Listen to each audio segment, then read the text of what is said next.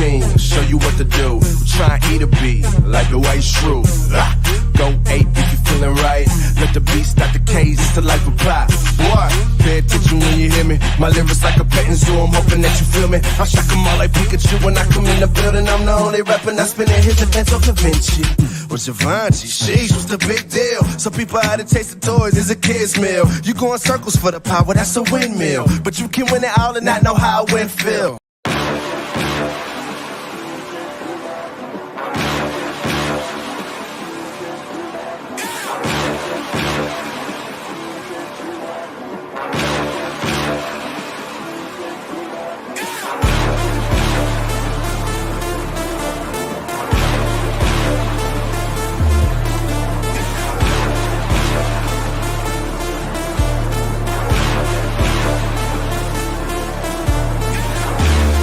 I done woke up, slept on me, trying to eat with vultures. Y'all look frail, let me feed the culture. Can't get full of the lead and coke, huh?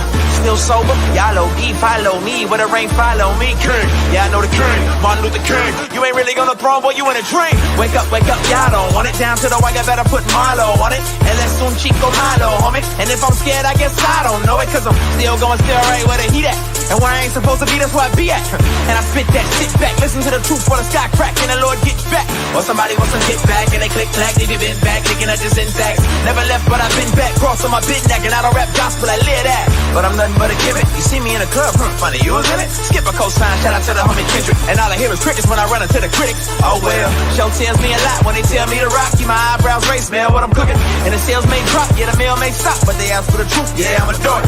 They like, how you do that now? Sound kinda nice, boy, who that down? Is everything real good, true and fair? But you probably wouldn't listen if you knew that down. If you knew that down.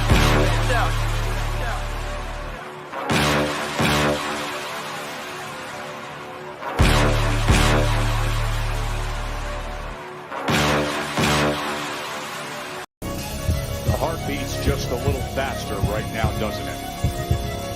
As they stand alone right now. No cornermen. They're just ready to make the ring walk for the biggest fight.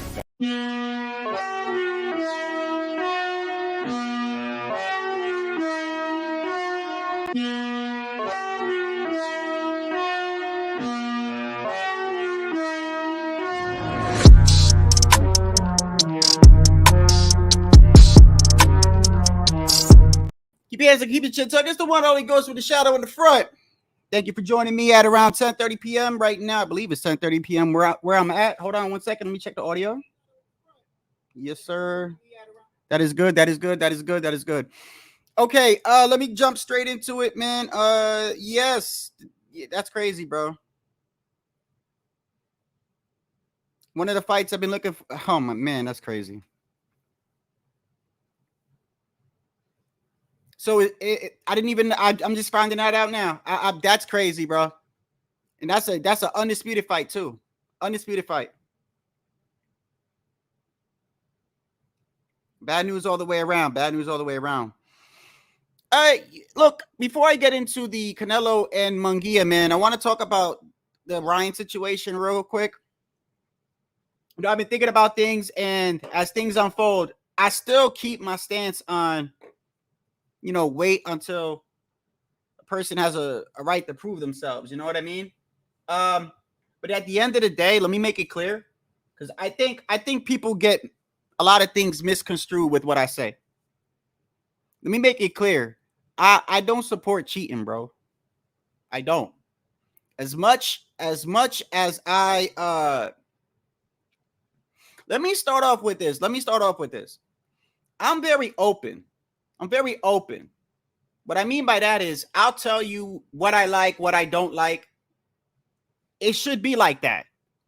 I don't understand why in this community people get mad because you got somebody that say they don't like this, they don't like that. Let me before I get into anything, let me ask you. I don't watch baseball. But I used to watch football. If I'm an Eagles fan and I say I don't like the Giants, I mean, that's acceptable, right? So why is it not acceptable in boxing? I don't understand that. Why in boxing when a person says, I don't like this style, or I particularly don't care for that type of style, why is that like considered like crazy? But in other sports, you could say, "Oh, I don't like this team because it's in the same division." It's a combat sport, man. This is a combat sport, okay? People are drawn to different things. People are drawn to different styles. It is what it is. I've made it clear about how I feel about Devin Haney, but at the end of the day, I don't support cheating. I don't.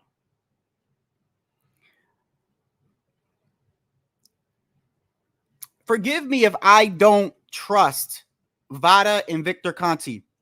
And before people say, well, Victor Conti has nothing to do with the test, you're not understanding what I'm saying. You're not understanding what I'm saying. Yes, no, I agree. Listen, I've talked about this already. Yes, I agree. Listen, and this is why I'm not shitting on Ryan right away, bro. You see how a lot of people are already calling the kid guilty and shit like that? Shit doesn't make sense, okay? A lot of things that's going on just does not make sense. That doesn't mean he didn't cheat though, bro, okay? Now, the reason why it doesn't make sense to me, I'm going to go through why I don't think it doesn't make sense to me. Number one is the fact that I don't see why you would decide to cheat now with Devin Haney, but that doesn't mean he hasn't been cheating before. You know, I thought about this earlier. I said, well, it's possible. Is it possible? Yeah. Listen, in boxing, believe it or not, it is in my opinion that a lot of fighters are using something. That's just my opinion. That's just my opinion. I can't prove it. But I can tell you this right now. Just as much as I think that, I think any fighter in snack is fishy. You can't get mad at me or anybody else that doesn't feel right when they see Victor Conti, a dude that literally went to prison for teaching people how to get away with using PEDs, bro. Come on, man. Forgive people for not believing this man or anything that he says or anything connected with Vada. That man is connected with Vada. You can say all you want. Oh, he's got nothing to do with it doesn't, bro. He is connected. He knows people in Vada. Devin is in snack. He runs snack.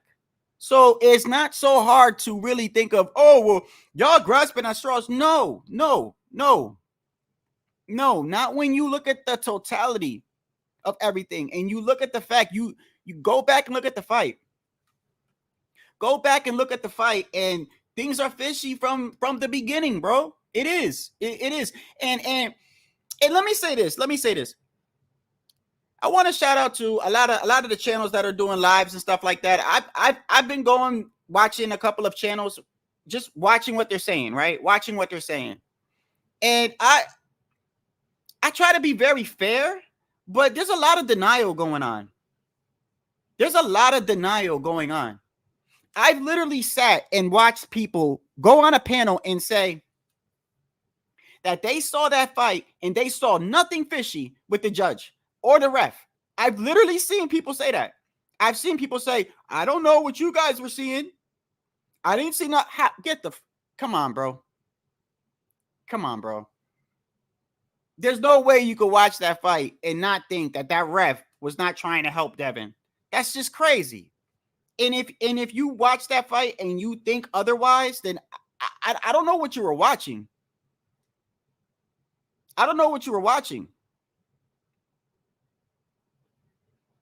Ryan got let's go back to the fight itself before I get into anything. Let's go back to the fight itself. Ryan knocks Devin Haney down, right? Now, if you guys remember, Wilder and Fury, which one was it where the LDBC channels were saying that Tyson Fury was really knocked out because it was a long count? Do you remember which one was that? Was that the first Wilder Fury fight? Or it could have been Wilder Fury 3. Could have been Wilder Fury 3, I think it was.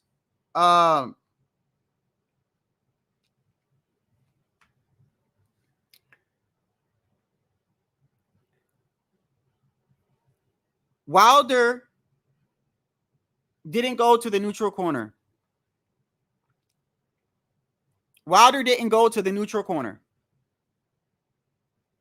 And that's why the ref didn't start counting. Go back to when Devin Haney when Ryan knocked down Devin Haney. And you're going to see that Ryan went to the corner immediately. That ref did not start counting immediately. That's number one. Number two, took a point off Ryan because Ryan had Devin hurt. Ryan had Devin hurt. And he was getting frustrated because Devin was excessively holding like he usually does. And he hit him with a little smack or whatever. Took a point off Ryan.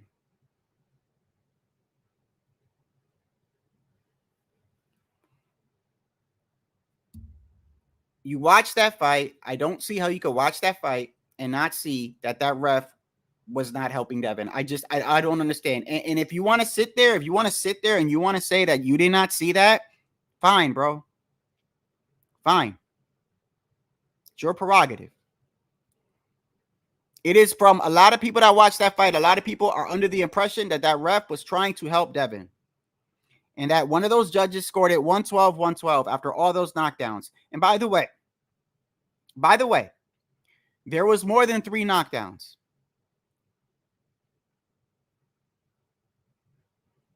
There was more than 3 knockdowns.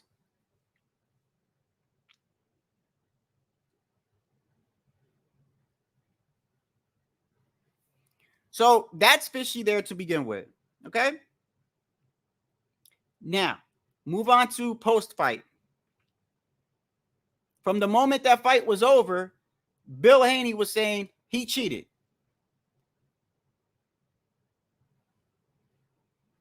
You got Devin Haney's brother come out and say, I had a dream that he was going, I had a dream, or Allah told me that he's going to pop positive. Before all this happens, bro, Victor Conti, who runs the snack program, the man that went to prison for showing people how to elude PED testing, runs a clean athlete program. And Devin Haney is in that program. So forgive people for thinking something isn't right. You could say, oh, well, Victor Conti has nothing to do with the test. That doesn't really matter because he's connected to VADA. He knows people in VADA. This is not a fairy tale. This is not a myth. This is public information. Go look it up. So I've watched a lot of channels today. I've watched a lot of people speak on this topic, and I've watched a lot of people have blinders on, bro. Blinders on. Let me start by saying that whatever opinion you have is your opinion. You have a right to. The one thing I don't understand about this community that really gets me upset is like people get so mad when you say, I don't like this. I don't like, bro, it's a boxing channel. You have a right to not like a fighter, bro. It is what it is. I say I don't like the style that Devin Haney has, and people fucking have a heart attack. They have a heart attack. They go, oh, look at the boxing fans. Listen, it is what it is. You don't like what I say. You have a channel. You have a right to say what you want to say. That's what it is. It's a sport. So let's get that out the way. Number 2. Why is everything always got to be racist, bro? Why? I don't get it. It's like a victim mentality to me, and I don't like it on either side, bro. I make it clear. I'm not just supporting Latinos, bro. I'm not. Yeah, I should know that. I'm not. I don't like it when they do it either, bro. I think it's a victim mentality. You should be proud of who you are and be proud of where you come from. But damn, don't call everything racist and don't make it always about that, bro. And that's what people are doing right now. They always go there. So let's say Ryan did cheat. Let's say he did. Why do you got to make it Latinos need to cheat to beat black fighters? Why do you got to make it that? Why? Why? That's so like, it's pathetic to me, man. It's fucking pathetic to me. And it pisses me off half the time. Number one, the fact that you even think that I don't care if you're Latino or black. The fact that you think that you are genetically better than somebody else because of what you are is just crazy, bro. Stop it, man. Just stop it. People cheat. Some people don't cheat. I saw one man beat another man up. That's it. That's what I saw. That's what I saw.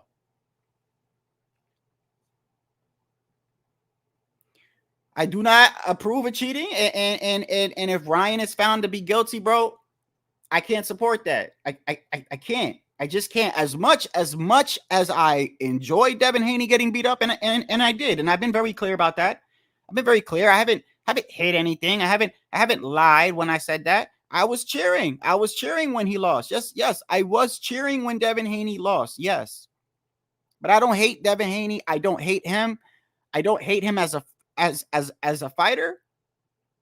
There's reasons why I don't like his style of fighting and why I per se did not want him to win. I have my own prerogative and I have my own reasons, and a lot of that got to do with the fact of his father and the fact that you got other channels pushing narratives, bro. I have a right.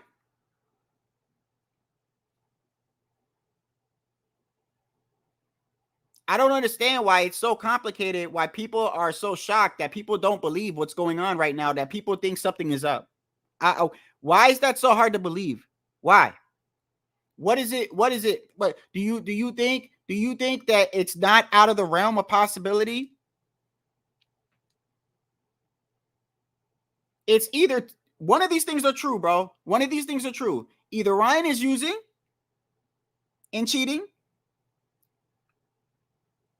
or something is going on. Those are the only two possibilities, or a false positive, but it can't be a false positive at this point. From what I'm hearing, it can't be a false positive, because now they are reporting that three separate PEDs have been detected in Ryan Garcia's sample. 3. 2 they can identify. 1 they're still trying to identify. But mind you of the source, bro. The source is where it doesn't matter. Like, you cannot blame me for, like, that's fishy, bro. It's fishy. It's 2 weeks after the fucking fight, man. And if you say, well, that's how it goes, well, then they need to change that. They need to change that. What is the purpose of testing somebody and then finding them to be dirty after he could have killed somebody? So if that's true, they need to change that shit. The whole purpose of testing somebody is to find out, hey, he's using PEDs, he's using enhancement, he could hurt somebody. When Vada caught John Jones 4 times, they caught him 4 times prior to the fight. Prior to the fight.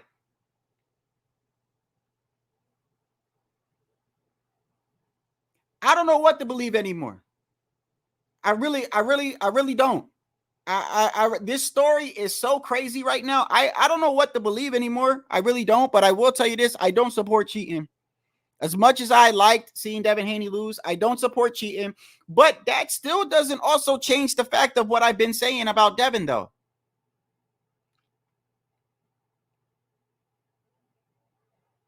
It doesn't change it. Like number one, the 3 pounds, it's still you're failing to realize that he accepted money to go on with the fight. So you can't use that. Okay, you can't use that. His own corner man said that he could not penetrate Ryan's defense. What the hell does that got to do with anything? I mean, are you like ignoring that the kid got flaws? Because he's got flaws. He's got flaws. Then he goes on ESPN and makes it seem like he's never had advantages before. If you're going to be 100% honest, then be 100% honest, bro. Devin Haney sat there and made it seem like he's never had an advantage over a fighter.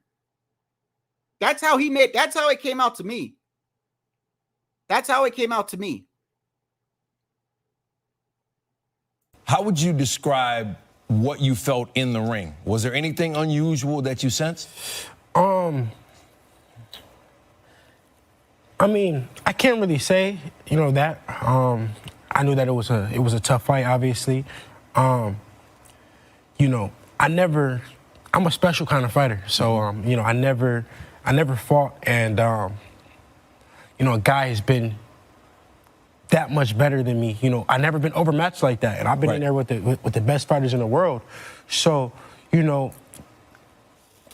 I felt like something was up, but I didn't want to make any excuses or be that guy. At the end of the day, so I put it in Allah's hands, and I said, you know what, he was a better man. He was a better man that night, and I go back to the drawing board and figure out what's next.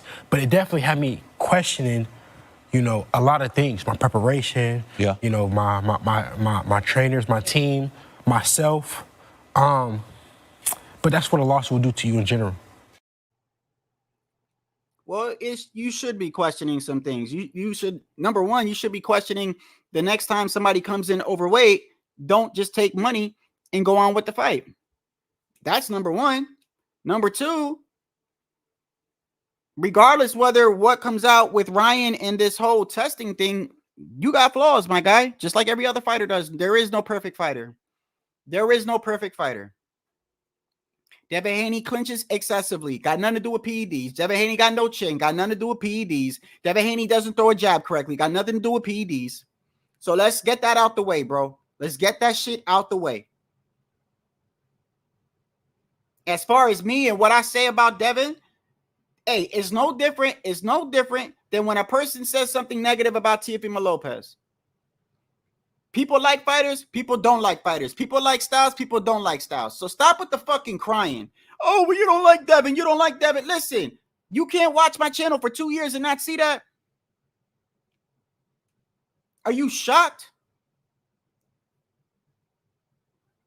I've been saying it's not the most exciting style to me. He's a gifted fighter. He's a technical fighter. He's a good fighter. I've never shitted on him, bro. All I said was, this kid has had massive advantages in all of his fights. Yes, were they within the legal limits? Yeah, but it doesn't change the fact that they were huge advantages, bro. We're talking outweighing somebody by 15, 20 pounds.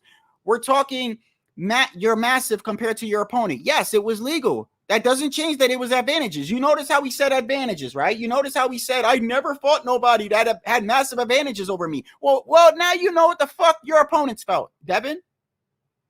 Now you know. I don't know how many times I got to keep going back to this.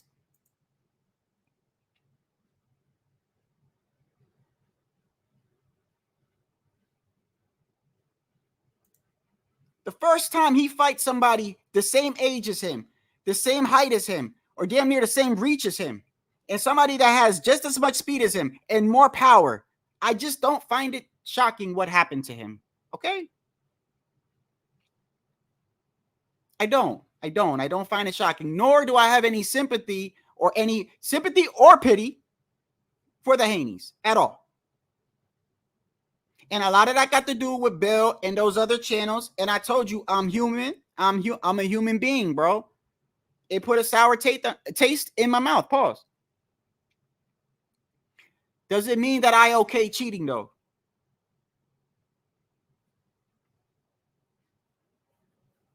I don't okay cheating. So if it's found that Ryan Garcia has been cheating,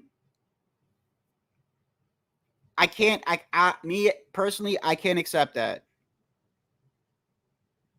I can't accept that.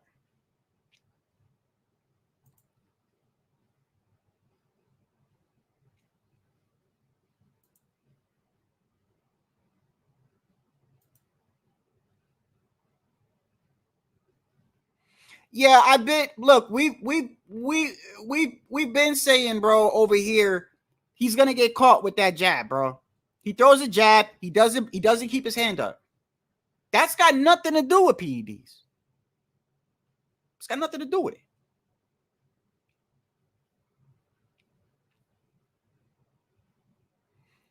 But I will tell you that this shit looks weird. Everything that's going on looks weird. It looks weird. But I want to make it clear that it's not out of the realm of possibility that Ryan could be cheating, bro. You got it. You got it. Look at this. You don't got to. I am. I'm looking at this with a clear lens. It's either he's cheating or he's not. And I'm not going to condemn the kid until it's official, bro, because that's one thing that I can't stand. I can't stand that. People automatically shout guilty on a person because they get charged with a crime or somebody says something. They automatically, oh, he did it. He did it. He did it.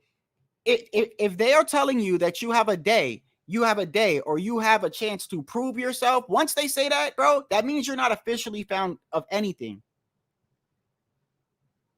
And for everybody saying, well, you're sticking up for him, and it's, listen, if a female said that you touched her and everybody just said you're guilty, how the fuck would you feel? And you didn't do it. How would you feel? So I don't want to hear that. I don't want to hear that. I'm giving him the benefit of the doubt until there is no doubt. That's just how I do it. You want to condemn somebody before that? Fine. Do it. You got the right to do that. I'm not doing that. I'm not doing that because of the circumstances of what I've seen in the totality of things. Listen, if it wasn't Victor Conti, if it wasn't Devin, if it was a different fight or whatever, I would be more acceptable of what's going on right now. It's hard for me to swallow, pause, because of what I saw during the night of the fight. I saw a lot of corruption that night, bro. I saw that ref was helping Devin. I saw the judge, 112. And I've actually seen people on other channels talk about, oh, well, you know, I don't know what you saw in the ref. Okay, so you saw that fight and you didn't see the ref. Come on, bro. Like, come on. Now you're just like, now you're just ignoring stuff. Now you're just purposely ignoring stuff. I saw a lot of corrupt stuff going on that night, to the point that if Ryan did not get those knockdowns, they were going to steal that fight from him.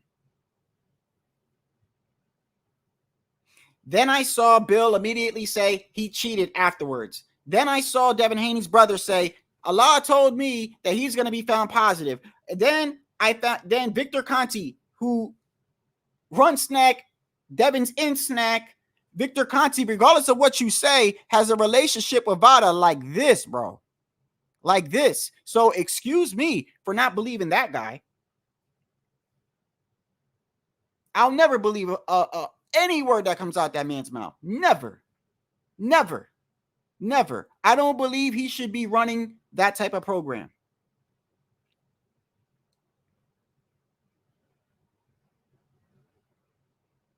Just because he did prison time doesn't change the fact that I don't trust that guy. It doesn't make that's you can't say that's not shady, bro.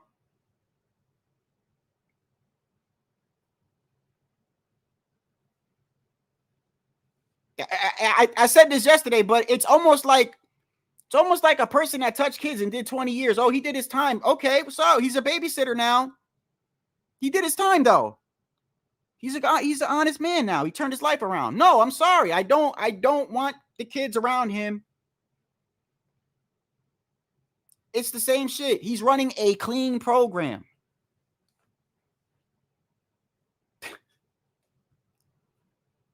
Boxing is corrupt, man. Boxing is corrupt. I don't know what to believe anymore.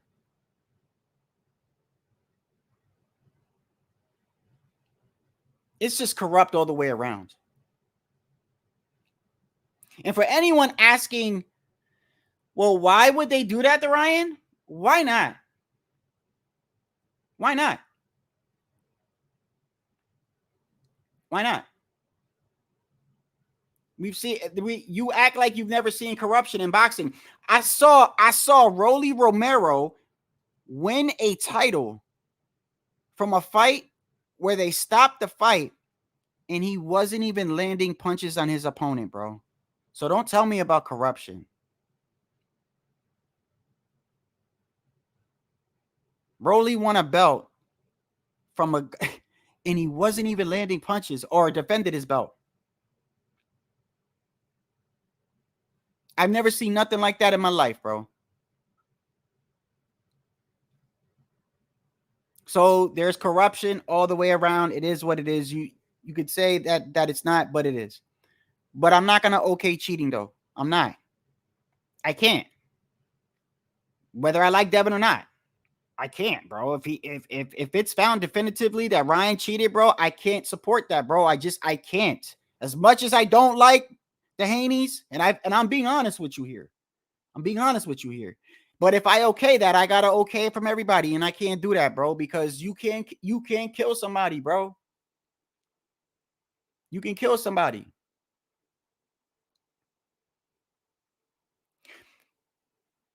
But at the same time, it's fishy.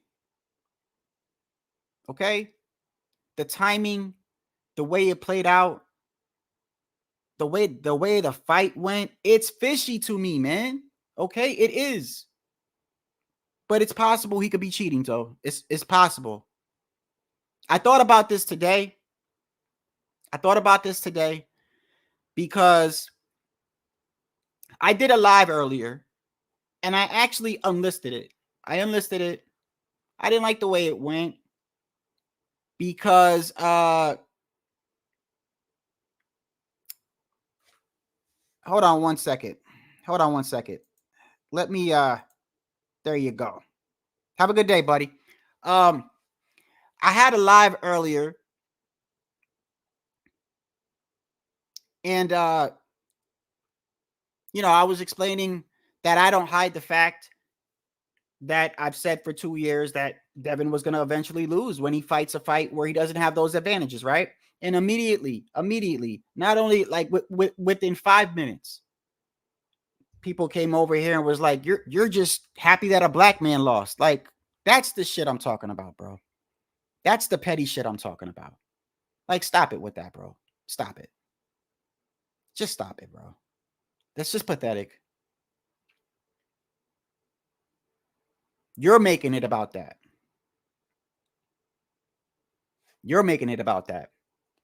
I've already said, I saw one man beat another man up. I don't look at it like, oh, one score for Latinos. I don't do that over here. You could say it all you want. No, don't worry. I got rid of that guy. And if he comes back, I'll ban his ass again. Because I literally just sat here and said, there's no room for cheating and Ryan could be cheating. And he goes on to say some ignorant shit. So therefore, people like that, listen, I've already told you, I've changed the way I'm doing things over here, bro. I'm not being politically correct no more. I'm tired of that. I'm tired of trying to be fair and nice to some of you motherfuckers, bro. I'm tired of it because y'all don't care.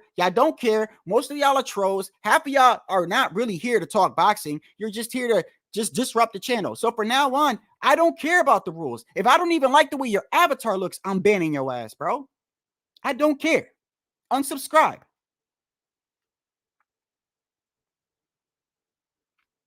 Half the time I do lives, I'm in a bad mood anyway.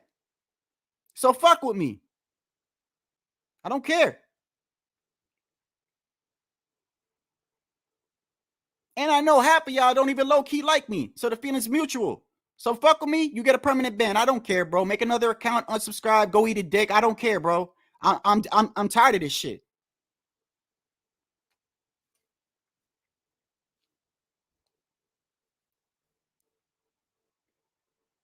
So I did a live earlier. And the dudes come in here, they start screaming racism. Oh, you just want to see a black man lose. But listen, bro, I've said for 2 years that I think Devin Haney's overrated. That's got nothing to do with race, bro. So just stop it, please, bro. Please stop that.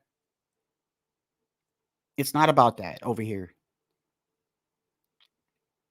And anyone who's watched my channel for more than 2 weeks will tell you that I'm actually harder when the Latinos do it than I am for anybody. Because I just don't play it either way. So you want to go cry victim mentality and affirmative action and all this other shit, go do it somewhere else.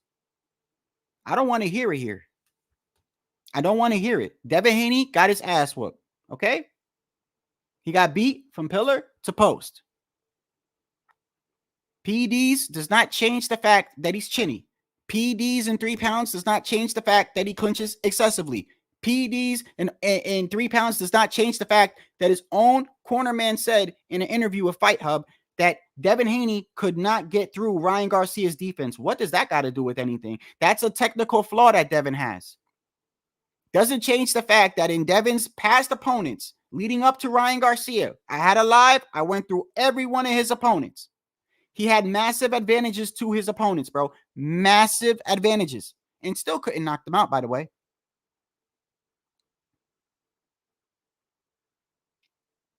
That's why I have no pity. So going on to the second part of what he said, and I played this earlier. Now that the allegations are there, and again, we'll need a B sample to prove it conclusively, but how confident are you that things would have gone different if, in fact, he was doping? I mean, I can sit here and say how things would have went different, but you know, it's a reality. You know, when I want to be on an even playing field, no matter if a guy's better than me or not. Right. You know, it's only fair that, you know, when we step in that ring, we're equal, and especially, you know, boxing is a brutal sport. You know, yeah. We put our lives on the line. I could have, you know, lost my life in that ring. You know, and that's just reality. But I also could have took his life. He could have took my life. That's just that we run that risk when we step in the ring. I understand that. Yep. But when a guy is you know, taking in performance enhancement drugs, you know, it's just it's dangerous. It's dangerous for you know, the guys in the ring. You know how boxing marketing works. This is only going to drive more interest in a rematch between the two of you. Yeah. How interested are you in getting back in there with him again? Honestly, I'm not too interested in it. You know, during the build-up, we've seen a lot of interesting things from him. You know, we've seen his character. We've seen the guy cheat. We see the type of person that he is. I don't see myself ever, you know, getting back in the ring. But I don't blame you. You know, Devin, that's the smartest thing you've said. Smartest thing you've said to me. Don't fight him again. Because from what I've seen that night, regardless, 3 pounds, whatever, that kid's going to hurt you bad again. So that's just my opinion.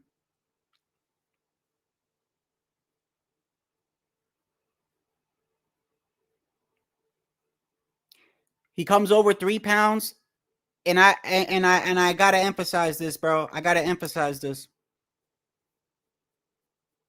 You made an agreement basically saying it is okay, knowing that 3 pounds, actually, let's be honest, 3 pounds is a lot. When you're cutting, it is a lot.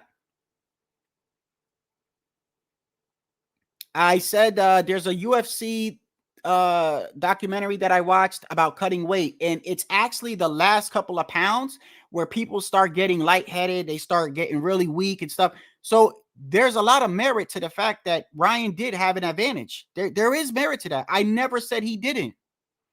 I never said he didn't. What I said was, you can't blame him. You can't blame him because Devin and his father said, it's okay. Give us money. Let us keep our belt. I'm going to show you he's a regular fighter. At that point, you can't complain. You're only complaining because you got your ass whooped, bro. That's the shit I didn't like. I just don't like it when people can't take ass whoopings like a man, bro. Take it like a man. Now, the PEDs, there's no room for that. I'm still not going to condemn him because he still got a chance to prove himself.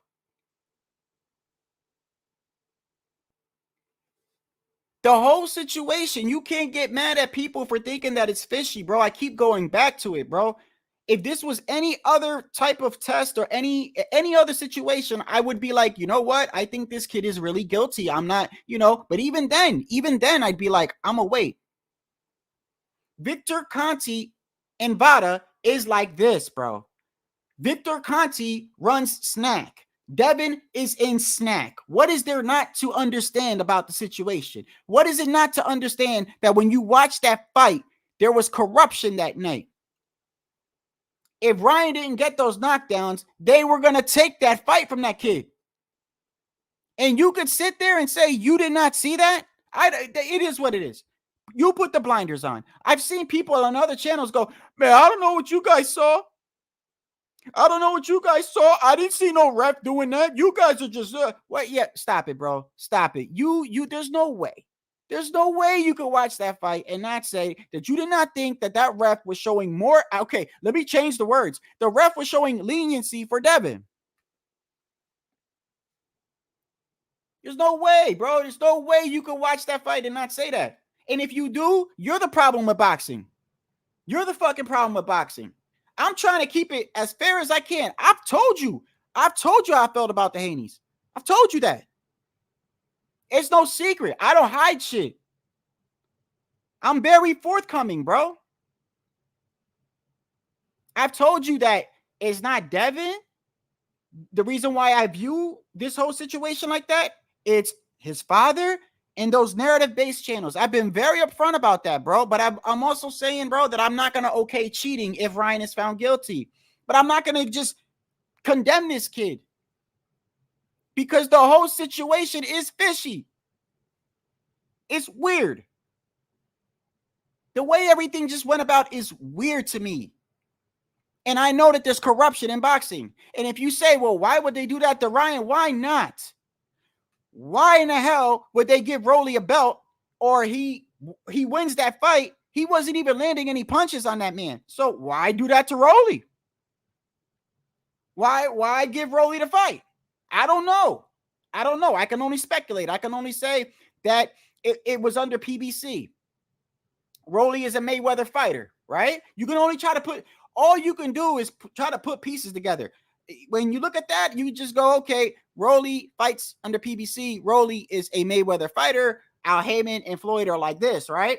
You kind of put the pieces together. You don't got to be Inspector Gadget or nothing like that, but you could just put the pieces together, right?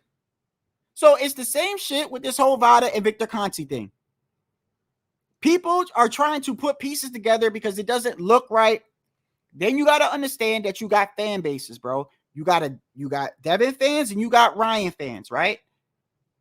This is just the nature of the beast, bro.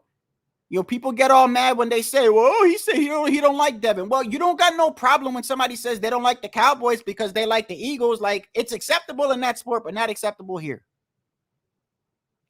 You either like somebody or you don't like somebody.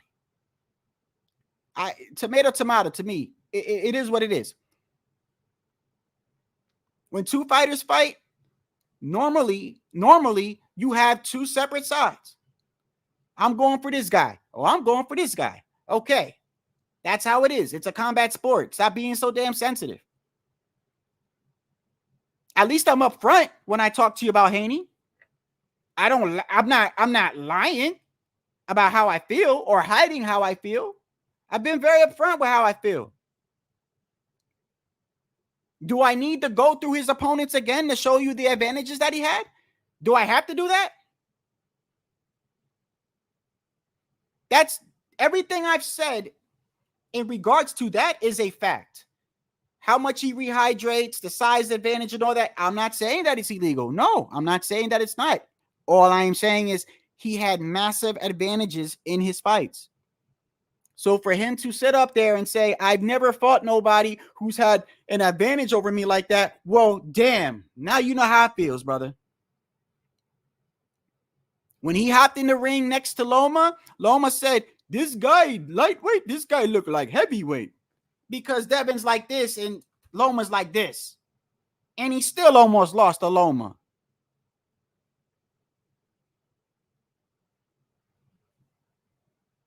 Yo, if you want to be mad at me because I say I don't favor the Haneys and I don't trust Victor Conti and I don't trust the way that I saw that fight and I saw personally corruption that night. And because this whole situation seems fishy to me, I don't care.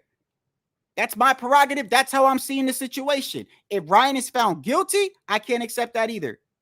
Because I'm not going to okay cheating, bro. I'm not going to okay somebody using a PED. I don't care who it is. I don't care if it's a fighter I like or a fighter that I don't like. You can kill somebody, man. You can kill somebody. I don't dislike Devin enough that I want to see him die, okay?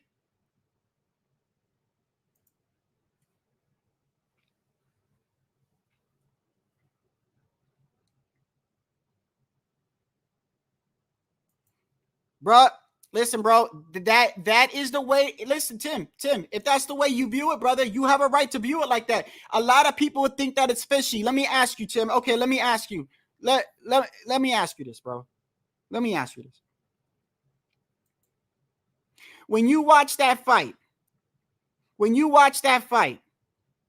did you see any favoritism from that ref? Yes or no? It's a yes or no. It is. You can either say no or you can say yes. But I can tell you right now, based on your answer, that tells me all I need to know. Did you see that ref favoring Devin Haney or not? Yes or no? If the answer is yes, let's move on to the next thing. The next thing would be the judge that scored it 112-112.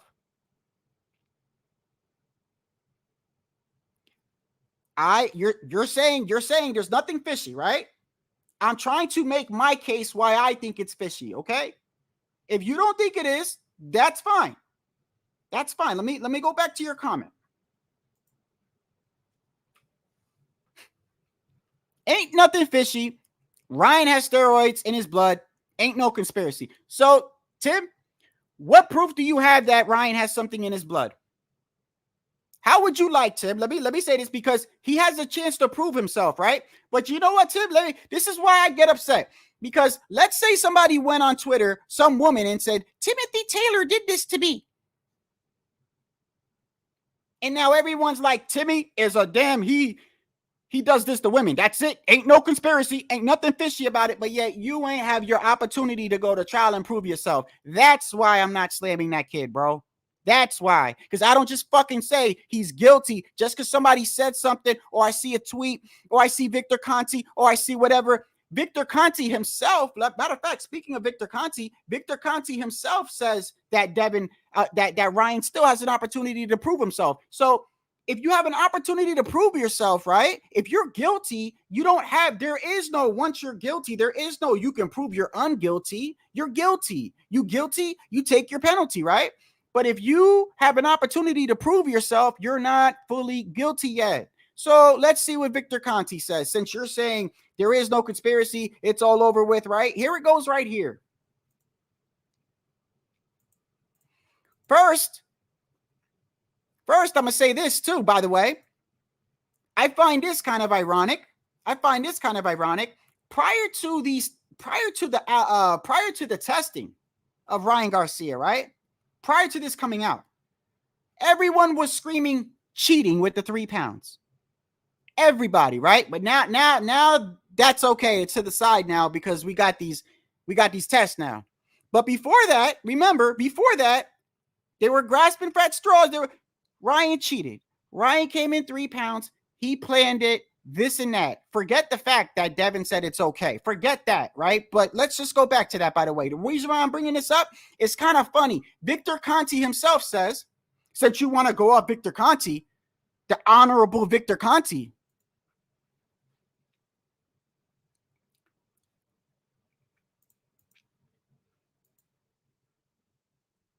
listen to him. In his opinion, by the way, it's Victor Conti. In his opinion means jack shit to me. But for you might believe everything he says. In my opinion, there is a need to dispel the rumor that Team Garcia had an advanced plan to come in 3 pounds heavy at the weigh-in. It is my belief that there was no such plan. He simply decided at the last moment to not make the 140-pound limit and force the fight. So here is this man telling you he had no ill will. You see how y'all like to take the info, right? If it's your defense, so you're like, yeah. Well, that man's telling you that he had no ill will. He just couldn't make weight. But before this, everyone was saying he planned it, he did all that, he had all this ill will. That's this guy telling you, it is of my opinion. Like I said, to me, his opinion ain't jack shit anyway. I don't trust anything that come out that man's mouth. Not a damn thing that come out his mouth. The fact that he even runs a clean athlete program after being a professional and showing people how to use PEDs and get away with it is mind-blowing. It's boggling. I don't understand how he even gets that position, let alone how Devin Haney is in that program. So you're asking me why I think it's fishy, brother? Because of everything in totality. That's why. When I watch that fight, I see a ref that was showing favoritism. I see a judge that I don't know what fight he was watching, but he had it a draw. I saw corruption that night, bro. That is of my opinion. Of my opinion. And there's a lot of boxing fans who saw that fight who share the same sentiment. By the way, I watched that fight with my friend and her mom, and they also can see that there was favoritism. They're not like me who's been watching boxing my whole life. So clearly people saw that there was favoritism in that fight, bro. Now, whether you saw it or not, that's fine. That's fine. Doesn't matter. The fact of the matter is a lot of people share that sentiment. So there's corruption there. After the fight, they immediately said Ryan cheated. Then Devin Haney's brother says Allah came to him and said that he will pop positive. Then you got Victor Conti, who is like this with VADA, bro. It's not a myth. It's not a myth. It's not a myth. He's connected with VADA, knows people in VADA, runs the snack program. Let me show you the snack program just to show you real quick.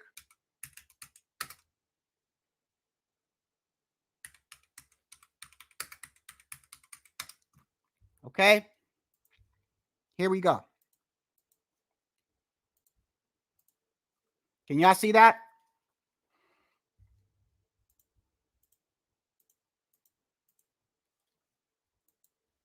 Let's go to the fighters.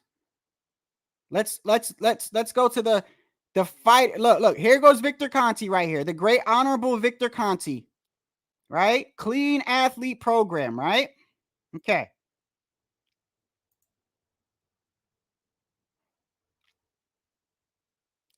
Let me go to, is this the one where it has the fighters?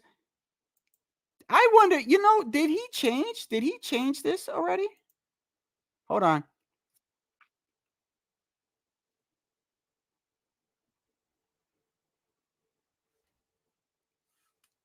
Where is the fighters from where, am I in the right one? Let me go because we were looking at this the other day. That would be, I'm going to tell you right now. If he changed this website, that is even more suspicious now. Oh, yeah. You want to talk about fishy? We were just looking at this the other day. And when you click on the fighters, Devin Haney was the first one that popped up. Now I hold on. Let me see something. Hold on.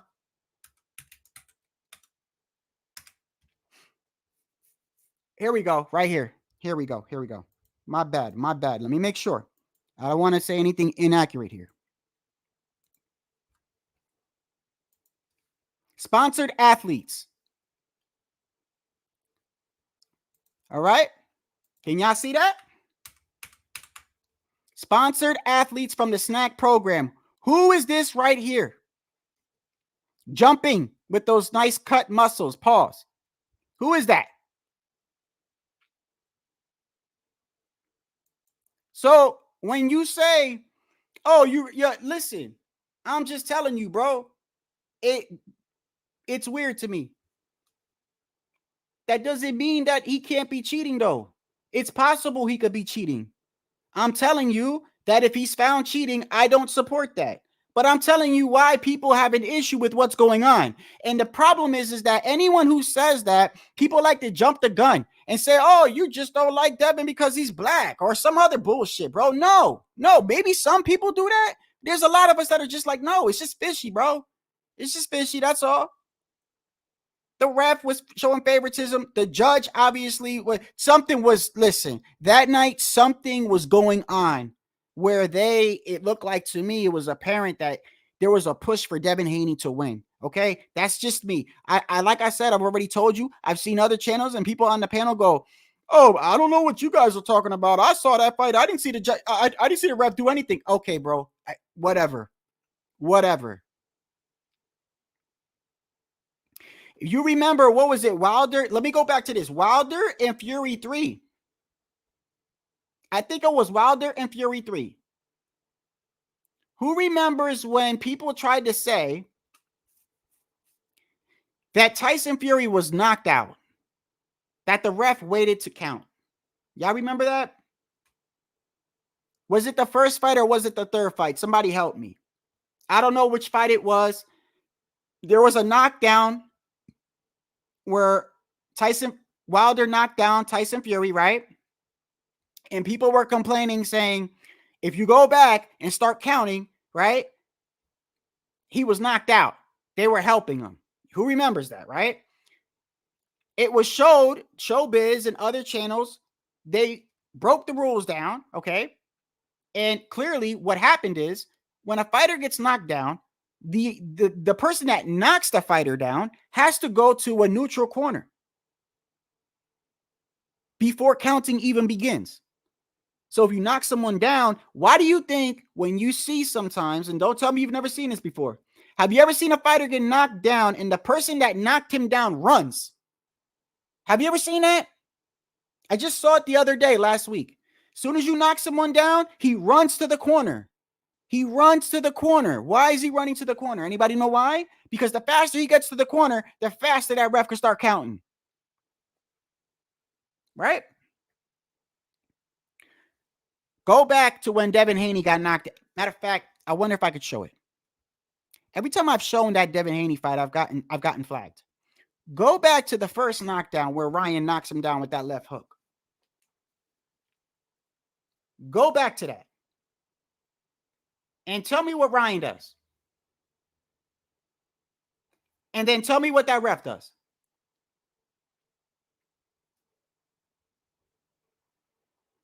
He starts counting when he should have been counting already.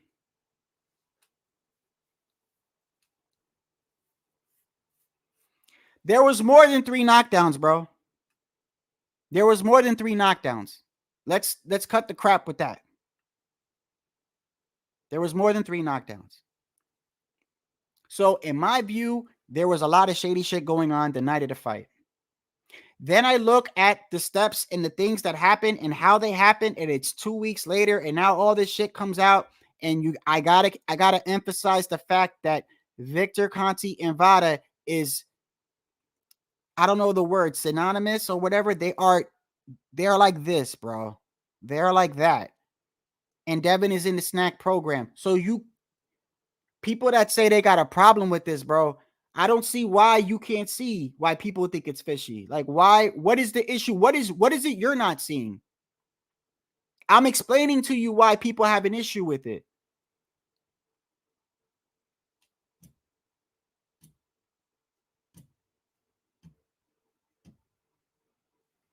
And people wonder why in America, when somebody accuses somebody of something, when people say, you know, you're guilty to really, that's what it is. You're guilty to proven innocent. I mean, that shit always irks me, bro, because I feel like you have a right to prove yourself, bro. And once you're proven, then fine. It is what it is. Imagine if you was in that situation, man. Just imagine if you was in that situation and you didn't do it. And you didn't do it. And somebody said something and the whole world was just like, you did it. You would be like, oh man, this is messed up, wouldn't you? Wouldn't you? If he's guilty, then why is Victor Conti saying this?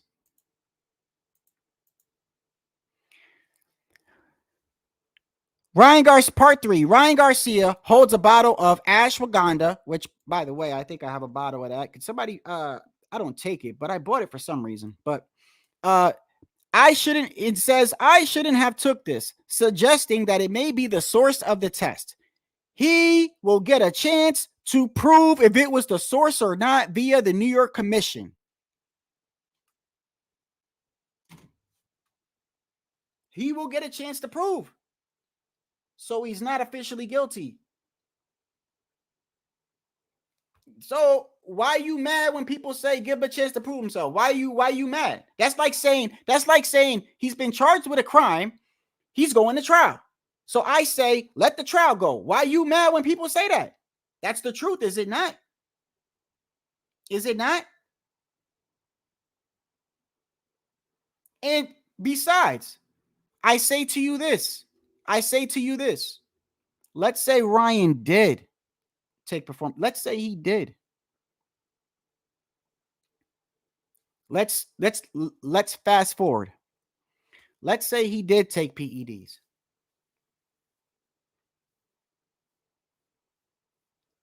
Does that change the fact that Devin got no chin? Does that change the fact that Devin excessively holds? Does that change the fact that Devin still throws a jab incorrectly? Does that change the fact that his corner man said that he could not penetrate Ryan's Philly shell, the one that everybody was making fun of? He literally has an interview where he's like, you know, people were making fun of Ryan for that little shell or whatever, but the truth is Devin couldn't get through it. We were in the corner talking to him. He couldn't get through that. So I give Ryan credit for that. He's literally saying that. Devin's own cornerman. I'd be surprised if that man still has a job after he said that. Even if Ryan did take that, that doesn't change any of those things, bro. But yet, when I say these things, you say I'm a hater. Why? I just told you if Ryan is proven to be taking shit, bro, he's getting no credit from me. I'm slamming him. It is what it is. I'm giving the kid a chance to prove himself because when I look at the totality of things, it's fishy to me, bro. It is what it is. It is what it is. I'm going to let it play out. If he's guilty, I'm going to slam his ass, bro. He gets no special treatment from me. If I could go at T.O. and T.O.'s father, and y'all know I fuck with T.O., right? If I could slam T.O. and T.O.'s father for letting T.O. fight when he was sick, you think I care about Ryan? No. Yes. Was I happy Devin lost? Yeah. I was happy because I felt vindicated. I felt vindicated for the things I've been saying for the past 2 years, bro. When people were saying he's better than Floyd, I said, no, he's not. When people said he beats Tank, I said, no, the fuck he don't.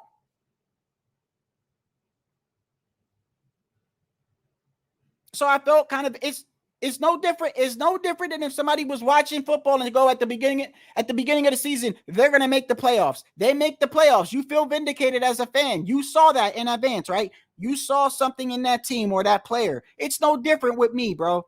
I saw from the beginning with Devin Haney, the way they were moving, the way they were carefully moving, the selection of opponents, the rehydration at fight night, and the massive advantages that he would have over his opponents. It wasn't a coincidence because it kept happening and happening and happening and happening and happening. So I said, damn, I wonder what happens the first time he fights somebody without those advantages and has, I don't know, similar qualities as him, like speed and shit like that. Been saying that here, bro. Been saying that here.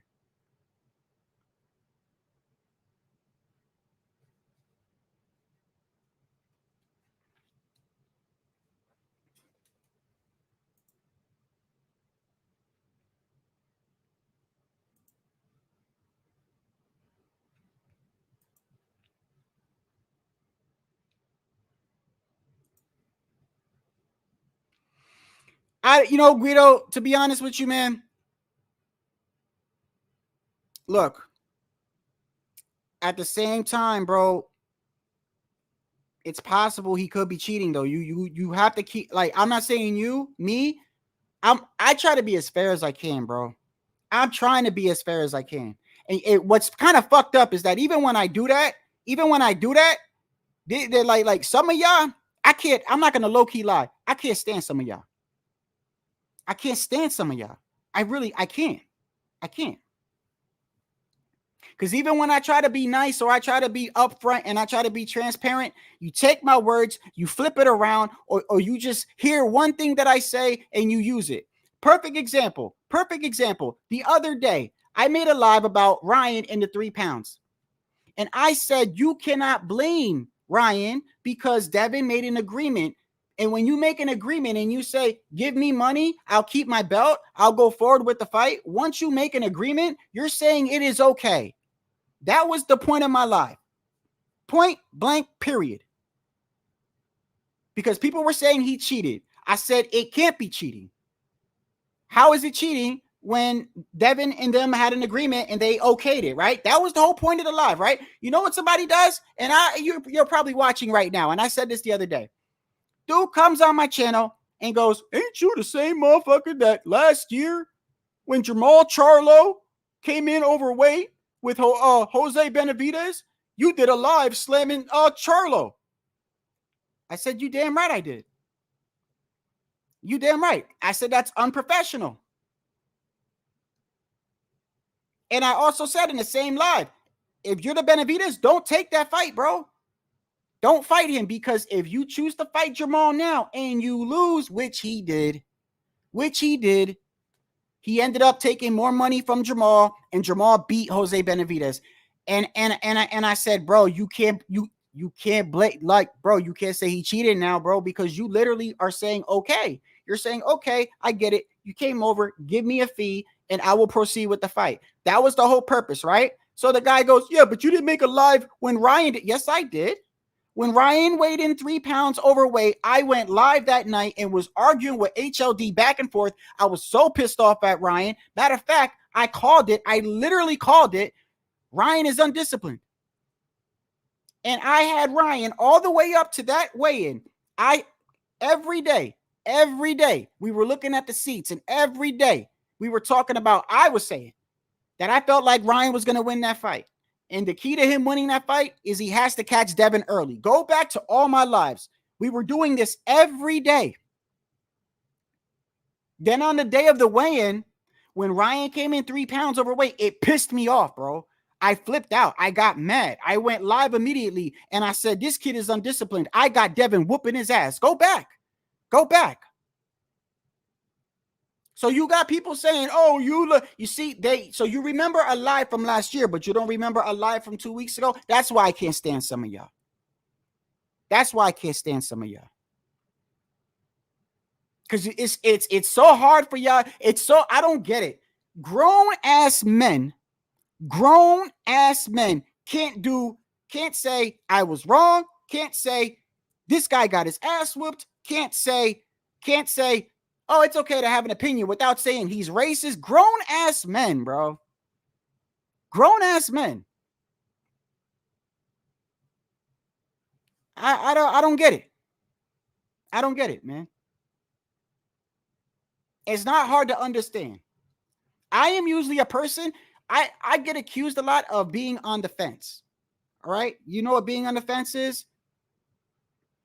I get accused of that a lot. And I'll admit, I do play the fence. I do play the fence. And I do that on purpose. I do that on purpose because I keep my mind open, because things can change. Things can change, and I try to be fair. And sometimes, in order for me to be fair, I can't just jump on one side right away, bro. I got to kind of weigh my options, you know what I mean? And I'm like, okay, let me see how this plays out. Okay, this is the right decision. That's how I do things, bro. You ask anyone that knows me will tell you I am an excessive thinker. I overthink too much. I overanalyze things, bro. That's just how I am. So yeah, I play the fence. But I try to do what I feel is fair. I'm very clear when I say that I was happy that Devin lost. I said that. I'm also very clear that I'm not going to support cheating either. But I'm also going to say that it's fishy, bro. It's fishy. I don't understand why some people got a problem with people saying they don't trust anything that comes out of Victor Conti's mouth. Why do you have an issue with that? Why? Why do you have a problem with that? The man is a professional at lying and being deceptive and being a manipulator. He literally made a living off doing that. And you want us, or okay, me, You want me to believe anything that comes out of that man's mouth? Nah. Nah, I don't care if he did his time. I don't care if he did community service on top of his time. I could care less.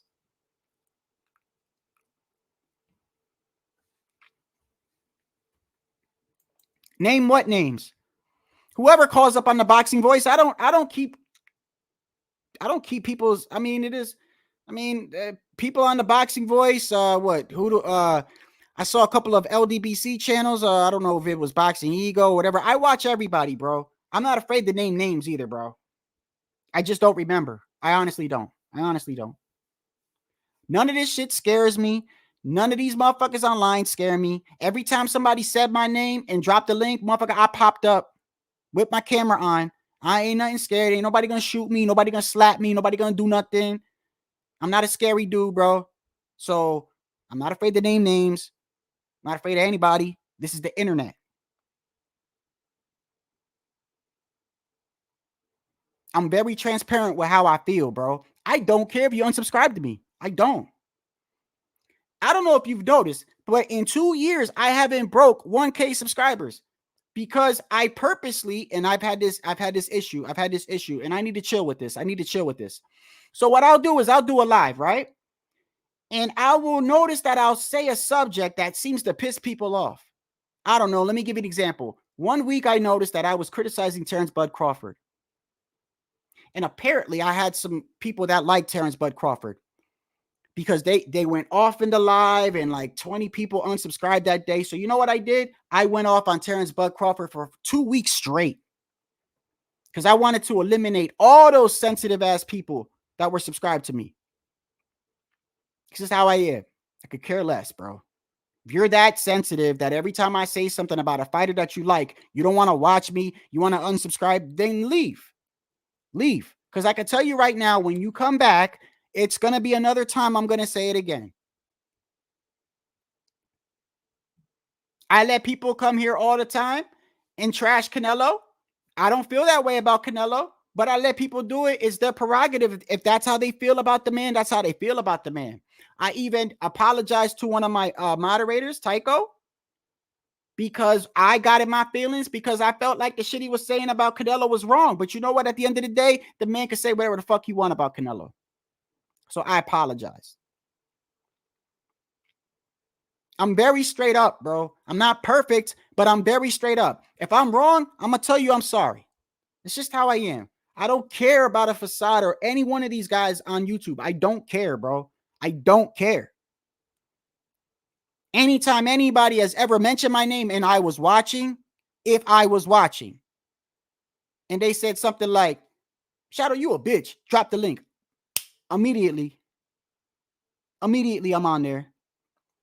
What's going to happen to me? Nothing. Absolutely nothing.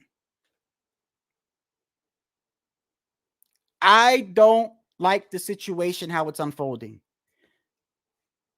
I just think it's fishy, okay?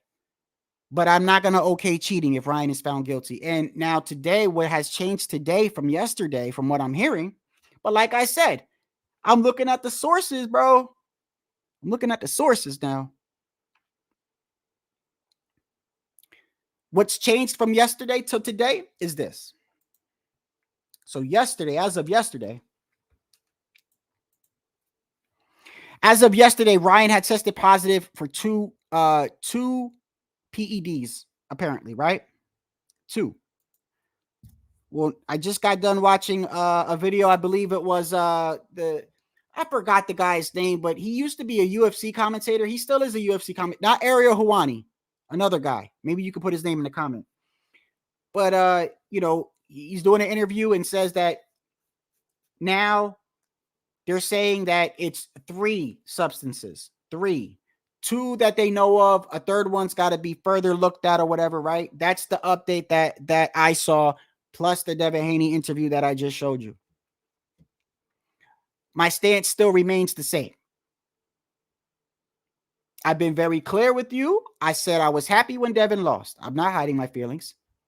I also said that I'm not going to approve of cheating either. But I don't like the way this shit is unfolding. It's very, very weird to me. And for the people that say that they've seen that fight and they've seen the fight and they don't see what others are saying in regard to the judge and the ref, I don't know what to tell you. I don't know what to tell you.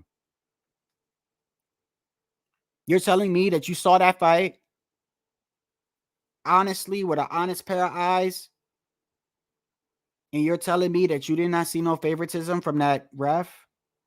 I don't know what to tell you, bro. If you actually believe that, then, or if that's how you view that situation, then I don't expect you to agree with anything I'm saying. If you saw that fight and you think that ref did a great job, we're not going to see eye to eye. So let's leave it like that. Let's leave it like that. If you're watching me right now and you saw that fight and you don't think that ref showed any favor to Devin, you're not going to believe anything I'm going to say anyway. So let's just end it right there.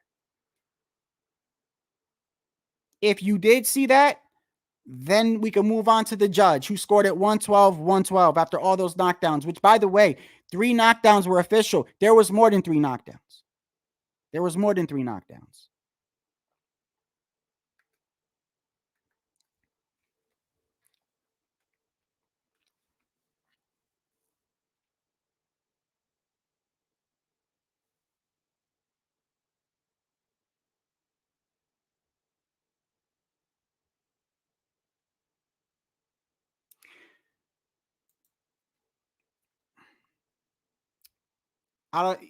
Should I keep hammering? I'm gonna do it one last time. I'm trying to show you why I view Devin the way that I do.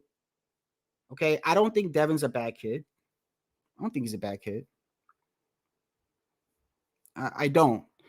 I think that his father writes checks that he's got to cash.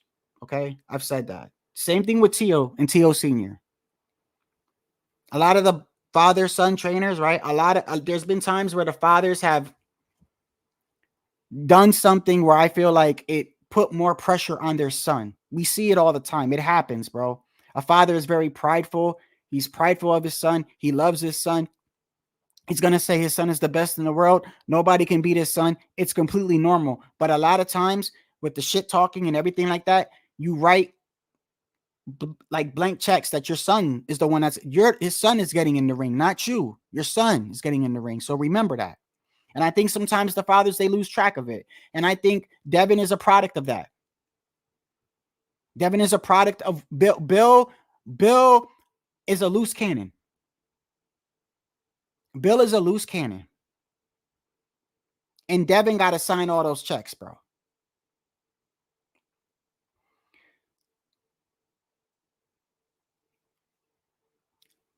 There is a sense of denial coming from the Haney camp, okay? This is just my opinion. There's a sense of denial. Why is there a sense of denial? Okay. Let's start off with this. Let's start off with the fact that after the fight, Devin does no interview, nothing. No post-interview, nothing. Doesn't come out and say, Ryan beat me, nothing. Like, he doesn't give him props or anything like that. Right? Only once these allegations come out does he now audit. By the way, another thing that seems fishy is how fast they had a interview on ESPN, bro. I don't know how fast it takes you to book a interview. That was pretty quick. In fact, I believe Tank Davis even said something. Wake up. Let's. Oh, in regards to, if you think I'm lying about some of the things about, I'm not seeing blind. Like, I'm not like, if you're like, oh, well, that's not true. That's not true. I'm not the only one that sees that in regards to his jab. Look, and you could say Floyd hates on him or whatever. Floyd's been saying this too. Wake up. Listen to me. I'm telling you something. Because I know what I would have told you when you was in that situation. Just for starters, Devin, you can't jab. When you was jabbing, you was doing like this. I see you doing like that. We here. We here. Okay? Not this. That's amateur. He's been jabbing like that. We've been calling that out here. You just call us a hater all you want. Go back to the lives.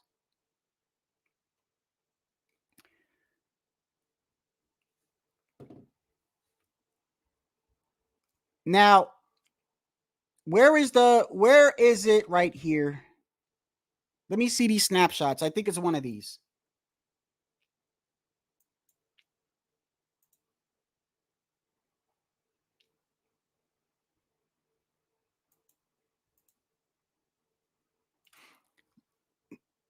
Now, Tank says this. Isn't it crazy how Devin Haney has an interview lined up days after this rumor is leaked? It's all set up to bring Devin back. Real recognize real, though.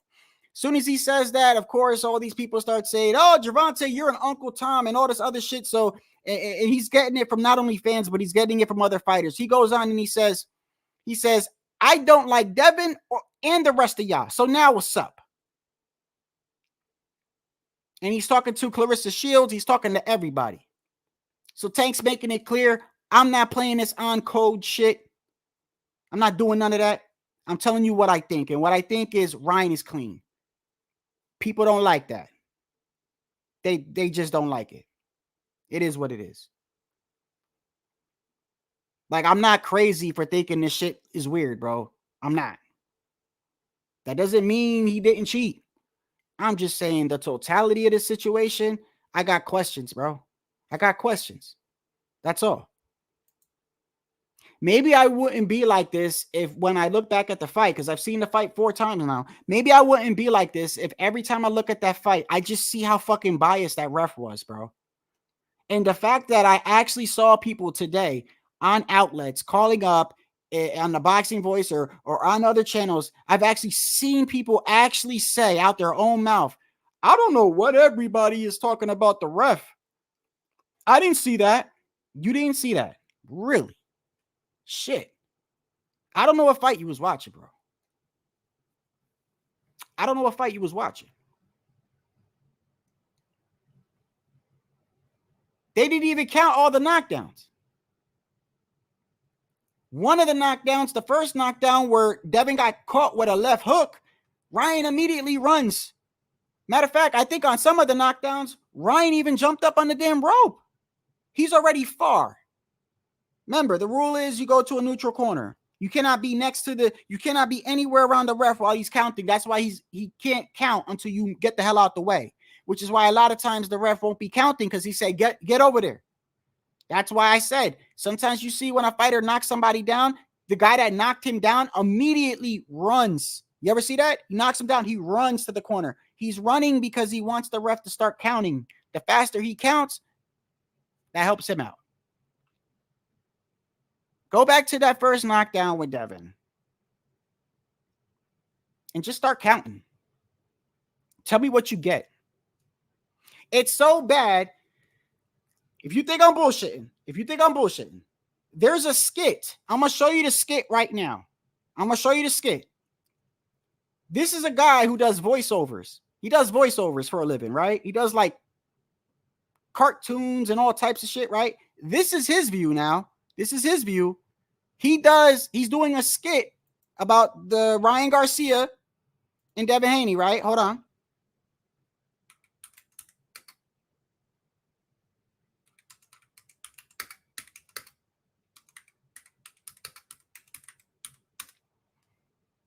Skit. Where's the skit at? Hold on.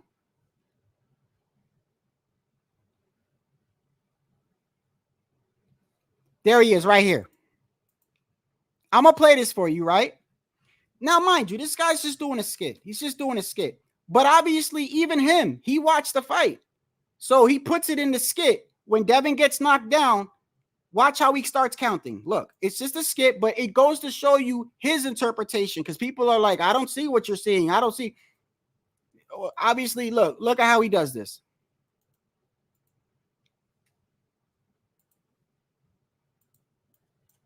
Rules in the dressing room. I want Haney to win. I want a clean fight. Got touch gloves. He said, rules in the dressing room. I want Haney to win. I want a clean fight. All right, we went over the rules in the dressing room. I want Haney to win. I want a clean fight.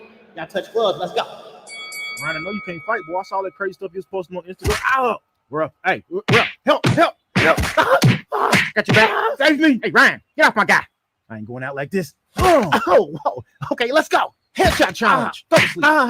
Yeah, how you like that? Back up before I disqualify your ass. Whoa, hey, bro. Man, some bullshit. You get up now. 5. Hey, man, you ain't count right. 7. He said you ain't count right. The dude said 5. So even he has an interpretation of the ref. Like, come on, bro. Like, how can you watch that fight and be like, the ref wasn't showing favoritism? Come on, man. Just stop it, man. Just at least keep it a bean, at least, bro.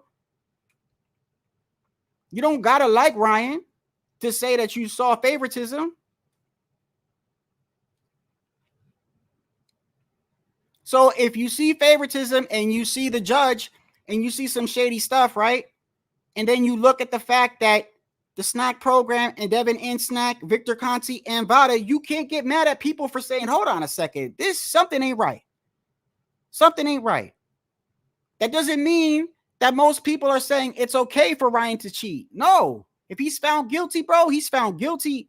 I ain't gonna give him no credit. That's for damn sure.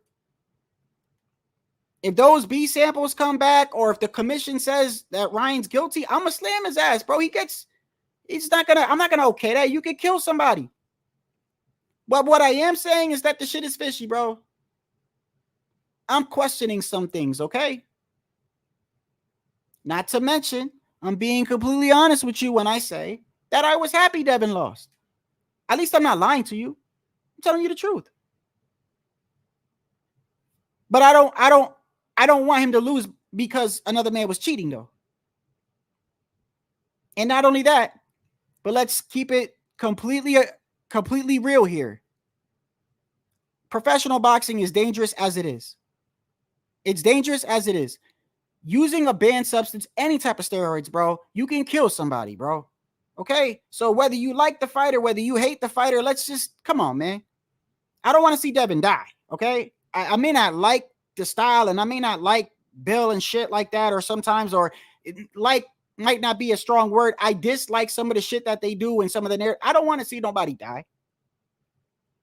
So I'm not okaying cheating, bro, but I am saying, bro, for all of y'all that have a problem with people questioning what's going on, it is what it is, man. It's not like people are just, there's two types of denial, bro. Like there's Ryan Garcia fanboys that no matter what happens, they're going to say, even if Ryan comes out and is found guilty, they're going to be like, oh, they set him up there. I'm not talking about them. I'm talking about people that honestly looked at the fight and said, damn, that ref looked like he was showing favoritism. Damn, that judge, how did he get that tied? Something don't look right there. Damn, right after the fight, Bill says he cheated. Damn, Devin Haney's brother is online going, Allah came to me and said that Ryan's going to pop positive. Damn, Victor Conti runs Snack. Damn, Devin Haney's in Snack. Damn, Victor Conti and Vada is like this. It don't matter whether Victor Conti took the test or is involved with the test. He's involved with Vada, bro. And the man got a shady ass pass, bro. Shady.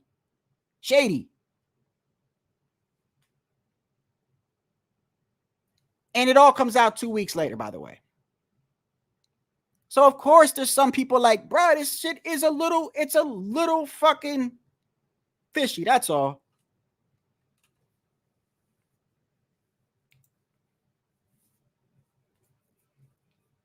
And I'm glad you said that, G Funky, because another thing too is I don't know about regulating PEDs, but I'm gonna tell you this.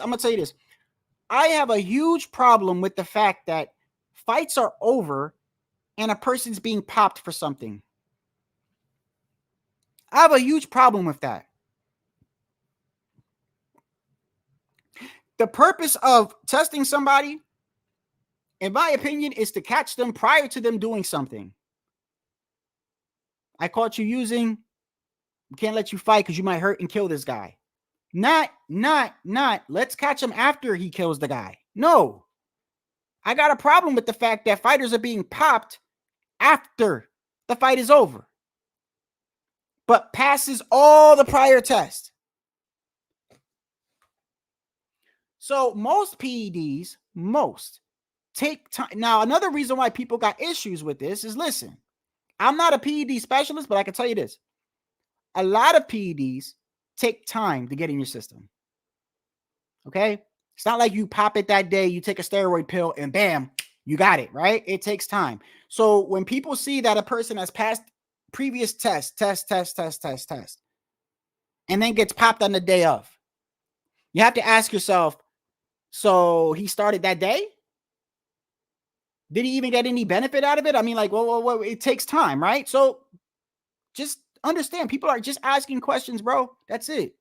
And the man is innocent until he's found guilty. And I got a huge problem with people always condemning somebody before they even have a chance to prove themselves. I hate that shit in this country, bro. Because if the shit happened to you, you'd be pissed. You'd be pissed if some girl went on X and said, this man touched me. And everybody's like, he did it. She said it. She said it. She said it before the trial. Like, you'd be fucking mad. So let's just cut the bullshit. Most people that are condemning him are mad that Devin lost. Most. If the kid is found guilty, look, if he's dirty, me personally, I can't rock with that. I can't okay cheating, bro. I can't. I don't care how much I like Devin or dislike Devin. I can't, bro. I can't do that. You can kill somebody. But I am questioning the way things are unfolding. I could tell you that right now. I'm questioning a lot of things. And I still got a problem with what happened the night of the fight. I got a problem with the way that ref showed favoritism and the judge that had it 112. And like I said, for anybody saying I've saw at least 3 people, and no, I don't know the names because they were either calling up on channels or they were on a panel. And like I said, I watch everybody, by the way. I watch everybody. Even if I supposedly have an issue with you, I watch you because we're all boxing fans at the end of the day. And just because I may not like you or we don't get along doesn't mean that you're not spitting facts at some time or you don't got some insightful knowledge. It's okay for me to admit that. A person that I don't agree with can have some insightful knowledge. You know that, right? So I'm watching people's channels and I'm hearing people say, I don't know what people are talking about with that judge. I didn't see that. Brother, if you didn't see that, I don't know. I mean, it's kind of clear as day. It's clear as day. When Devin was holding excessively, he had a lot of leeway. When Ryan did some holding, he was firmly warned. Warned. Not all knockdowns were counted. He didn't count right away at that first knockdown. He took a point off Ryan because Ryan is frustrated because Devin Haney won't let him go after he got him hurt and he's trying to end the fight in a boxing fight. So he goes like this, a little smack because he's frustrated. Immediate point from Ryan.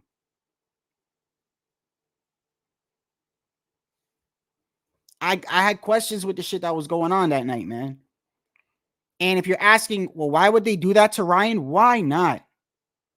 Why not? Why would they give Rolly a belt? I don't know. He didn't even hit the guy. They stopped that Rolly fight. Why? What is the incentive? What do y'all think? Your guess is as good as mine. The only thing I can come up with is he's fighting under PBC. He's under Floyd. Floyd is like this with Al. Rolly got a mouthpiece, right? He could promote, which equals money down the line. You could set up a Pitbull fight or a Ryan fight, right? So it's lucrative. It's lucrative if Rolly wins this fight. It's called corruption, and it happens all the time. All the time. Don't act like it don't happen because it does happen. So why would they do that to Ryan? Your guess is as good as mine.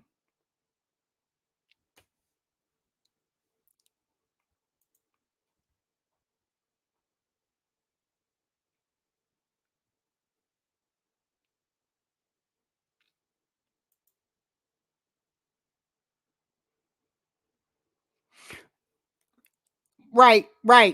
G Funky, the reason why I didn't touch on that is because I actually kind of did. Just because you're juiced up doesn't mean you automatically win, because you still need an IQ. Just because you take a PED doesn't mean you know when to throw a punch, you know when to block, you know when to do all that. And I pointed it out, G Funky, at the beginning of my live. Regardless whether Ryan came in 3 pounds heavy, regardless whether Ryan took anything, Devin Haney's own cornerman did an interview and said that Ryan could not penetrate Devin could not penetrate Ryan's shell. That shell everybody was making fun of. He said everybody was making fun of Ryan for doing that shell, but Devin was confused. He didn't know how to get through it. We were in the corner. He had no idea. That's why you saw Devin when Ryan was in the corner. You saw it like multiple times. I don't know if you guys remember, but there's a point in the fight where Devin's just keep throwing a right like this, right here. On Ryan, he just went 1, 2, 3, 4, the same spot. He looked like he was confused because he had nowhere to. When Ryan did that shell, the only opening was like right here. And that's what the guy says. The guy says Devin didn't know how to penetrate that. So the only thing he did was throw punches at the only open spot in the body. You even got Ryan Garcia talking about this in an interview after the fight.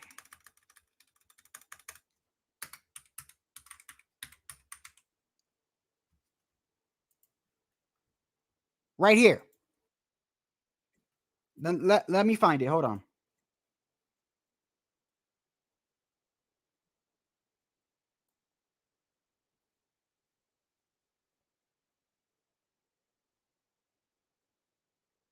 Hold on.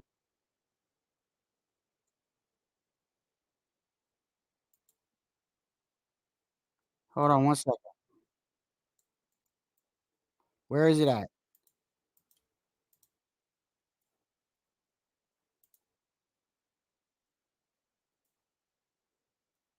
Hold on.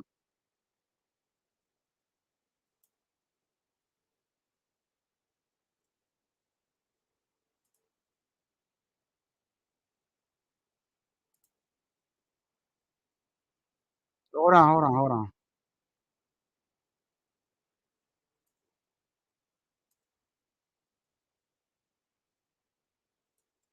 There's a point.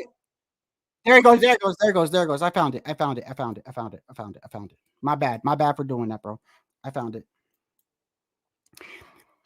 They're talking about that, about the shell. Remember, everybody was making fun of Ryan for doing that shell, right? Right? Okay. Well, Devin Haney's cornerman said, everybody was making fun of him, but we couldn't penetrate that, right? That's got nothing to do with PEDs, by the way.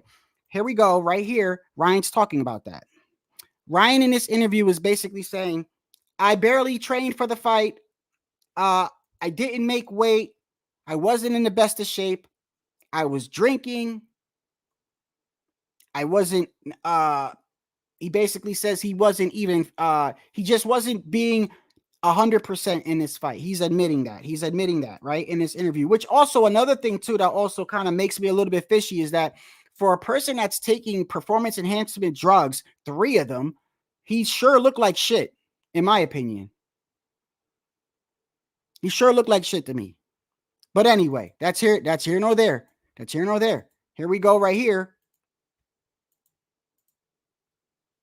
He said, what was the line he used? He says, Haney said something at the press conference, at the interview, where he said, I didn't take him seriously. There was something that he said that he caught me. He slept on. I slept on him. Yeah, I slept on him. And you got, and by the way, it didn't take long. When the fight started. Okay, so how about the part where you're turning? You're doing a little bit of a Mayweather, right? Yeah. Or so when you're doing that, and the commentators were hearing them saying, Haney should be hitting that. And he was. Are you feeling anything? No. 0. It's numb. I do that all the time in sparring. I hit myself with bamboo sticks right here. I punch myself right here. So when they hit me, I don't feel nothing. That's when I'm like, oh yeah. So right there, he's explaining about the shell. And that's the only part that is exposed right here. That's what Devin was hitting when you kept sawing him like that. Well, Devin's own cornerman is like, bro, we couldn't fuck with that. Basically, in so many words, we couldn't get through that, right? What does that got to do with PEDs, bro? What about the fact that he gets caught with a left hook 40 seconds into the fight? That doesn't excuse anything if Ryan used. I'm talking about things that we've been pointing out here for a long period of time. Not whether Ryan came in 3 pounds or used anything, it doesn't take away from the issues that Devin got, bro. Devin got to where he got by specifically, carefully picking opponents that he had massive advantages over. Yes, within legal limits. Yes, we went over all his opponents, bro. But probably at the fight of the night, at the day of the fight, he either outweighed the person after rehydrating, maybe 15, 20 pounds. He either had a massive height, reach advantage, or an age advantage, or a combination of all 3 and 4. And so a lot of us here were saying, hey, bro, the moment he fights somebody without those advantages, and that person has either the same speed as him or the same ring IQ or power, he's going to get exposed. And that's exactly what happened. That's exactly what happened. You want to throw in race and all that? Go ahead, bro. It is what it is. I'm being as upfront as I can with you about how I view this situation. Okay?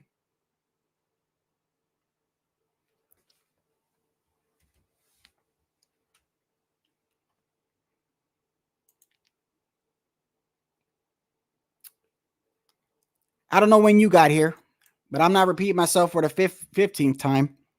He has not been found anything yet, bro. Any time a person has a chance to prove himself, he's not officially guilty yet, bro. Yes, apparently there were some tests that showed something, but he still has. If he was guilty, he'd be already guilty. They would have slammed him. The commission would have said something already. It's think of it like this. Think of it like this. The DA has evidence that you might have committed a crime, so they charge you with that crime, and you have a trial coming up, right? You could either say the man's guilty, or you could say, hey, let him get a chance to prove himself. That is the stance I always take. I always take that stance because I've been in situations personally, and the reason why I use a female is because it happened to me at my job. She tried to talk to me numerous times. I don't mess with people at my job. I told her no. She gets mad and goes tell somebody that I was making advances at her. Lying. And they took her word. So I know what it's like, bro, to be innocent and to have somebody say something that's not true and have everybody say you're guilty because that person said something. I know what it's like. So I never slam somebody right off the bat. Look at what they did to Rolly, bro. They canceled Rolly's pay-per-view because this girl said that he did this and it came out to not be true. And everybody was slamming him saying, oh, you're a woman. He did that. I never do that, bro. And especially in this situation because of just how fishy everything seems to me. With the whole Victor Conti, Devada, Devin and Snack, the ref being, lenient towards Devin, the judge, 112. After the fight, Bill says Ryan cheated. Devin's brother says Allah told me he's going to test positive. I take all that into consideration, bro. And it's just fishy to me, okay? It's fishy to me. That doesn't mean Ryan's not cheating, though. It's possible he could be.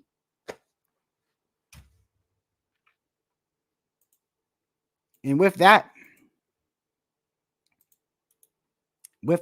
here you go.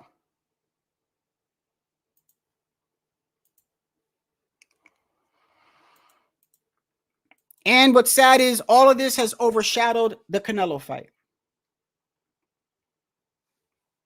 Because I think tomorrow Canelo and Mungia is going to be a great fight.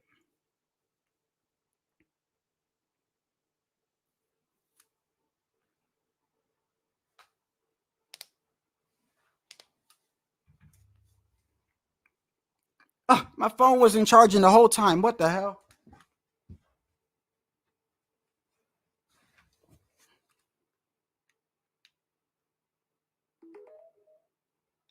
Unbelievable. I hate it when that happens, bro. All of Ryan's supplements will be tested for possible contamination.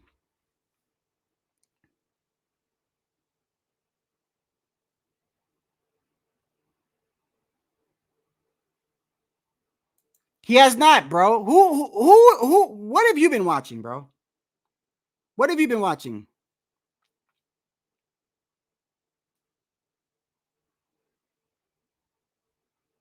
Let me ask you a question, brother. What evidence do you have that Ryan did something? This is so easy. This is so easy. What evidence do you have? Give it to me. Give it to me. You personally.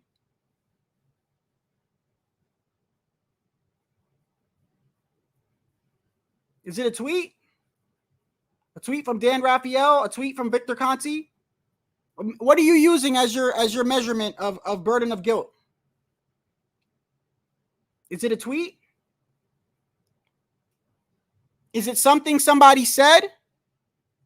Or have you physically seen the test? No, right? None of us have, right? So until there's official ruling from a commission or until a person is officially found guilty, he's not guilty. If he was guilty, why would Victor Conti say this?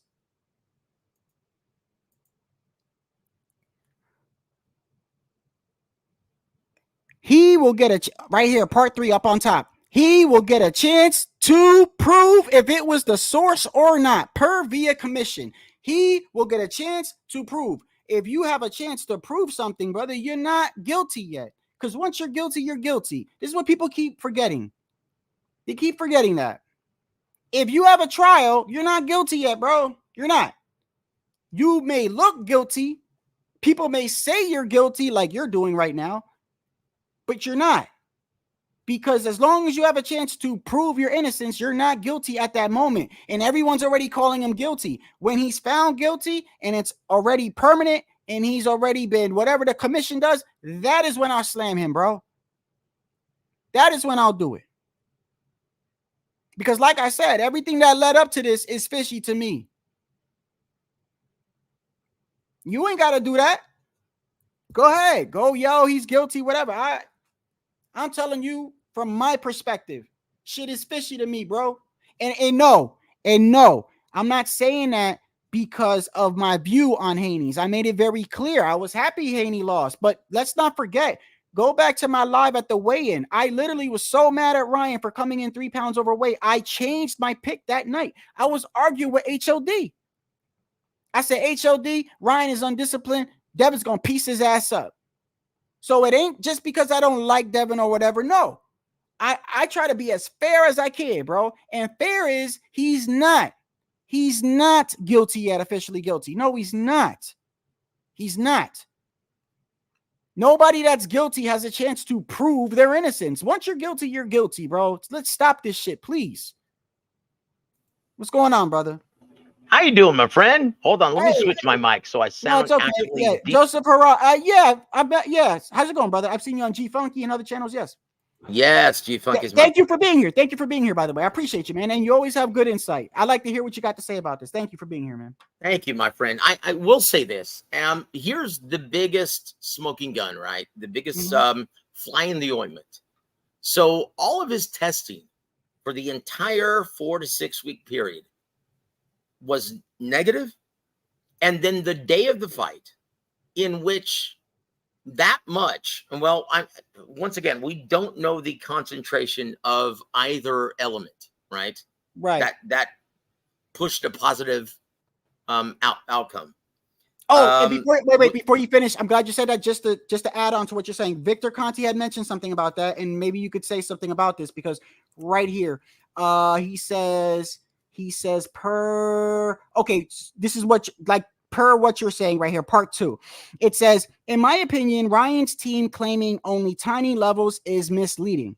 Anabolic steroids and agents are not qualitative and not quantitative tests. You are either pregnant or not, period. Claiming tiny levels is like saying I'm only a tiny bit pregnant. Now, this is per Victor Conti. Yeah, you already know how I feel about him, but go ahead. Well, look. His testimony, okay, he is working with Team Haney, right? I know. And look, I'm looking at this as an unbiased observer, right? My only bias is the health of the sport. Okay, so if it's good for the health of the sport, I'm all for it. If it's bad for the health of the sport, then I'm wholeheartedly against it. Okay, So when you look at this, think about what nandrolone does, right? Which is a sub of nandrolone, right? Okay. What he tested positive for. And that's the big one. That's the anabolic steroid. Okay. Why would you test positive for it? What good does it serve a fighter that if he shows up positive the day of the fight, that means it was taken at a point where it's not going to serve him. That was my not going to point. serve any Let me ask purpose you. Yeah, during let me the ask you fight. real quick. How long does it take? Because I don't know. When you take anabolic steroids, let me make it clear. It's not something like you take the day of, right? You pop a pill and you're like, I'm super strength, right? It takes time to get in your system, correct? Absolutely. And what nandrolone actually does is it recovers you quicker. So you actually have endurance and you can lift harder, you can work harder. And so it builds strength that way, right? And so your recovery time is much shorter, right? And so why would, like, honestly, there's a reason. Now let me rewind a little bit. So there's a reason why fights are announced now. Do you remember back in the day when you were a kid, Shadow Ghost, when fights were announced and promoted 4 and 5 months in advance? Do you remember back then? Because now, like going back to, let's say 9 years ago, Mayweather Pacquiao, that was announced 2 months before the fight actually took place, right? That's by design. So testing doesn't start until the fight is announced, until the contract is signed. Okay? So you're not going to have these big windows of promotion the way it used to be back in the 80s and the 90s, to where it's 4, 5 months at a time to properly promote an event. And that's by design, because you're cycling out. Because I'm sorry, I've been in this business for over 20 years now. And the reason why I don't cover the story any further is because there's no point. Everyone at the elite level is doing it, including Devin Haney. Right. But if we look, but look, let's just be honest. Shadow Ghost, I'm going to say this. I'm going to leave you with this real quick before you go off.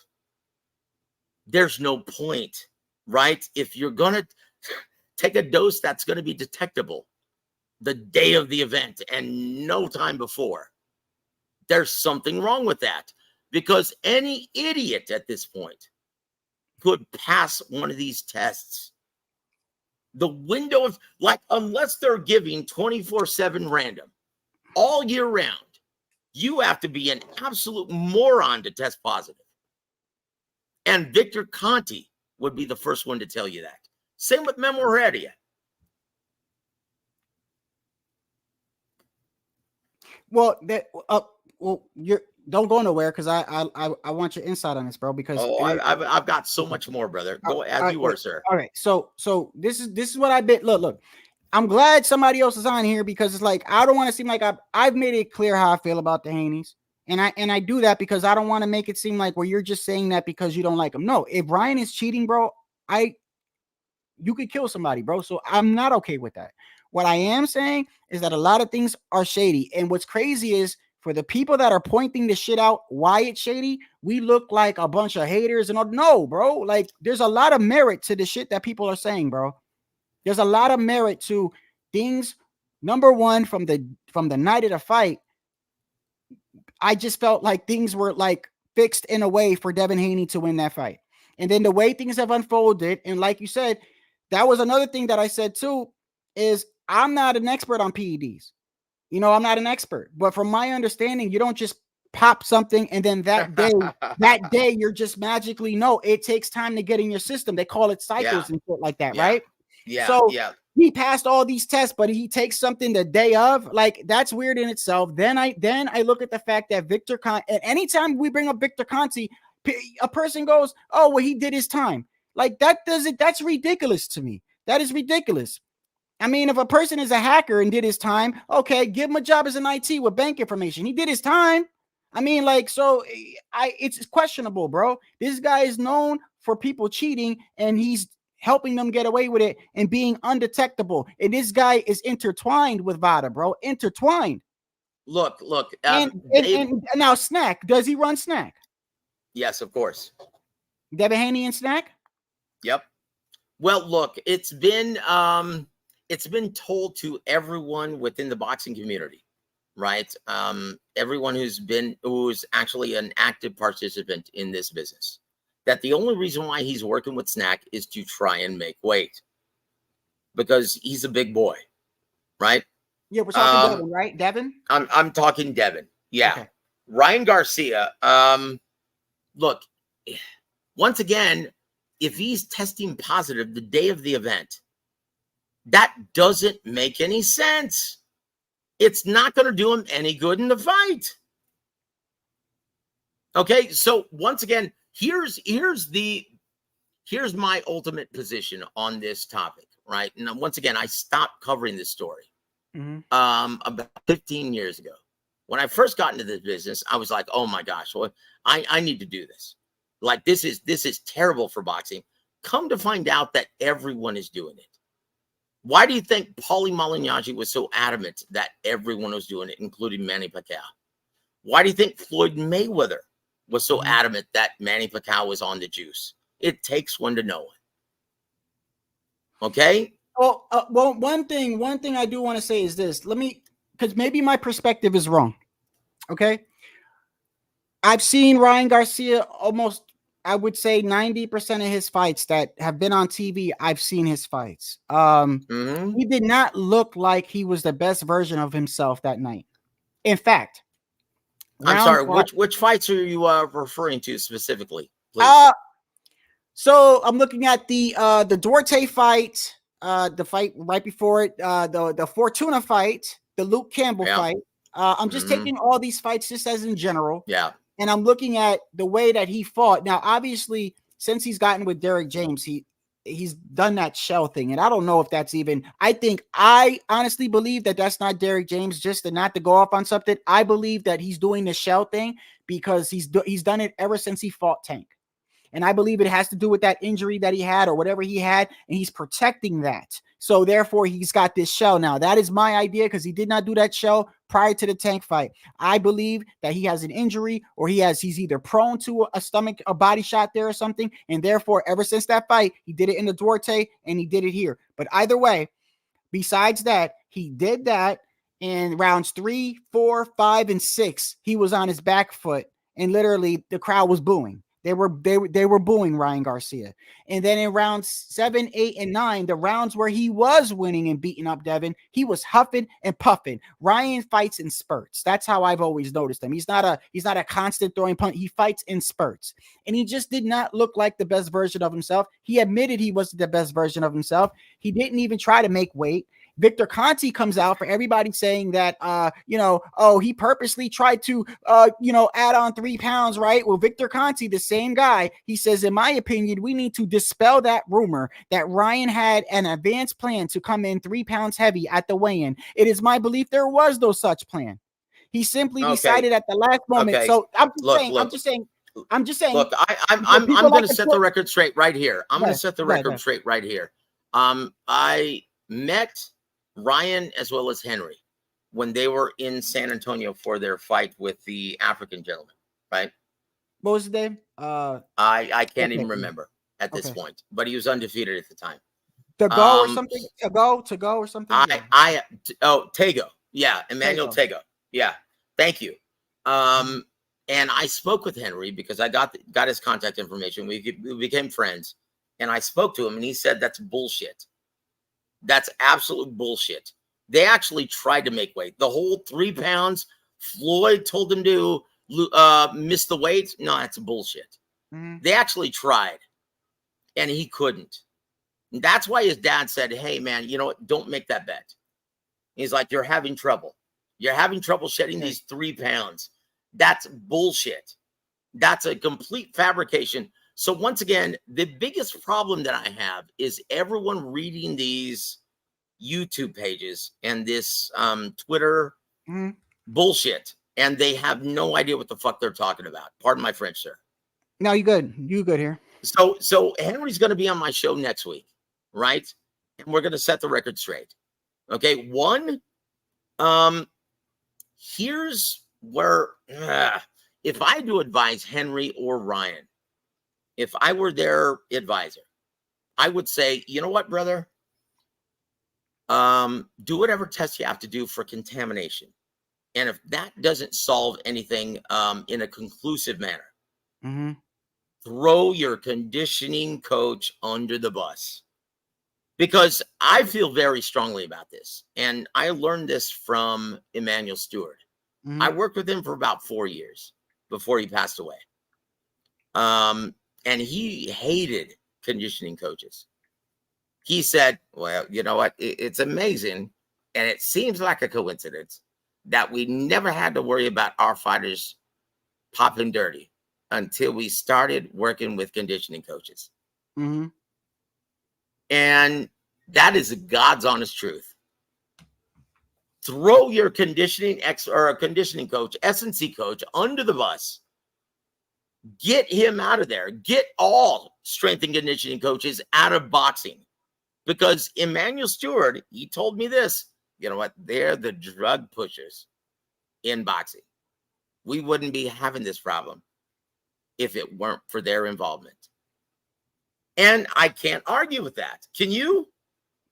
No, I actually, I want to say this. This is what I'm saying though.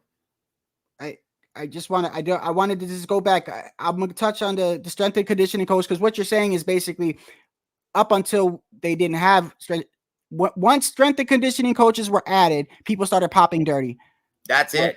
Okay. Yep. Now, but prior to the point I was making too, is going back to the weight. He tried to make weight, but yes, you're right. Notice how the narrative was prior to that. He purposely tried to miss weight. He purposely, even if all that was true, but even if it was true, it was true, my whole thing was Devin made an agreement to go forward. So anyway, it doesn't fucking matter anyway, but that's it. But you're right. That's it. Yeah. You know what I mean? That's it. Look. He had the ability. He had the right to walk away. And I tell this to everybody. No one since the passing of the legislation, the Muhammad Ali Boxing Reform Act, no one can point the gun to a fighter's head and force him in the ring. It's his decision. That was Devin's decision. He didn't have to go through with the bout when he was 3 pounds over.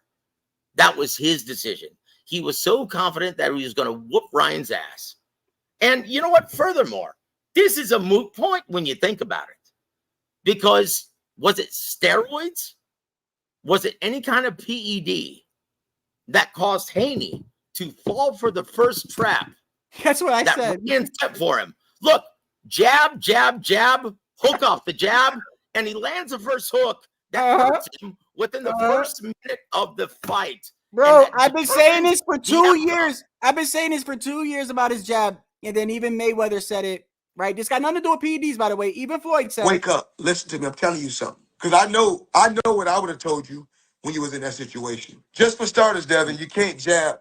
When you was jabbing, you was doing like this. I see you doing like that. We here. We here. Okay. Not this. That's amateur." And that was the first where he got caught with the hook within 40 seconds, 45 seconds, right? And then on top of that, first minute.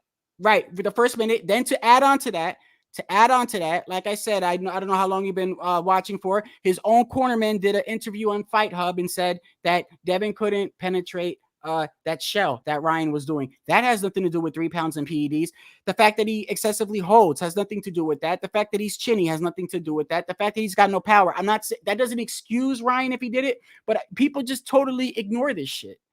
Like, so once again, understand what nandrolone actually does, right? It causes you to, it makes you, and it helps you work harder, recover faster. That's it. Okay. Now, if he tests positive the day of the fight and the day after the fight, but passes all of the tests before that point, how does that help him in the fight? I don't think it does. It doesn't. Without a doubt, it doesn't. Something is wrong here, guys. And if anyone thinks that a urinalysis from the New York State Athletic Commission said anything, no, that only is a test for cocaine, meth, heroin, weed, that kind of shit. Okay, that does not pick up anything from a PED, right? It was Veda. And the reason why it was sent to Golden Boy, say, I was assuming that it was taken and it was registered during camp. No, I found out that he actually passed all the tests during camp. So you mean to tell me that he tests positive the day of the event and the day after the event? How does that help a fighter when it takes time to cycle through him and to help him in performance?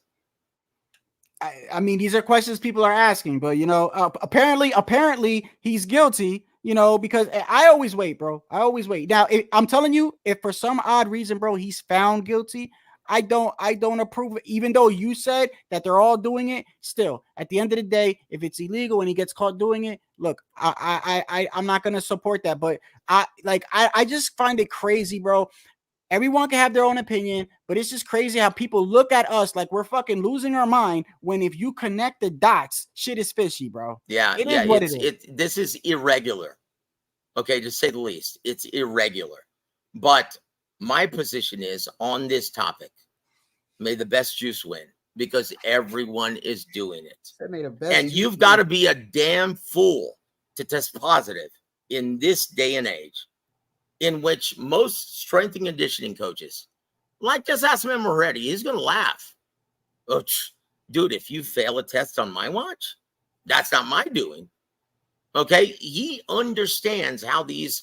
Now think about this. This is how ahead of the curve these S&C coaches are, right? Especially guys like Memo Heredia. Like Victor Conti, he's not that guy. He didn't go to school to chemically engineer these, right? But Memo did. Okay, he makes his own, right? He makes his own. And he is ahead of the curve. And to prove this point, why do you think that there are substances added to the banned substance list every single year? Actually, I don't know. Why is that? Well, because they're coming up with new substances. Okay. Yeah. To actually pass these tests. Okay. So they're ahead of the curve. That says it all. That says it all. So you've got to be an absolute mental midget to fail one of these tests. And that's the reality. Didn't somebody post something in regards to his tests prior to the fight, leading up to the fight? Haven't they posted that or showed that yet, that he passed this? And but that's neither here nor there. They shouldn't even mention that, because every fighter, I'm telling you this right now, this is why I don't even take it. Like, this is not a big deal to me, because every fighter, including Devin Haney, is doing it. Every fighter at the elite level, because, and this is why I stopped covering the topic. This is why I stopped covering this story. If the fighters don't mind, and they're the ones who are taking the damage, why the hell should anyone else care? Think about that.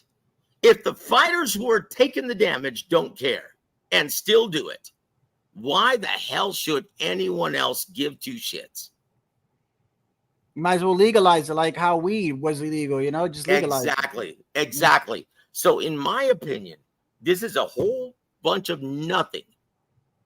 And once again, it does not cover up the absurd flaws in Devin Haney's game. Absurd. Yeah. That doesn't make his chin any better. Nope. That doesn't cover up the deficiencies he has on the inside. Now, once again, he is not holding ad nauseum because of steroids from his opponent. It's because he doesn't know how to fight on the inside. That's reality, guys. Now, once again, why on earth is there testing still?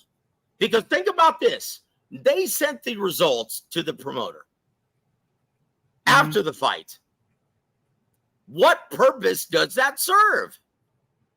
I was just saying that. Like, isn't the purpose of testing to catch somebody prior to the fight so they don't hurt somebody? Exactly.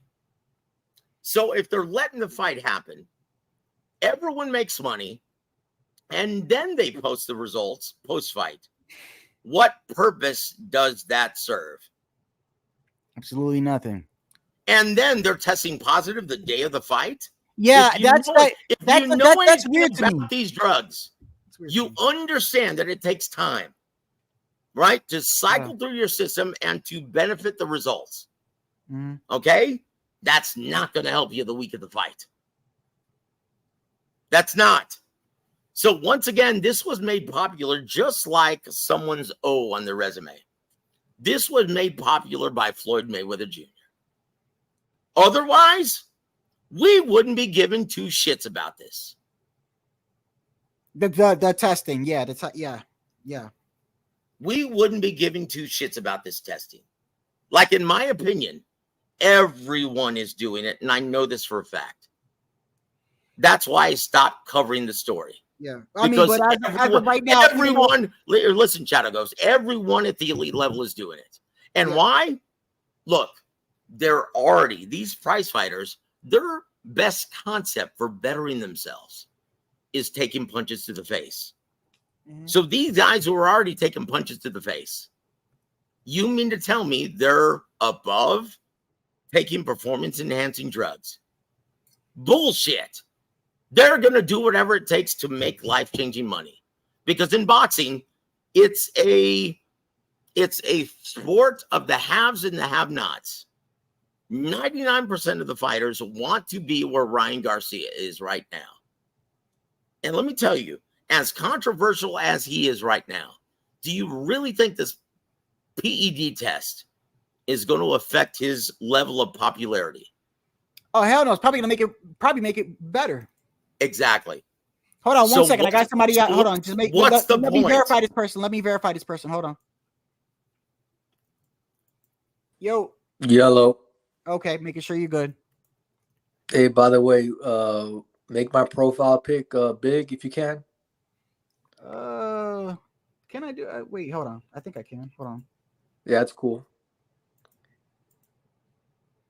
Hold on. I think the only option I have is this one right here. Right there.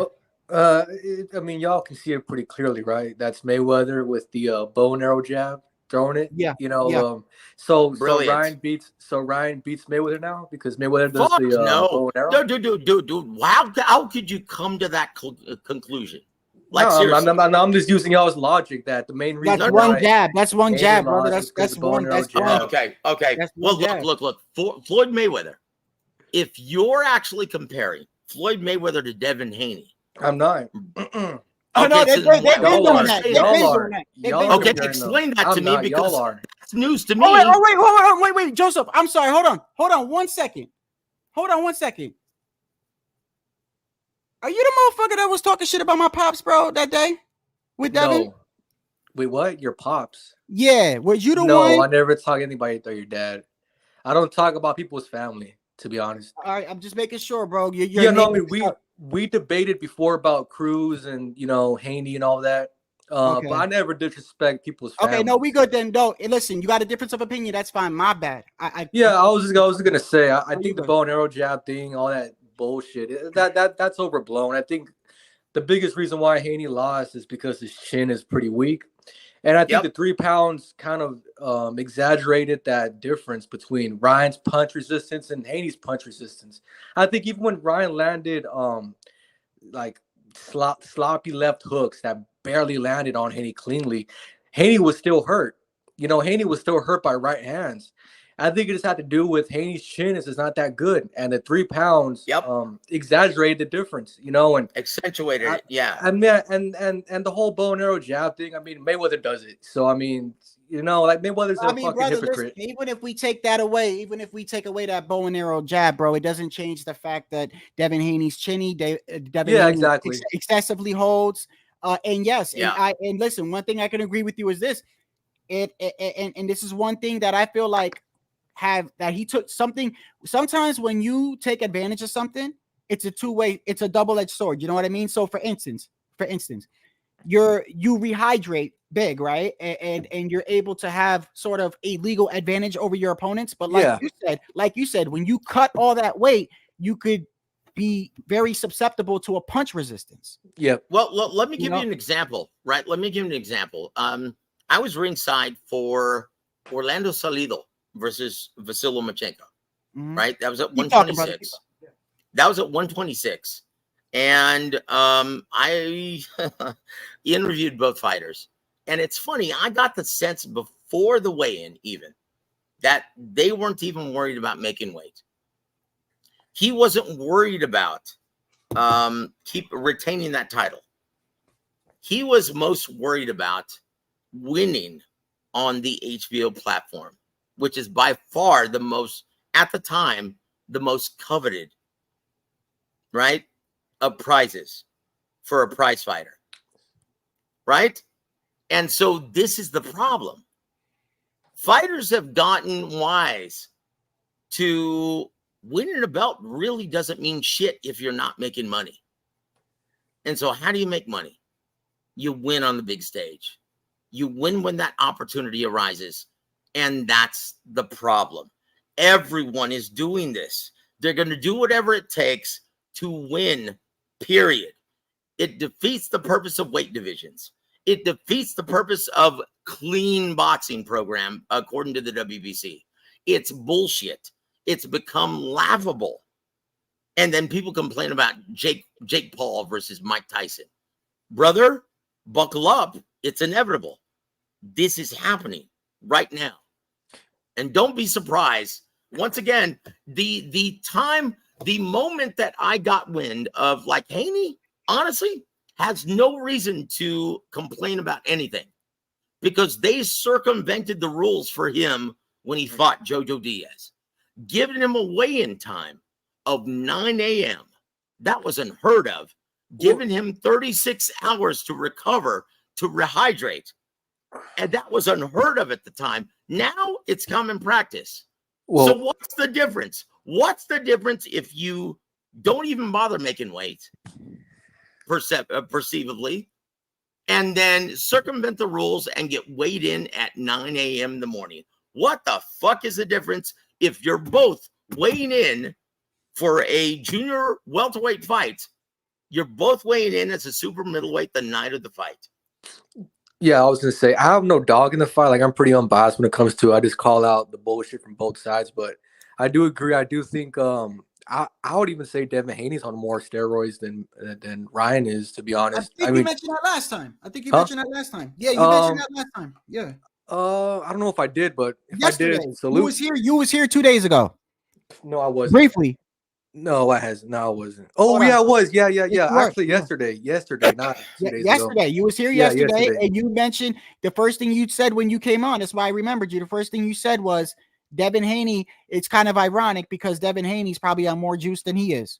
Oh, yeah. I mean, there's no way in how he was natural against Loma. I mean, the motherfucker made 135 and rehydrated all naturally. Get the fuck out of here, bro. But again, it's just all bullshit. You know, I just came on to like just poke at y'all with the joke, you know, about the bow and arrow jab. I'm like, well, Ryan will knock him out too, then, if that's the case. But now I'm just joking. I mean, stop it.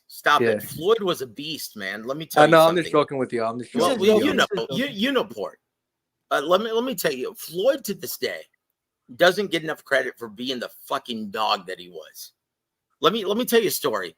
I was doing publicist work with Mickey Bay at the time, Mickey Bay Jr., right?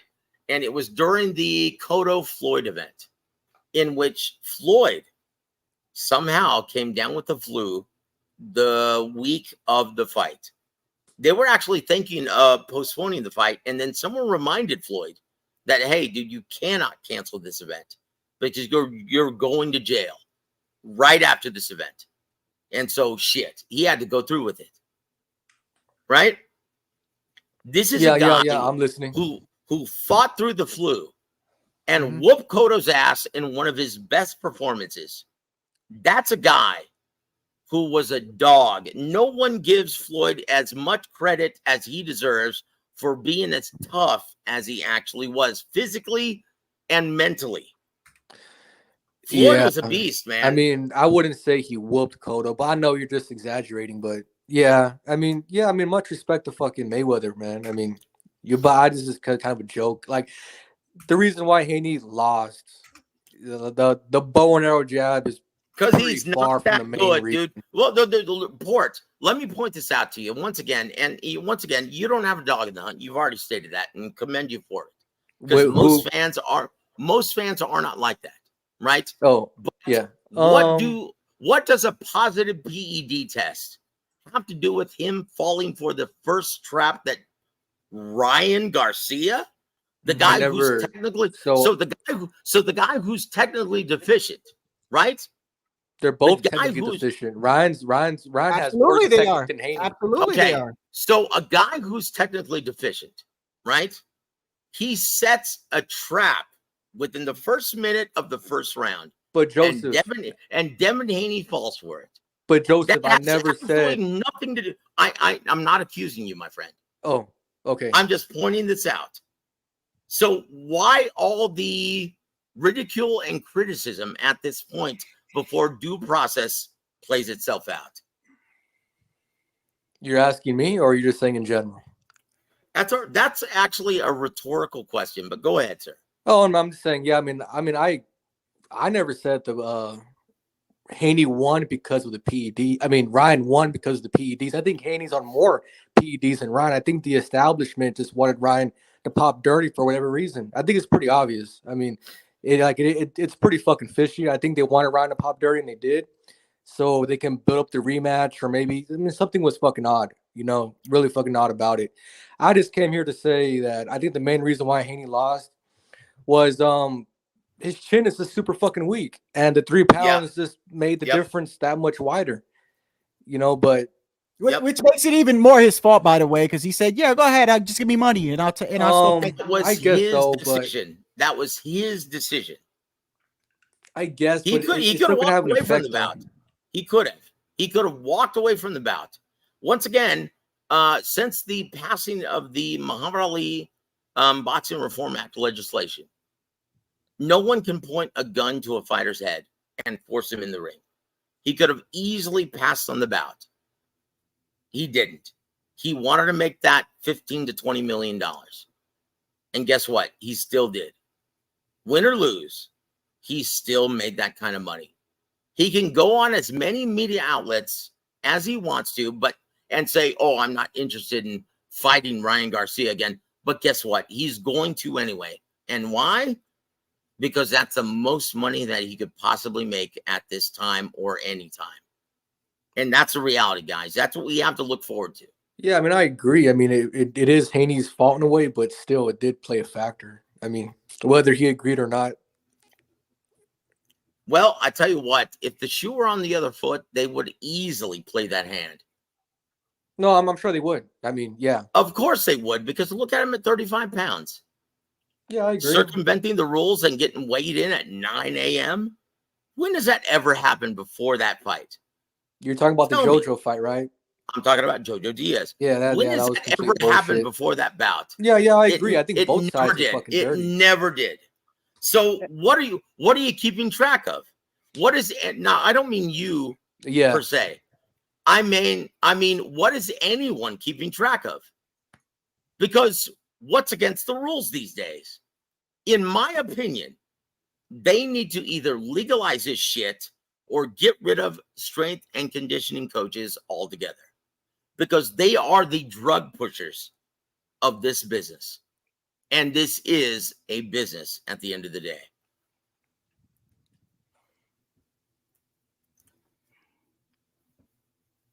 Yeah. No, I agree. It's a dirty fucking business. Oh, can you pull up ET Amazing? Can you pull up that post, Shadow Ghost, please? ET. Yeah, somebody mentioned this at the beginning of the live. I covered it. Yeah. Okay. Yeah. So John Scully, the assistant trainer of Arthur Beterbiev, is going to be on my show at noon Central, 1 Eastern, 10 a.m. Pacific, to talk about this this and what it means for the Beevil fight. Okay? So, guys, tune in tomorrow, War Week Boxing, and I'm going to be interviewing Iceman John Scully. And he's going to give us the scoop on exactly what happened and how long the recovery time is, in my opinion. Give And the so name of I your think channel again. Give the name of your channel so everybody can go subscribe. War a Week Boxing, and it's WAW Boxing. Okay? WAW. Is it capital letters? Yes, boxing. WAW boxing. Yep. By And the so, way, yeah. and so this is my opinion, guys. In my opinion, you look back at Vitaly Klitschko. Why did he retire from the sport? Because he was getting injured during every camp. And why? Because he was a product of steroids, in which the muscle growth, his tendons couldn't handle the sudden muscle growth of that's a product, once again, of steroids. That's why he was disqualified from competing in the Olympics, in the 90 games, the Atlanta games, right? And so when you look at Arthur Beterbiev and his power, and of course, yeah, I'm going to bring this up tomorrow, guys, to John Iceman Scully. Yeah, cook, man. You're cooking. So think about this. Think about this. And so what has been the biggest knock on Beterbiev over the past half decade? That he cannot stay in the ring. He's always injured. Why is that? Yeah, it's a product of steroids. It's a product of steroid abuse. And once again, he's not alone. Everyone is doing it at the elite level. 22-0 with 22 knockouts. I wonder why that is. Well, I mean, to counter that, not really to counter that, but to put into a different perspective. If all guys are doing it, it's still like, then all of them are on fucking roids, right? So Beterbiev still has naturally great power. If everybody was on roids, they would all have 21 knockouts. And see, that's the reason why I think it should be legalized, post. Okay, because once again, even playing field, right? Here, listen, the reason why I love boxing and baseball, the only two major pastimes in which you don't have to be a giant to be the elite. You have to have that skill set. Steroids cannot teach you how to fucking fight. If that were the case, then UFC fighters would be in boxing right now. Yeah. Okay? So once again, why not legalize it? Also, I think it would also kind of take away weaponized drug testing. Like what we've seen with fucking Ryan and Haney. Like dirty, weird shit that happened like that. It'll take away situations like that. If it's just legal, now you can't fucking tame or, shame Ryan's name. I already know, right? Because I've been doing this for the past 2 decades. And I stopped covering this story for this reason, because everyone is doing it. And I found this out the hard way because I did all of my digging, did all of my due diligence, and everyone at the elite level is doing it. So do you agree when someone like Canelo or Ryan pops dirty, the establishment wanted them to pop dirty? No, I think no, it was a mistake. Okay, look, mistake. Think about this. Think about this. What's the point of actually doing testing if the Veda, the clinic, right? They don't pass judgment. They provide results, and they send them directly to the promoter. Maybe they can get bought off. Maybe I'm thinking. I'm sure it's happened before where they got bought off. I mean, I'm pretty damn sure that's happened in a sport as corrupt as this. No, hold on, Port. Let me stop, just verify. Okay, stop, he good. No, go. Stop, man. Look, corrupt. I don't know what you're talking about. Corrupt. Oh, this sport's very corrupt. Okay, all right. What up, Joe? So, hey, what's happening, brother? There's my brother G Funky, man. Hey, dude, happy Friday to you. Now, listen to this. Listen to this. The fight that was going on in San Antonio that I ducked out of only had 750 in attendance. Oh, that's terrible. And guess what? We're looking at a sellout next Saturday, the one that I've been a part of promoting. We're going to have over 4,000. How do you like that? I love it. And there it is. And there it is. You roll with amateurs, you get what you deserve. That's all I can say. Hey, I want to mention. I've been listening for a while, man. And Port, I know you came out here. You tried to do some slick stuff with the bow and arrow thing, and shit. And I'm not trying to be, Neither here confrontational nor or there, anything, brother. But I'll just say this. Now, I know you said that. Well, would Ryan beat Mayweather because he's doing the same thing in that photo you have there? But look, here's the thing. I don't think anybody would pick Ryan to beat Floyd Mayweather. But the thing is this. Yeah, if he gets caught making that mistake with a Garcia left hook, who knows what would happen? And the ironic thing about it is he's showing this picture here, and this is against Shane Mosley.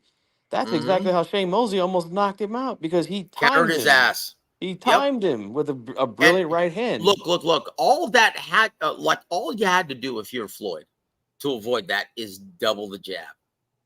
Double the jab, and guess what? He doesn't counter him effectively. And Hawker Mustang, that's exactly why David Hay was also the haymaker, was injured all the time. And why did he fall off a cliff just so suddenly and look like absolute horseshit against what's his name, the cruiserweight, the light heavyweight, what's his name, Bellew? Yeah, Tony Bellew. Yeah. Tony Bellew. Why did he look like absolute horseshit and a shell of himself against Tony Bellew? Why? Because, he was completely inept. He was completely inept after being injured from his muscles, like exploding to the point where his tendons could no longer handle it. Well, so I guess he was completely inept. So I guess this logic should apply to guys like Pacquiao and Bernard Hopkins and even Mayweather, or no? Whoa. Look. If you're talking about Bernard Hopkins, look at him before the PED craze. Okay, this is a guy that's an all-time great. You look at Tony, you look at B-Hop. Those are guys that you could plop in any era of boxing, and they would do just fine for themselves. They could compete, and they would be competitive. No, that wasn't my. I think you misunderstood my question. I said if the whole you're gonna age more if you take steroids. Well, Pacquiao, I'm pretty sure Pacquiao was on steroids, and Bernard was, and other fighters that had great longevity, like Mayweather. So, but they had longevity. They didn't get injured a lot, but they took steroids. Well, let me rephrase this, right? Because roids are dangerous. They weaken the aorta. You die within your 50s and your 60s, right? But HGH, human growth hormone, right? The shit that Stallone has been taking to stay big, the stuff that actors take, like that's a PED, but that's not a steroid, right? Okay, I guess I misworded it, but I mean, you know what I mean in this context, right? I mean, like the same stuff, because you're saying the stuff that Vladimir takes. I'm pretty sure Pacquiao, Mayweather take the same thing, but they didn't age bad. You know, like no, of course not. Of course not. Mayweather and Pacquiao. Of course not. Yeah, of course not. But why do you think Floyd Mayweather knew definitively that Manny Pacquiao was actually on that shit? No, I agree. Because he was doing it himself. I just kind of disagree. So I think you're over exaggerating. I think you're over exaggerating the effects steroids will have on muscle tendons. I think it has more to do with he's just aging. I mean, bro's 40 years old. I mean, even a natural 40-year-old would get hurt a lot. You know what I'm saying? Like, I think you're over exaggerating steroid use. I think you're just trying too hard to sound smart. It's just kind of cringe. I don't know, bro. I'm trying to sound no, dude. Stop. Well, I just think I think it's kind of retarded. Like they're just 40 years old. It's kind of retarded that. Okay, how old was B-Hop when he retired? How old was B-Hop when he won his last championship title from Beirut Shumanov? To be honest, I wasn't really watching boxing. Okay, got it. That says it all, brother. No, it doesn't. Having knowledge doesn't, because I'm young. Right. I'm all right, got it. Yeah, I'm young, dude. I'm not like I wasn't around B-Hop's whole career. Like maybe he was like what 47, I think. He was 47. Well, then why are you speaking on it? No, I'm speaking on because you said Bernard Hopkins. Okay, because you said No, Okay, see, because HLD, now how you're are you derailing the doing, brother? conversation. Now you're Because derailing you're the conversation. sounding nonsensical. I just said your logic is flawed. That's all I said. Like, it's Okay, not adding up. you're being insulting. That's why. No, So, because dude, it's cringe. I mean, Son- bro, it's cringe. What's going on, guys? Shadow, What's going Joseph. on, HLD? What's going on, bro? What's going on? Look, I'm gonna give my 2 cents real quick. Young man, you said it yourself. You're a young man. Sometimes it's not what you say, is how you say it. And when you say in a way that it's gonna be then to be insulting, demeaning, or something else, especially when you're talking to someone who's outside of your generation and old school, you will get punched in the mouth for that. So you need to learn how to communicate with your elders. And I'm not saying elder, but he's much older. I'm sure he's old enough to be your father. Let's put it that way. So you gotta just know how to, you could argue, hey, you could debate. Hey, I debate with him all the time. Trust me, me and Joseph, we debate all the time. But there's always that line of respect. Bro is trying to set the line straight, right, on fucking YouTube. What's that? I'm sorry. What were you saying? I said bro's trying to fucking, play the it doesn't fucking. matter. Got it. Wait, So what? HLD, what were you saying, bro? no, I'm just like coming onto the panel and shoot the shit, but I came into like, someone needing a spanking. I just see this guy's logic is just flawed, man. No, okay, and that's fine, my friend. You could you debate the logic, debate it. Go ahead, correct me if my logic is incorrect. Well, I think you're over exaggerating on steroids having a negative effect on muscle tendons and all that. I think it has more to do with the fact that they're aging. Stop right there. Stop right there. How the fuck would you know if I'm over exaggerating or not? Because Pacquiao, okay, because according to you, steroids makes your muscle deteriorate, the tendons deteriorate quicker, right? Well, why wasn't that the case for Pacquiao, Mayweather, Bernard Hopkins, other fighters that had great longevity? Maybe because it has nothing to do with steroids, and it's just that when you're 40 years old, you just get hurt more often. We're really expecting a guy like better be 40 years old to stay healthy all the time at that age. My friend, it can be a little bit of both, because we're just throwing a big white blanket, just saying steroids. You don't know which steroids we're talking about. We're not talking which anabolics we're talking about, and I'm sure you're not educated enough to understand the wide scope of endocrinology of this, to understand how shit works. Yes, some steroids will make you deteriorate. Yes, also no shit. The older you get, shit happens too. But can one thing help accelerate the other? Yes, it will help accelerate. Yeah, but I just don't fully agree on that. I think it has more to do with guys' muscles deteriorating due to age. I think this guy really Joseph is trying to sound smart because that's your opinion, because he's insecure. But I know for a fact you don't know shit about the topic. No, I think Joseph's is insecure. I'm sorry. You see that right there? That's a bitch Gen Z type of shit to say. I mean, you can have that opinion. That's what it is, my friend. You're talking about insecure when you're the most pussy ass fucking generation we've had. What are you talking about? Insecure? Are you fucking kidding me? It can still be the most pussy generation. I don't change the fact my that man. You're not even educated. You're not even educated, man. What's your high school diploma? Is what you got probably? I'm just saying. My high school generation diploma. Yep, I guess right. I guess right. You just got a high school diploma. Right now. My man, stop.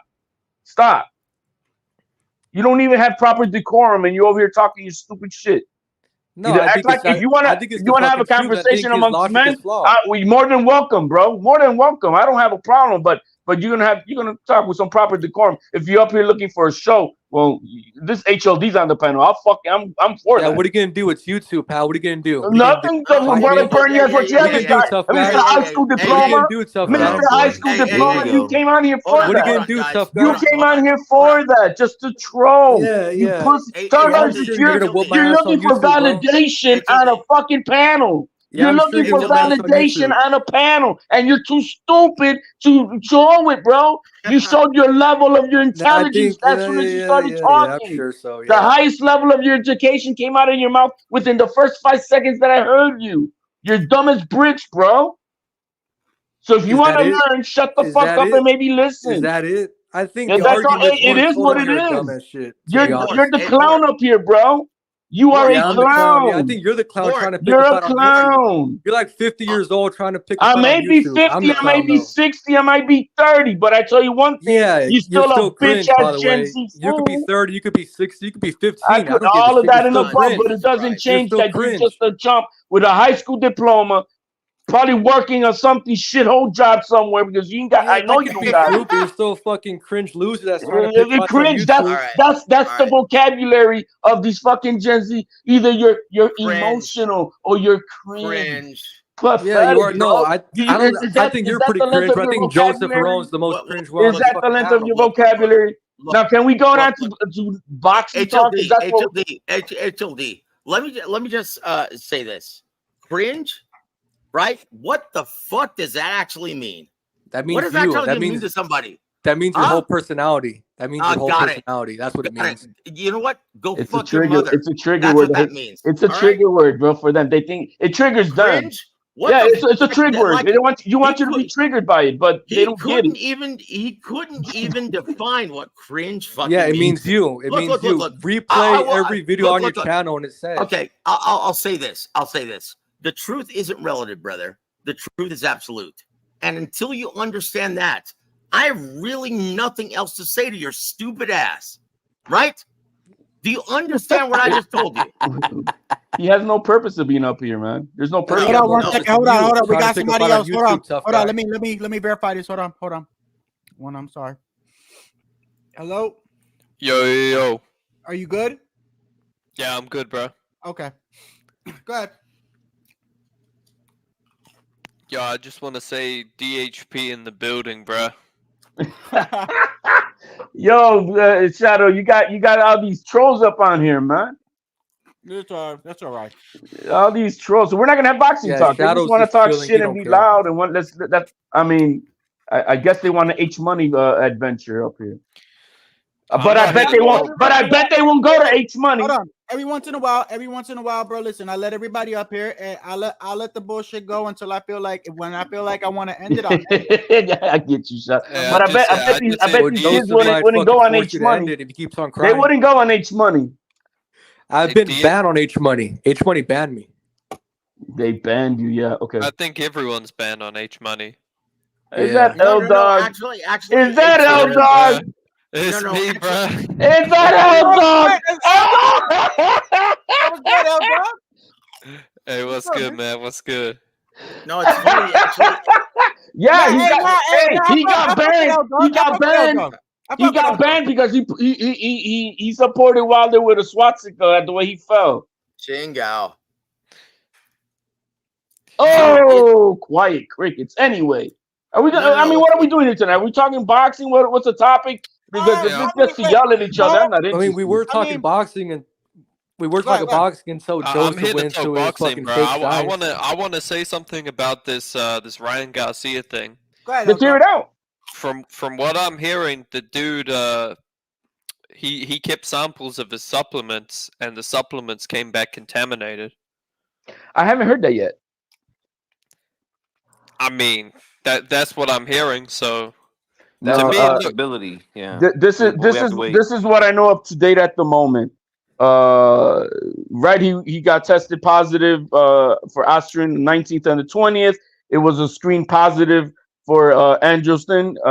Damn, I keep on saying it wrong. It's norandrosterone 19. So that was a screen positive. They want to do more analysis. Supposedly out of Magic Air, Mr. Dan Raphael, he comes out that it's it confirms that it tested positive for that. What we don't know are the levels to find out if the levels are of contamination or are they levels of performance enhancing, and that's where we're still at right now. I don't know about even still, HLD, even still, if they were high levels of it, what purpose would it serve during the fight? It wouldn't serve anything because anybody who knows anything about this. Now, let's be fair. It's the rules are anything that you have it's you're guilty of having some in you. Now we're trying to find out, is it guilty of accidental ingestion by cross contamination of the products, or was it at levels that you're trying to be and performance enhancing. Now, that's one thing. The other logical thing is it doesn't make any logical sense to be testing negative on the 3rd of April, and then for the next little over 2 weeks, you're gonna try to take. You're gonna try to, and then let me tell you this. And I've been preaching this since it broke because a lot of people don't understand. Aspirin is garbage. It's a poor man PED. I've said it since day one. The efficacy of it is trash. It's something that maybe like high schoolers that they're trying to get an advantage, think it's gonna do something, and they spend their cheap ass money on it. But it's garbage. It's literally garbage. So when it comes down to it, and you know what? I've been saying this, and here. If anybody wants to know about it, I'm glad that my man Drew. He's from the More Plates, More Dates. He's an endocrinologist. I know that guy. He made a video today, 33-minute video on the entire topic about Ryan Garcia, and he covered everything. And he covered the common sense and the stupidity of it doesn't make, because let's say for aspirin to even have an effect, you have to take such high levels. That's and it's still not, like I said, it's trash. It's not good stuff. Look, it defies all logic that he tested positive at this juncture of the event. If he had tested positive 3-4 weeks before the event, then yes, absolutely. But it serves no purpose to ingest it at that point. No, it doesn't serve a purpose. It doesn't. So what's going on here? I gotta ask you guys a question because it's related, but it's off the topic of the specifics. But has anyone seen a fighter as pushed and as artificially manufactured as Devin Haney? You're on the same bandwidth and that. I've always said it that Devin Haney was never the goods. He was manufactured. He's a disciplined, decent, skillful fighter at that with no special effects. He never had it. HLD, he's a donut fighter. I'll be honest. Hold on. He's great from mid to long range, but on the inside, that's what a donut fighter means. He's completely deficient on the inside. Why do you think he always has to hold on for dear life whenever someone breaches that perimeter? Joseph, I'm going beyond that. I'm saying this guy seems to have a massive fucking promotional push. He seems to have referees that favor him in every fight. He seems to have fucking judges that favor him in fights. He literally got a belt stripped off a fighter and emailed to him. He gets all these fucking privileges. I mean, this guy seems to have, he's the darling. He's the media darling, and he's the invested fighter. And the thing is, the way just talking about how even this news broke out with Dan Rafael, that fat fuck to me is such a plant in the business. He is such a plant. And the moment that I saw it was him who broke it, I said, forget about it. There's something fishy here. And then it goes into whoever else they specifically target for media subversion, because you see that they had Chris Mannix. It was Dan Rafael. It was a statement immediately for ESPN. We don't see Bill Haney anywhere with his big ass mouth. It's strategic. It's strategic. Everything is so strategic. Hey, here's the thing about Dan Rafael. He knows who butters his bread, and that motherfucker's buttering that shit a lot. Oh, of course he is. He's such a plant that you can see right now how, if you go on Twitter, holy shit, this guy is attacking everybody. He's pom-pomming the situation for all in favor one way for, a negative light for Garcia, and all in favor for, because they are immediately, they're all saying without no conclusiveness of everything, we want to strip him. We want to get the L taken off for Haney. Look, this is media subversion at its best. No. Look. Like Haney, he's worn out his welcome. Think about it. What promotional outfit does he belong to at this time? But he's a free agent. You know what's crazy, Joseph? Hold on. I want to talk to that because there's something big there. You say that, right? But promotional companies are still willing to favor this motherfucker. It's insane. No. He wasn't even signed with Top Rank, and they gave him the fucking decision and everything in that Loma fight. They didn't give him shit. Okay, so speaking with Bruce Trampler, right, matchmaker, of Top Rank, Hall of Famer, right? Dear friend of mine. He was telling me that Bob Arum invested all this money to make this fight happen. Because think about this, if you remember correctly, this fight took 5 or 6 months to materialize because of Bill and Devin Haney. They were actually making it really difficult, trying to act as the A side because they were the undisputed champion. And keep in mind, guys, this was the easiest path to undisputed since Holyfield beating Buster Douglas. Okay? So, and Port, I'm sure that's before your time, but just look it up, brother. You'll get it. Wait, Joseph, I want to ask you a question. I'm sorry. Hold on, real quick. I want to hear what Joseph got to say on this. And so the reason why Bob Arum invested and paid Devin Haney almost $5 million to fight Vasily Lomachenko because he was absolutely certain that Vasily Lomachenko would expose Devin Haney. That's the only reason why. Do you remember Bob Arum's reaction? Bob Arum's reaction after a post-fight. What was it? Yeah, but here's the thing, right? I know he was upset at the decision, but usually these things go the way of the fighter who is signed to the promotional company, right?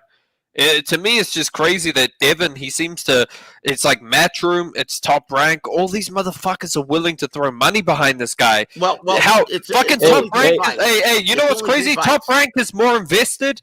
Top Rank is more invested in Haney than they are in Tiafimo. And you are absolutely right. And let me ask you, a fucking fighter. He's the only young, exciting fighter that they have. Devin Haney is with Matchroom, and guess what, Jim? He's still training at Top Rank. Yep. It's just crazy how these promoters are like, they're willing to just bend the knee to this guy. No. I think there's a lot of investment in the background. There's a lot of investing. Hold on. It's not just Devin Haney, guys.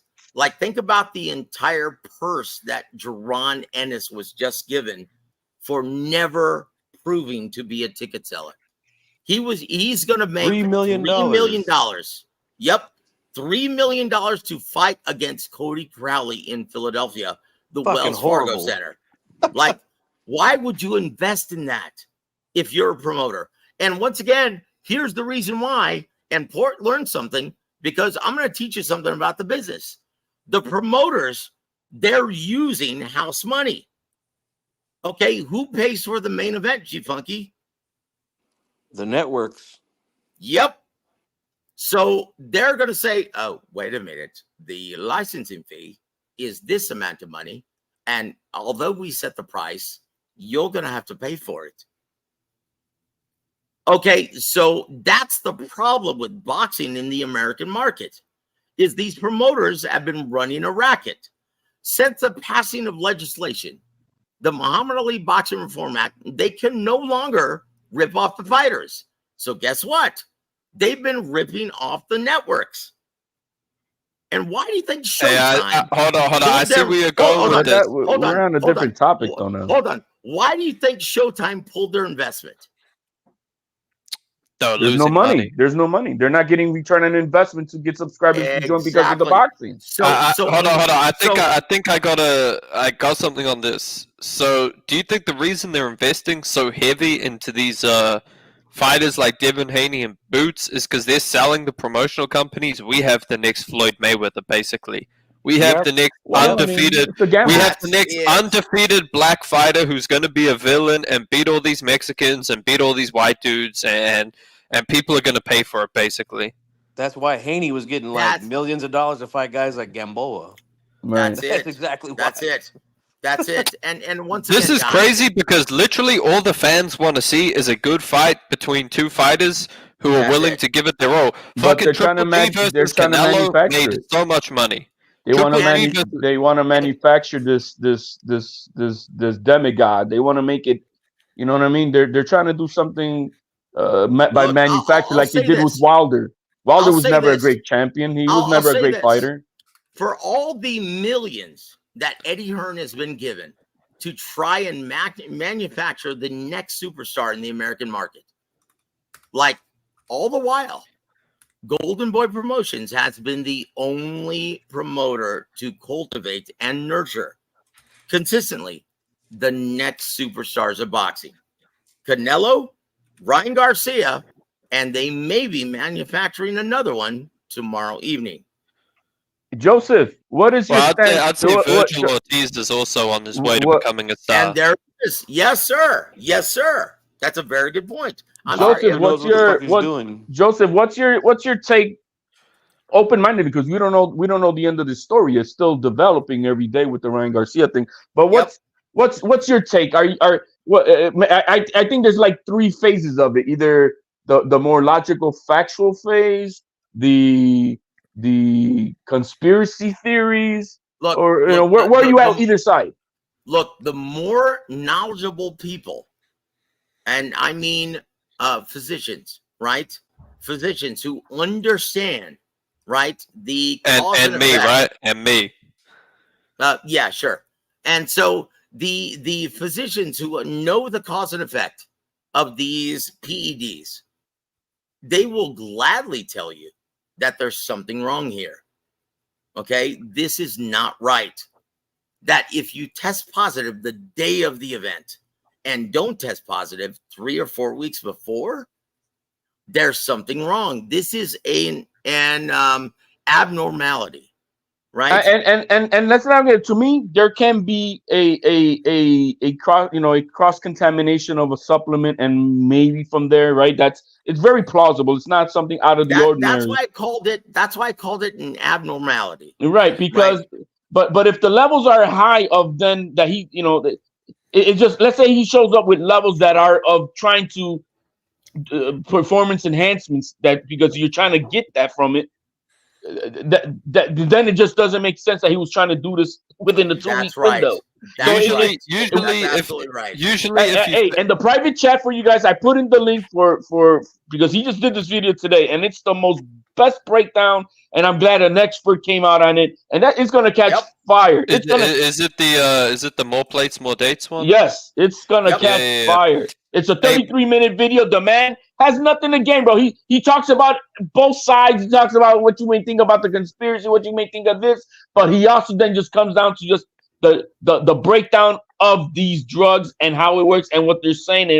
It just what we're saying. It doesn't make any fucking sense. That's right. Sense. But here's why it doesn't make any sense. Also, when someone fails the last drug test, usually the only drug a fighter would ever take close to a fight is right on the fight night. They'll take some sort of stimulant that'll stimulate their mind and make them super focused and energized immediately.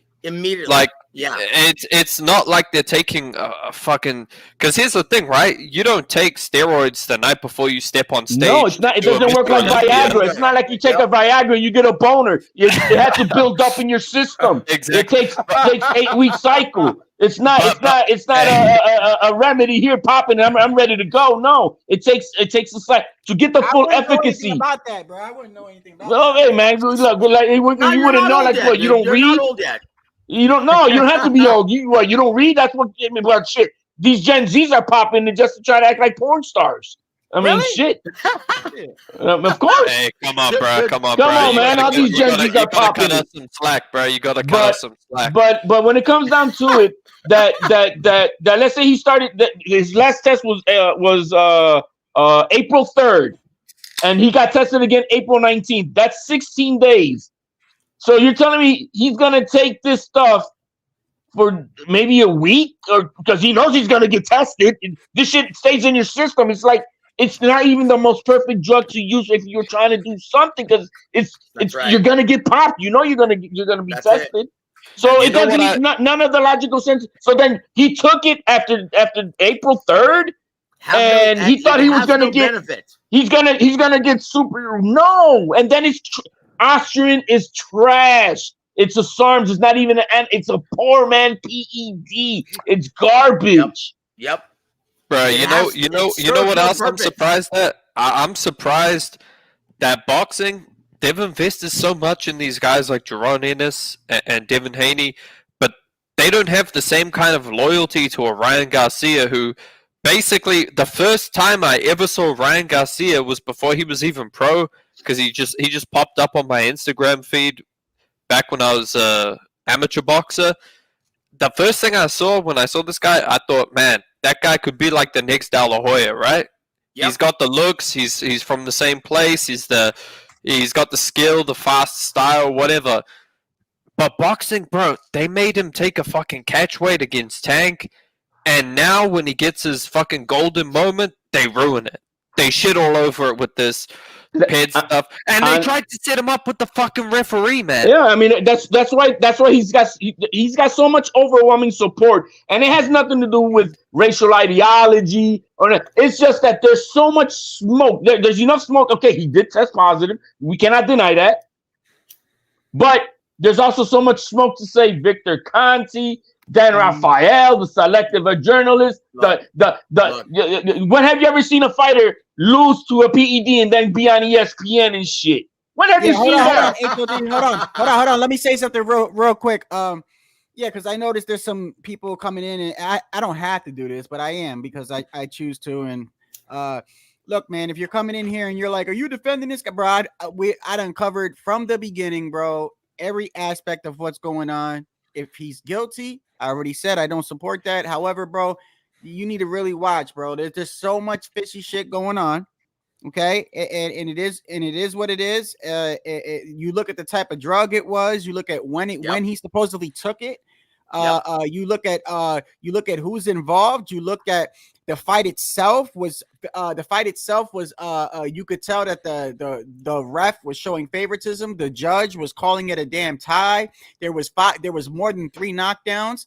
You look at the fact that they were telling you Devin Haney's camp was already saying that he was gonna pop positive before any of this shit even came out. They were already said, Allah told me he's gonna pop positive all time. Then you look at the fact that Devin Haney's in snack. And then you look at Victor Conti, who's intertwined with fucking Vada. You look at the fact that just nothing, a lot of shit isn't adding up, bro. But if the man is guilty, I don't support it because it's illegal. Man, it is. Victor Conti I'm not has gonna slam somebody before I know everything. That's what I'm not gonna do. Victor Conti has tweeted more in one day. That motherfucker is on, bro. He's on the defensive, because he's trying to get ahead of the curve. That motherfucker is crazy. Joseph, since you're probably one of the more adults here, I just wanted to read this because I started reading the New York State Athletic Commission medical standards for combat sports and professionals. So I'm reading it, and a couple of things caught my eye, and on page 4, and I want to read this out and maybe give your opinion. It says, the New York State Athletic Commission is still formulating a comprehensive drug testing policy. But furthermore, it says, the urine testing is performed by the commission at the combat sports event under the supervision of an appointed inspector. So then I paused right there and I'm like, hold on. VADA is not part of the New York State Athletic Commission. In other words, is it valid for VADA to, as a third-party company, for the state commission to take no, guys, what you don't understand is VADA, VADA, is just a collection sample. It's a fucking clinic. It's not judge or jury, right? And the New York State Athletic Commission, when they collect a urinalysis, that doesn't show shit. It only shows if you're testing positive for blow, any kind of heroin or marijuana, but what I'm trying to say about this, Joseph, my point is the two are completely separate, right? So Veda, if they're employed by Golden Boy Promotions, not Matchroom, their responsibility, and they answer to Golden Boy Promotions. That's it. They don't answer to the New York State Athletic Commission in any way. They don't. And just to be clear, they're not a lab. They're not a clinic. What VADA is, and these people, USADA, what they are is a collection sample agency. That's their job. They collect it, Right. and then they send it to either one of two water labs, World Anti-Doping Agency. There's two of them only in the United States, one in California and the other one in Utah. That's all they do. So they're the ones who pick it up, they take it from you, and then they're the ones who then deliver it to WADA. But they're not the testing company. They're not the test. So what? Who's guiding what's going on in between everything of that? Well, the New York State Athletic Commission. So that means even if let's say they show us all this stuff, the New York State Athletic Commission ain't gonna do shit to Ryan Garcia. They can't because it's not their testing. That's it. That's it. Now, why is it like that when the man? Now, here's my point. If the manual says that the commission, the New York State Athletic Commission, they say that they're the ones who have to do this the day before and the day of, why didn't they do it? And they just allow VADA. You see how corruption everything is? If you notice, I don't know if you saw what happened today, Joseph, with Christina. Yep. She finally came out the woodworks, and I was glad for it. So the girl who fought Bumgarner, she lost him, and that's when Bumgarner tested negative, guys. Well, guess what? The Michigan State Athletic Commission over there did not get involved, and they're the adjudicators. They're supposed to be the ones who adjudicate, which means they're the judge of what's going on. And they didn't get involved. They allowed Mauricio Suleiman be the adjudicator.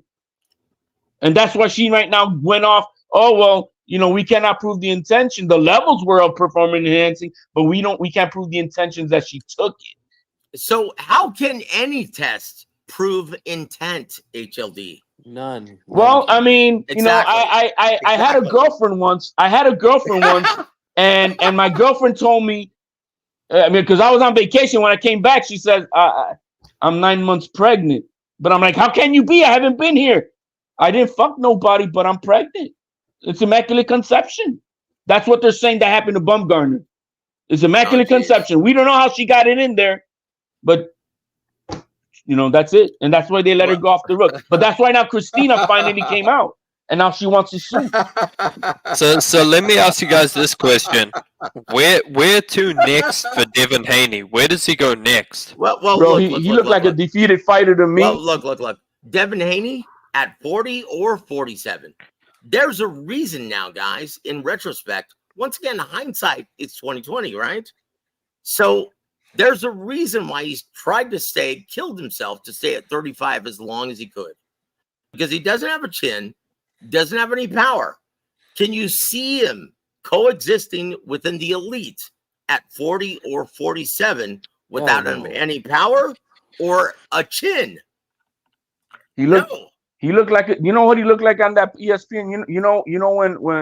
When an old lion in his pride and the young lions come and they kick his ass, and then he wanders off into the pastures and he's just ready to lie down and pass away.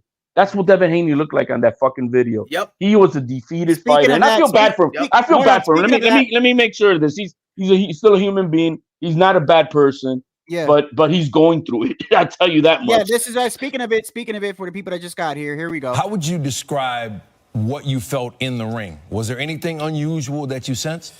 I mean, I can't really say, that. I knew that it was a tough fight, obviously.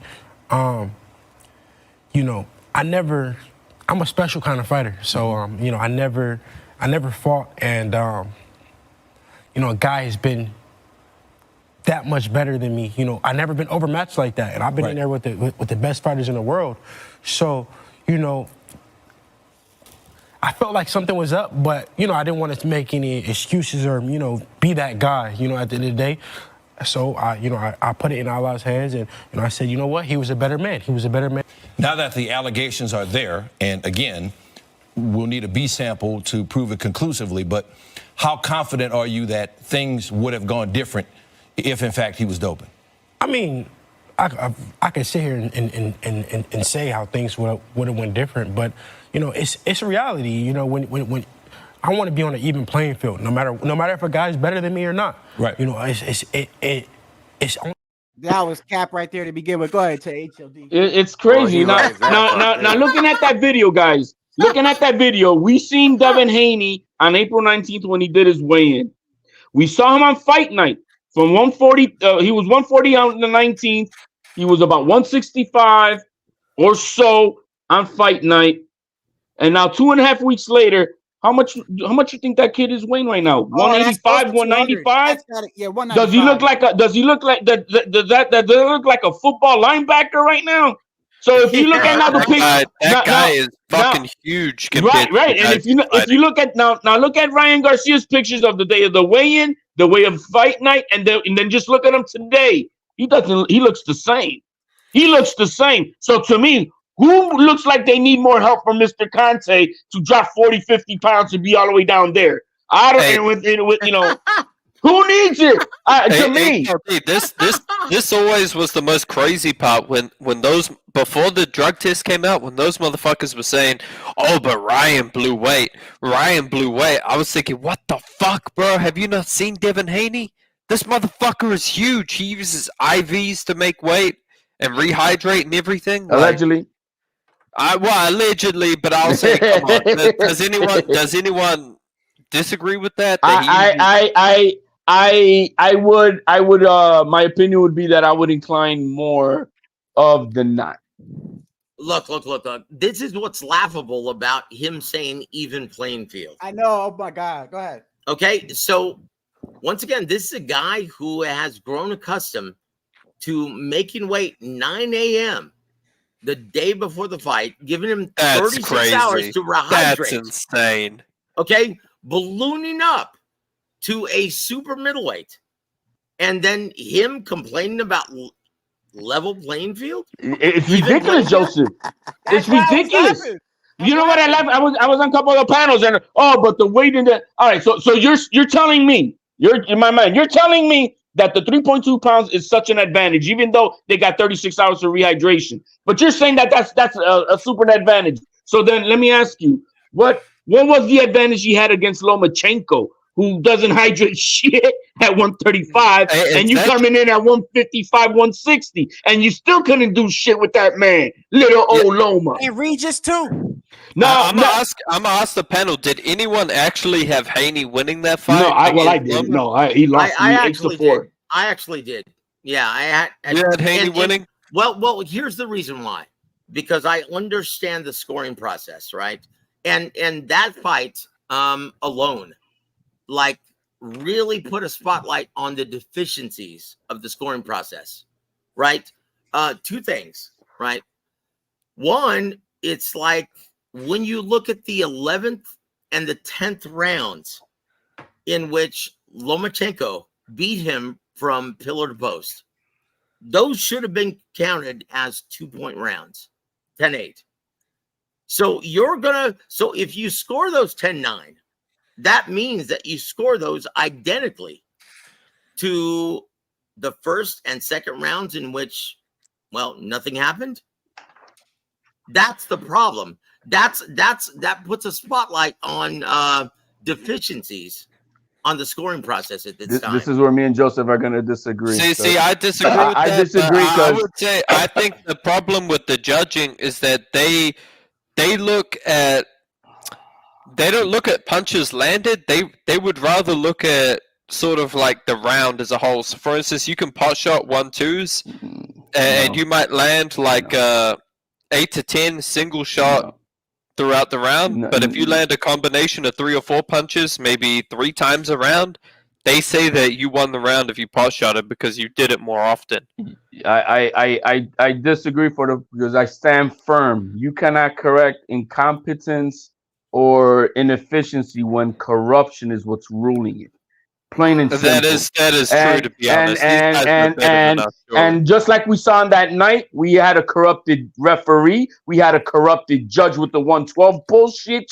That's corruption. Look. What part of the 7th round in Garcia Haney did you see was corrupt?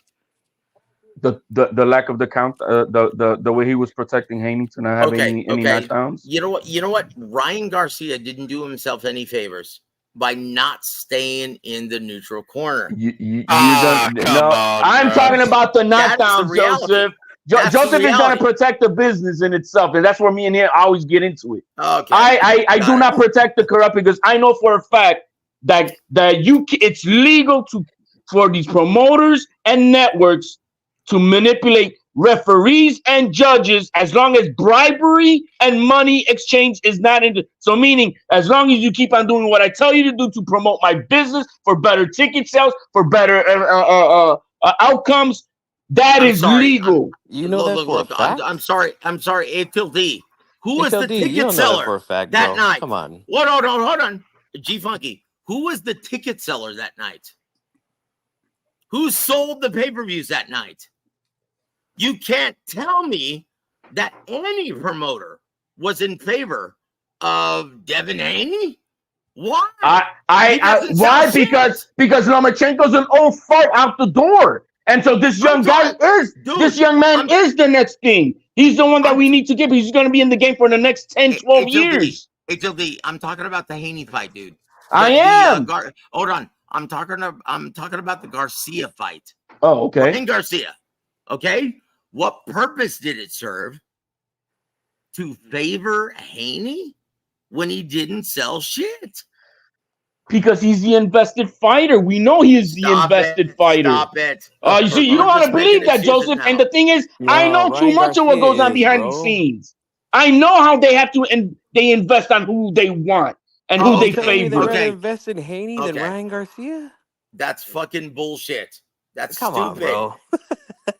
It would be stupid. Hey, I want to say something. I will say this. I understand actually both of your points. You know what was concerning me? The fact that I can clearly see that the ref was, in my opinion, Joseph, clearly he was favoring Devin as far as what to call legal and what not, and as far as like being strict or whatever. And then you have the judge, which was a 112. And to answer your question, G Funky, the only thing I can come up with is we know that it is a corrupt sport. I used Rolly as an example. Hold on. You don't want to believe that. Hold on. Whoa. Stop Let me finish. Hold on. Let me finish, bro. Let me fucking finish. Don't let me start muting people now. I let y'all talk for like fucking 2 hours. All right. It's a corrupt sport. Nope. Joseph, please, brother. Please. Please. You've been on here. Everything's been cool, brother. I've let you talk. Even if I disagree, it's okay to disagree. Let somebody talk, and then you could just say whatever. Okay, it's fine. It's okay. I do it all the time with HLD.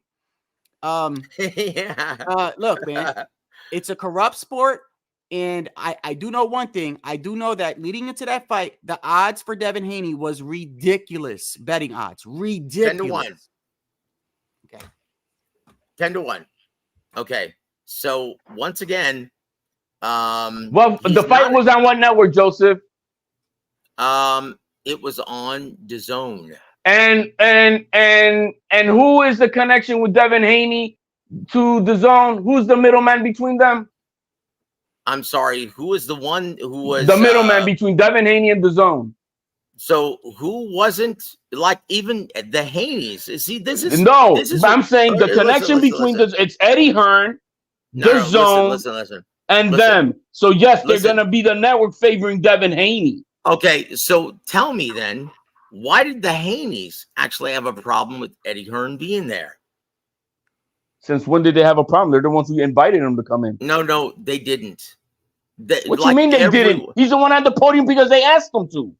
Okay, no, that's not the reality.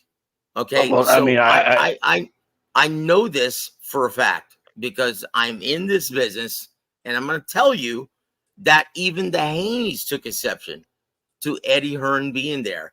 No one could figure out why Eddie Hearn was there. That's not what they said. Who? The Haneys. What did they say? When? Do I need it? So then I gotta come now prepared so I can look the videos from them saying, I wanted him to be here, even though I wanted him to be here. Hey, HLD, hold on. I had a question for Joseph, and Joseph, this is because I noticed when I was speaking before, because I pay attention even though I'm doing some crazy shit in the back. I have OCD. You said yourself, right, that you're almost damn near positive you're in the business or you've been around the business, that almost every fighter is using a PED, correct? Isn't that what you said? At the elite level, yes. Okay, so are PEDs legal? Fuck no. Okay, so when I say it was a corrupt sport and you just told me that everyone is using it and you said no. Well, think about the literal definition of corruption, and I'll give you a chance to look that up. How about Okay, I was about to say, because I was going to finish with Rolly, when Rolly won that belt and he literally wasn't even hitting the fighter and they stopped that fight. Okay, I know that for a fact. I know exactly what happened. That was Tony Weeks, right? That's a friend of mine, Tony Weeks, right? And so you have to rewind back earlier the following year, in which he was actually the referee in charge for Dave Morrell Jr. versus Idos. What is his name? Idosanala, right? Mm-hmm. Okay, from Uzbekistan. And he let that fight go on a lot longer than it should have. And he's been known to be a very liberal referee. He's the one who gave us Diego Corrales versus Jose Luis Castillo, the first one, right? Mm-hmm. And because of his liberal mindset, giving the fighters the benefit of the doubt, that's why that drama incurred, right? Okay, so when you look at what happened in Minneapolis, Idosanala versus Dave Morrell Jr., he let that fight continue. So what happened? Do you remember what happened? No, I don't remember that. I'm just waiting for you to finish. Okay, so he let that fight continue way too long when it should have been stopped. Mm-hmm. And what was the result? Idosanala went to the hospital and had a brain bleed, and he retired after that. He's never going to fight again. Okay? That shook him because he understood that that was his doing. So fast forward then next year to Rolly Romero versus old man Ismael Barrosos, right? Joseph, Rolly wasn't even hitting him, Joseph. Rolly wasn't even hitting him. Exactly. And so what happened then? Not just that fight, with the next Virgil Ortiz fight. What happened? Same thing. He did the same thing. He shook. He is damaged goods. It's Okay. not Well, let me players ask you that this are then. damaged Then let me goods. ask you this, because I think I know what HOD was saying. Because let me make this clear, because I want to understand. You're in the business, right? So when I say boxing is a corrupt sport, your answer is to that yes or no? You're wrong. Okay. No, you good. I You good. agree. Right. I got your idea. Whoa, hold on. You laugh. Why? Do you know something that I don't? It's legal. It's legal to rig these boxing matches. It's absolutely legal. How so? Because because the statute says as long as you don't. Again, do I need to bring up this article that I showed you the other time? Because have you guys looked into the law? An article to me. The law basically says as long as there's no bribery and gambling involved, any network and promoter can rig the outcome of what they want for their own benefit, for sales and promotion as they see fit. What are you reading, first of all? I am going to be prepared for a night with you, Joseph, so that we will have this discussion. Yeah. Okay, so here... Are you accepting that with me? Oh, Can I say something here? No, man. I would like. Would you accept that with me, that we can have this discussion on a when I come to be all prepared with all my documents and legal scholars speaking upon the problem when gambling was about to be legalized in the United States for sports? Can we talk about this? HLD? Yes or no? That's what I want to know, Joseph. Oh yeah, I'm gonna tell you, HLD. I have so much respect for you. You're a passionate fan. And you are welcome anytime on my channel, and we will debate ad nauseum, and I will prove you wrong. You can't prove what scholars have already discussed. A corrupt sport. It's very much corrupt. Okay, very HLD, very much corrupt. Just like what we not see corruption between Maxie Hughes and Cambosos? That wasn't corruption. That wasn't corruption. Man, stop being a plant, guys. This is what the gaslighting is not so much. As much as you want to say, you're not going to gaslight us with this. We're not. There's no way, bro. I'm not blind. HLD, I'm not dumb. HLD, I know how to read. HLD. I know what I see.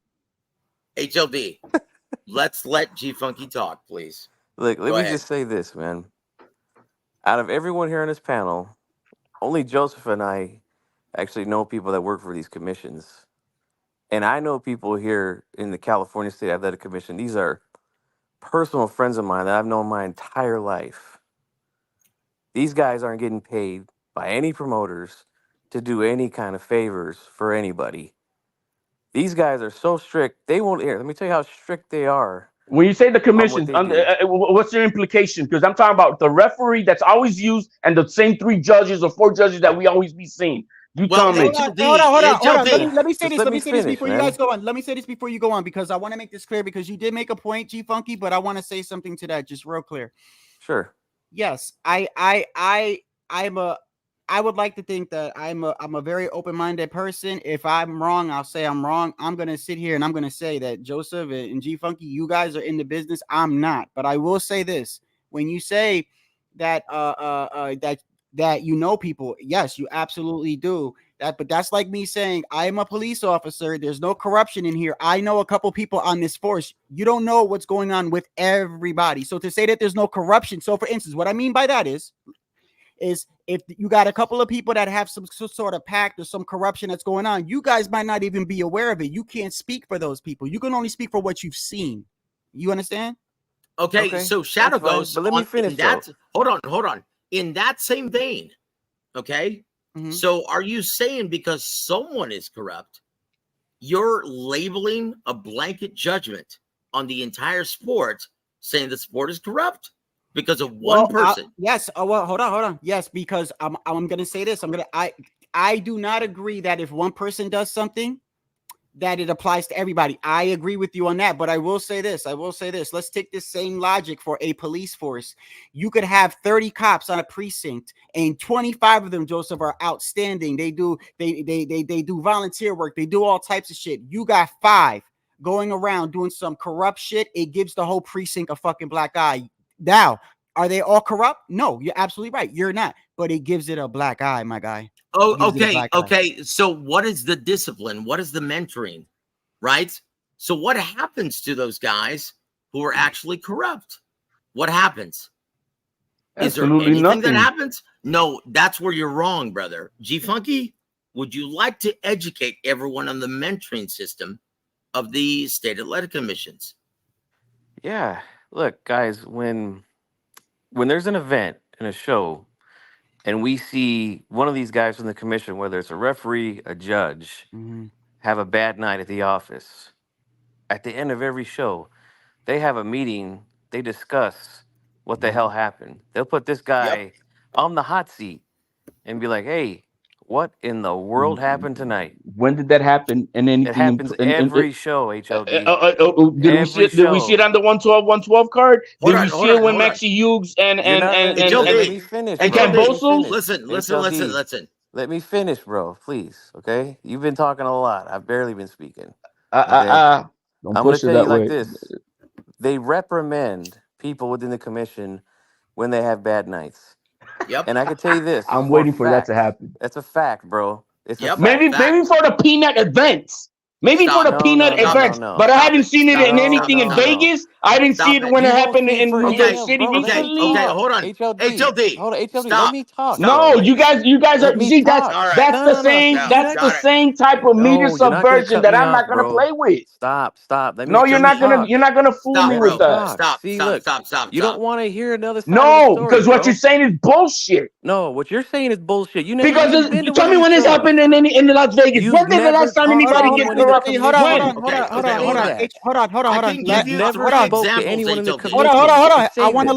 to let G Funky talk because he hasn't talked. But G Thank Funky, you. before you say very anything, much. I just want to say, G Funky, personally, I respect everyone on the panel, and it's okay to disagree. And yes, I'm not in the business, but I disagree with you. I believe that there is some corruption in there, even if you might not even know. I just think it's sort of in a way, I find it kind of almost impossible when I say that there's not people that are corrupt, because there's people corrupt in everything. I mean, that's All just right, me. that's fine. But And it starts from the top. Just let me just say this, okay? These things that I'm telling you, you guys, HLD and Shadow Ghost, and everyone in the chat that's against Joseph and I. These are things you guys have never heard before. I'm not against you. I know this because fans aren't allowed to see these things. They don't do these things in front of the fans. So for you to say, "Oh, I never seen him do it," you never will. You never will. The And I'll last tell you time we this. had anybody get in trouble was because he was with Oh my the goodness. WBA and they got Guy. exposed with the emails. You see, you know what? You see right there. The truth does not like to be challenged. No. What Stop. truth? There is no Look, truth. When was the last? Then tell me, give me a name of a person that has been last with in any of these major events in boxing. Not the peanut ones. I'm talking about the major events by all these major promotional companies and networks. HLD, come on, bro. Stop. I'm waiting for a name. For a second. You're not even letting me talk. If I want a name. Quiet, You're not letting me talk. we will talk. Okay? Are you referring to Gilberto Mendoza in the WBA? That's that's the last time that those crooked people did anything. Guess what? Guess what, brother? Guess what? That was an anomaly. And guess what? He lost a lot of clout that day. And once again, who blew the whistle on that? Who was that? G Funky? Oh, was that That was me. Yeah, that was me. You told me that. Yeah, that's right. Yeah. That's my whole point, Iceman. That's my whole point. Listen. If there is, the whole point is people don't know. And I'm gonna say this too. The reason why I say that, guys, is not because I don't say that you guys don't know what you're talking about. I wholeheartedly believe what you guys believe is when there's money, a lot of money. I find it hard to believe. Oh, okay. Shadow Ghost, how much money does a commission get paid? No, I'm not talking about that. I'm talking about when I say corrupt. See, you keep talking about the commission. When I say maybe we have a disagreement here. When I say corrupt, I mean anything from throwing fights to paying off judges to paying off a fighter, a fighter on the side to get. You keep a job because you keep doing what I tell you to do. Tyson admitted to throwing a fight. I mean, come on, bro. Okay. So specifically, what are you talking about? Specifically, you guys are talking about commission, and I just read you where we know for a fact that the New York State Athletic Commission did not do the drug testing themselves on the day of and the day before and the day of. They're the ones who are supposed to do it, but they stayed quiet and they just allowed VADA to do it, and that's it. Really? No, look, state athletic commissions, they only test for marijuana, cocaine. No, you're wrong again. I got the prohibited list that they test for at New York State Athletic Commission. Go ahead. I got the PDF in front of me. Tell me what your analysis shows, brother. It has everything from the Osterin. It has everything from the Androlin. It has it also includes not taking any of the other. Here, where's my list at? Let me get it. Bullshit. Oh, really? I'm going to put the link up in here for you.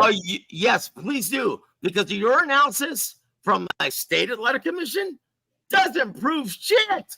What do you mean it doesn't prove? That's what it's telling you the manual what they're supposed to do. Dude. I didn't get this. I didn't get this from YouTube, whatever. I'm looking at the New York State Athletic Commission. Okay, then read it verbatim.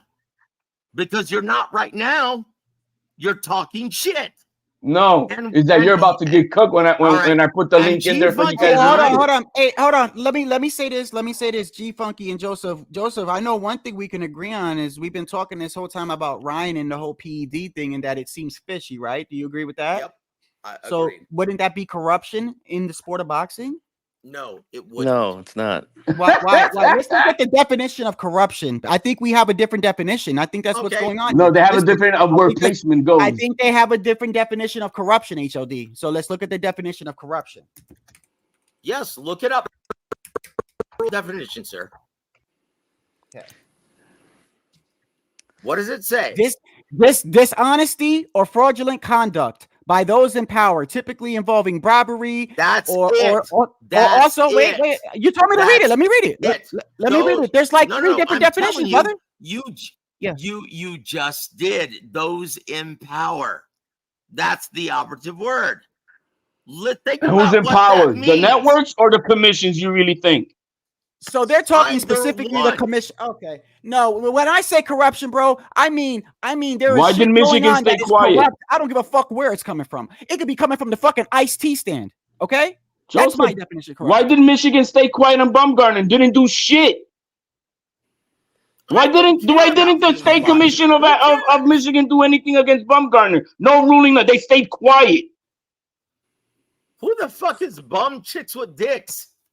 You see what I mean? You're not. Why didn't they do anything? Why is it that now Christina Lorda is seeking now to do legal action because the Michigan State Athletic Commission didn't do shit?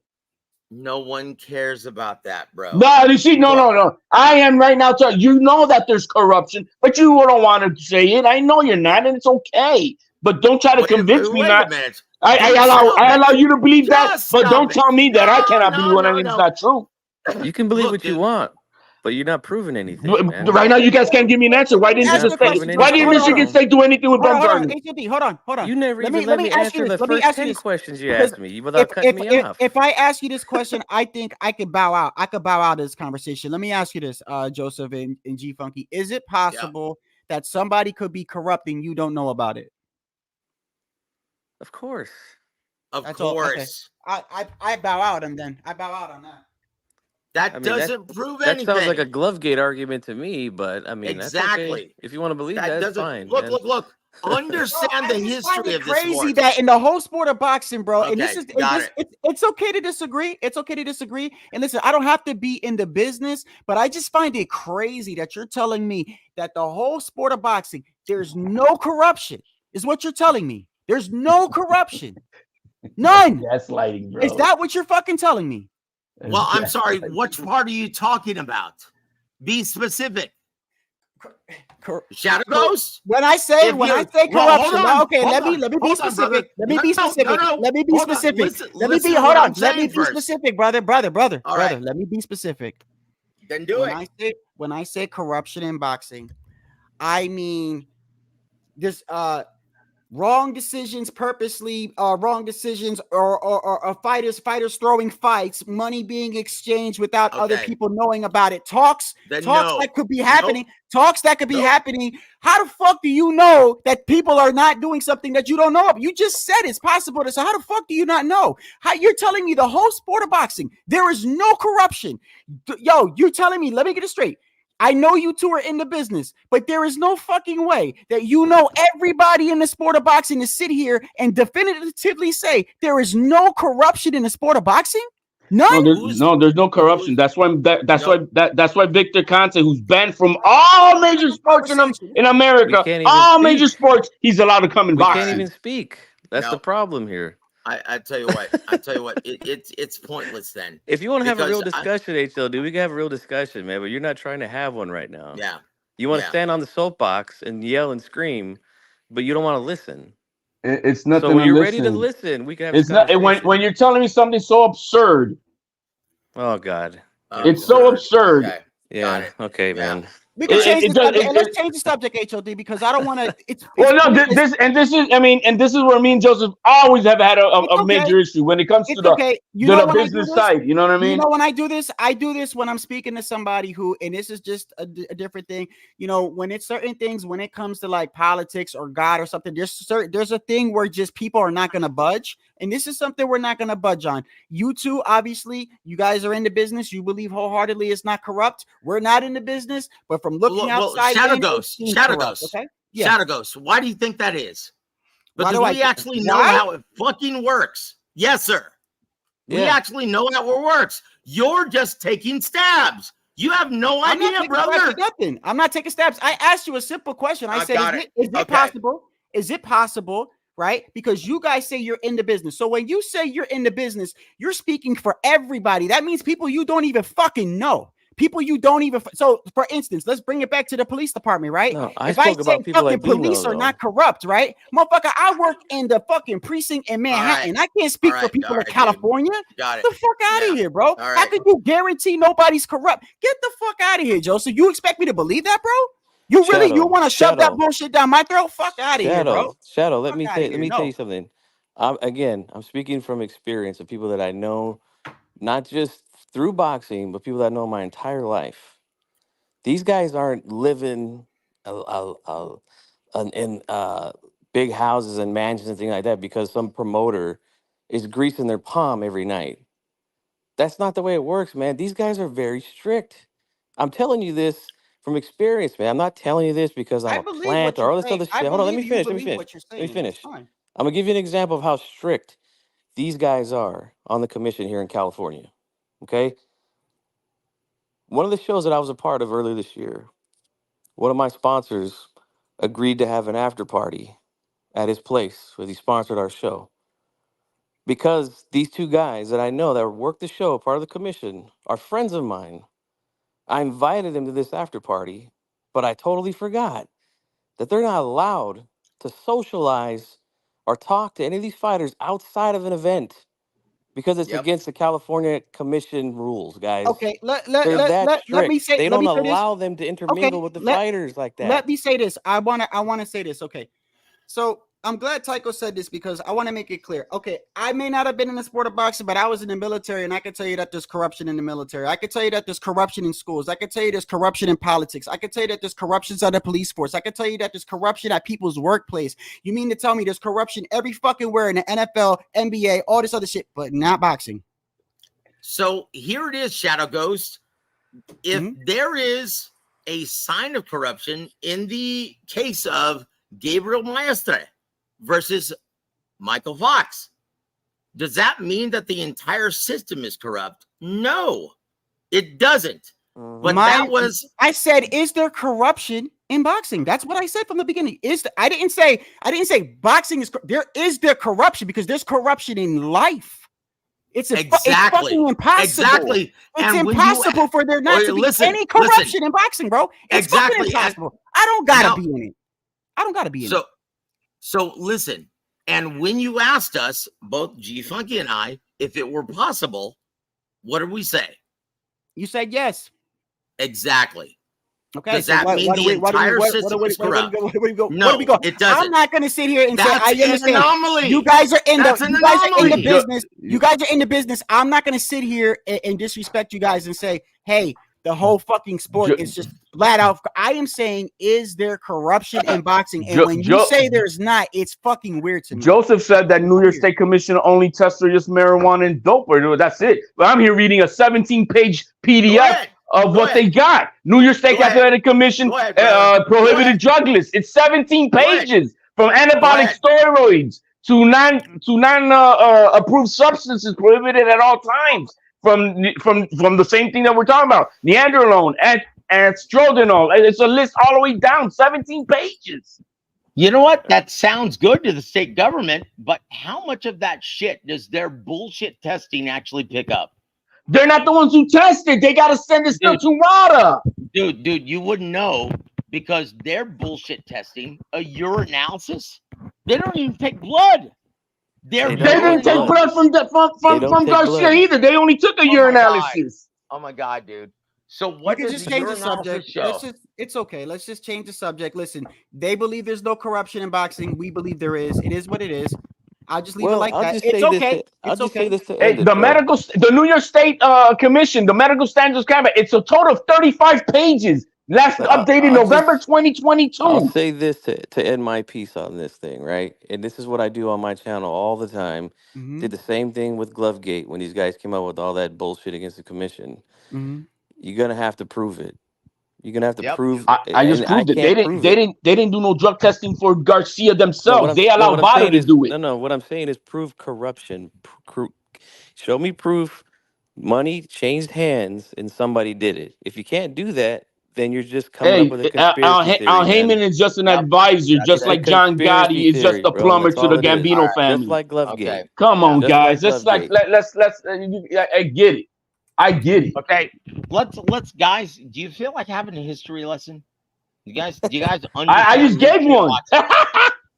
Oh, okay. If you say so. So, do you guys understand the history of boxing? Do you understand why these rules that promoters use right now are in place? Right? A side, B side. Do you know who came up with that? I do. The people in power who want to control everything. No different than the laws of the land of the United States that these corrupted motherfuckers in the Senate and Congress built so they can have it their way. That's what it is. And it's no different in boxing. Victor, that's what I'm saying, Victor. It's semantics. It's tomatoes. That is what I am saying. If one motherfucker is doing corruption, there is corruption in the sport. Now you can label it. Is it the whole fucking sport? Listen, if I'm at a workplace and there's two motherfuckers doing some illegal shit, Yeah, is everybody doing it? No. Is there some illegal shit going on? Yes. It's fucking, come on, bro. Let's stop with the bullshit. I mean, please. bad Let's stop decisions, with we the can't bullshit. rule them as just corrupt. Look, A first of bad all, decision is a bad decision. First of all, it's a subjective process. Subjective. That means it's opinionated, right? How can you actually make an absolute ruling on something that is subjective in nature? Right. So once again, we could just move on. Let's just look. Let's just move on of course, because how this is not convenient. going to get How anywhere. convenient. Yeah.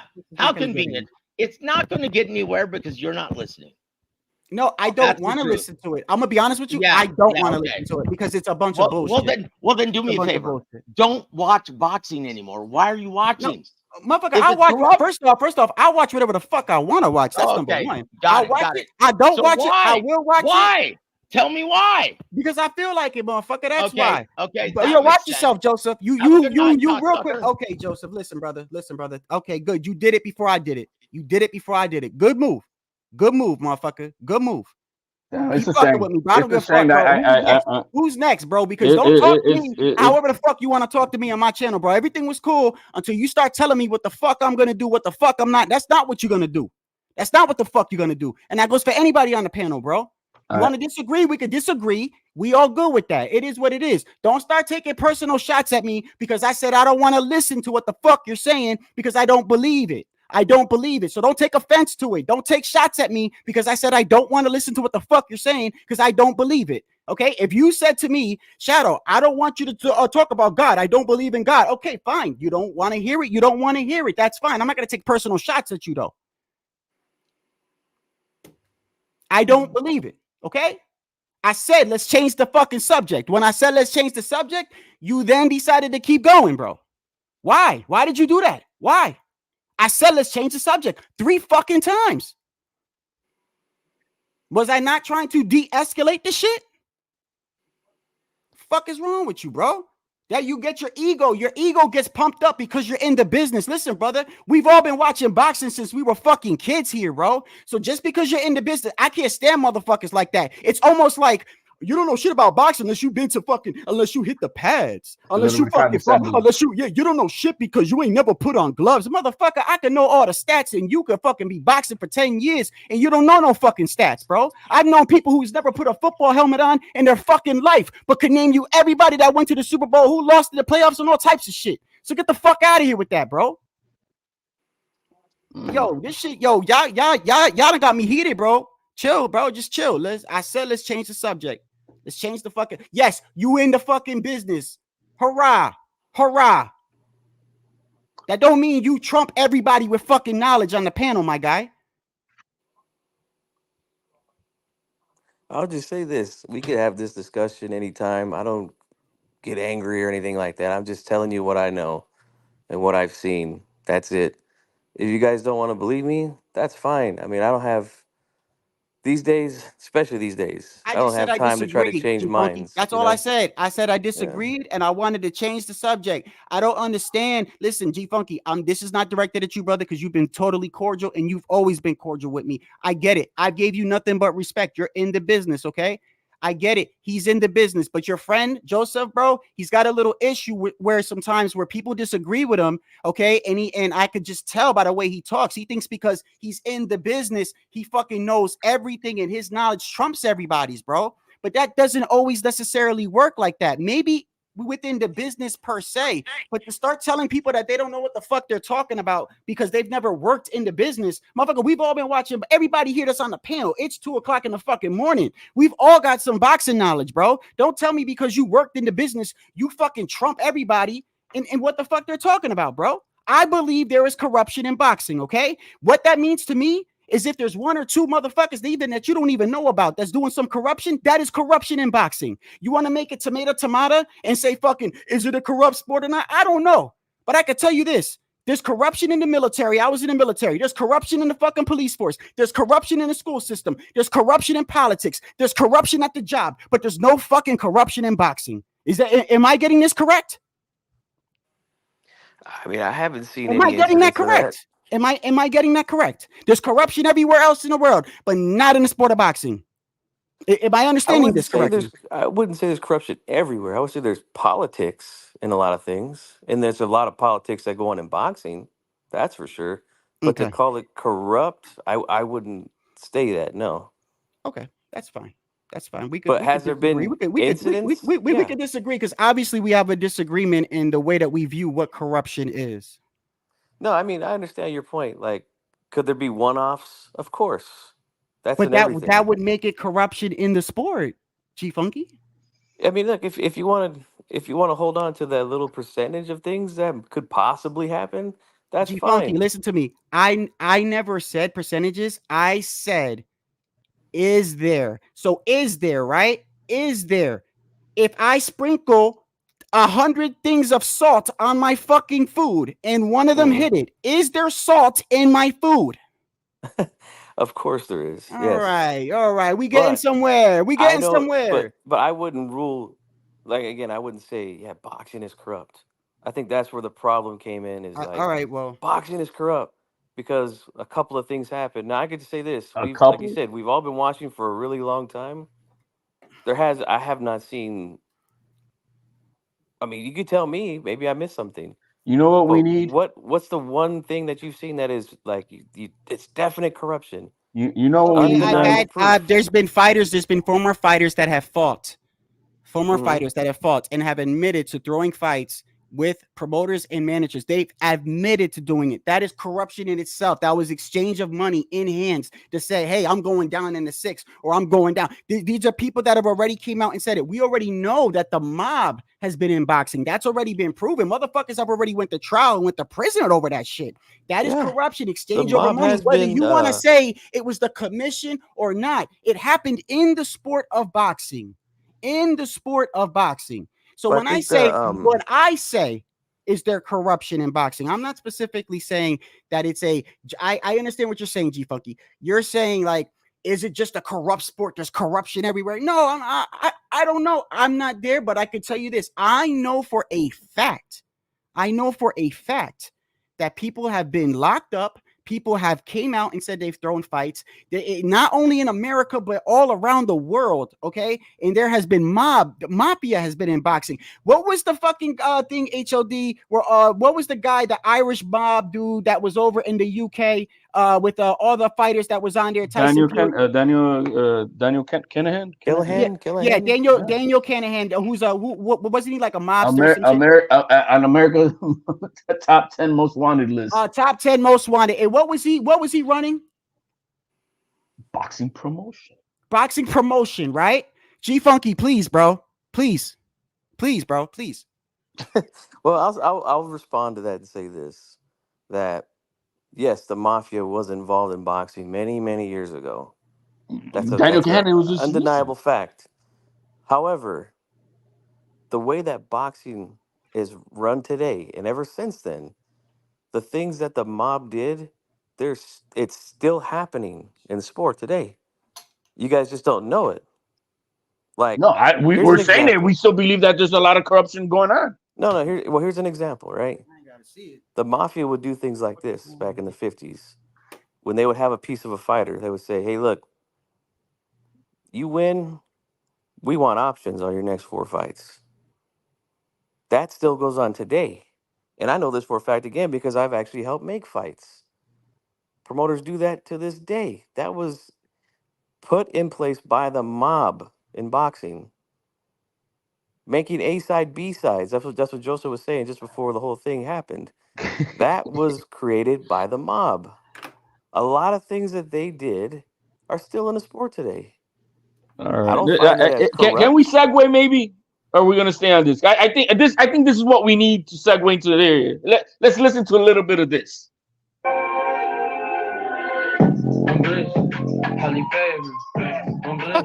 What is that? Hey yo, is that gonna get my shit hit? No, man, that's everywhere, man. Oh, okay. What is that?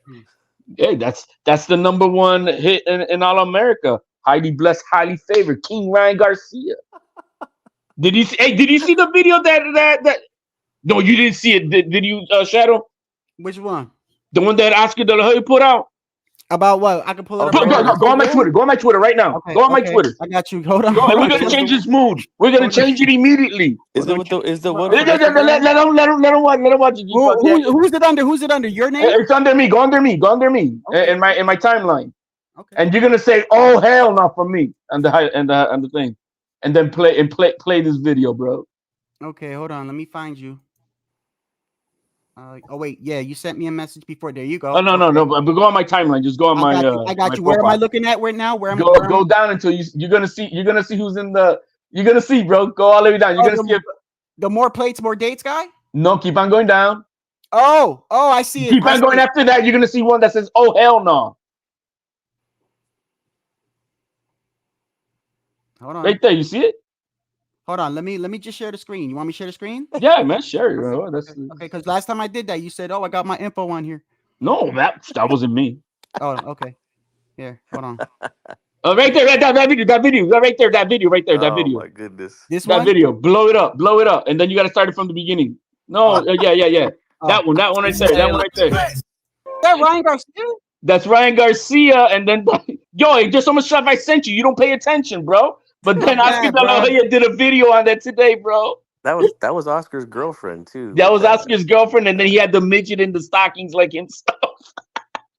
Yo, Oscar be coked up, bro. Nah, bro. You know what? He's doing the B rapper. He just don't give a fuck no more. You're not gonna troll me no more. It is what it is. You guys know what I've done, what I've been through, and I don't give a fuck. Cause guess what? That guy's still living it large, bro. Dude, I met Oscar last October down in LA on a fight card that I got one of my fighters on, and yeah, I seen his girlfriend up close and personal. I gotta be honest, man.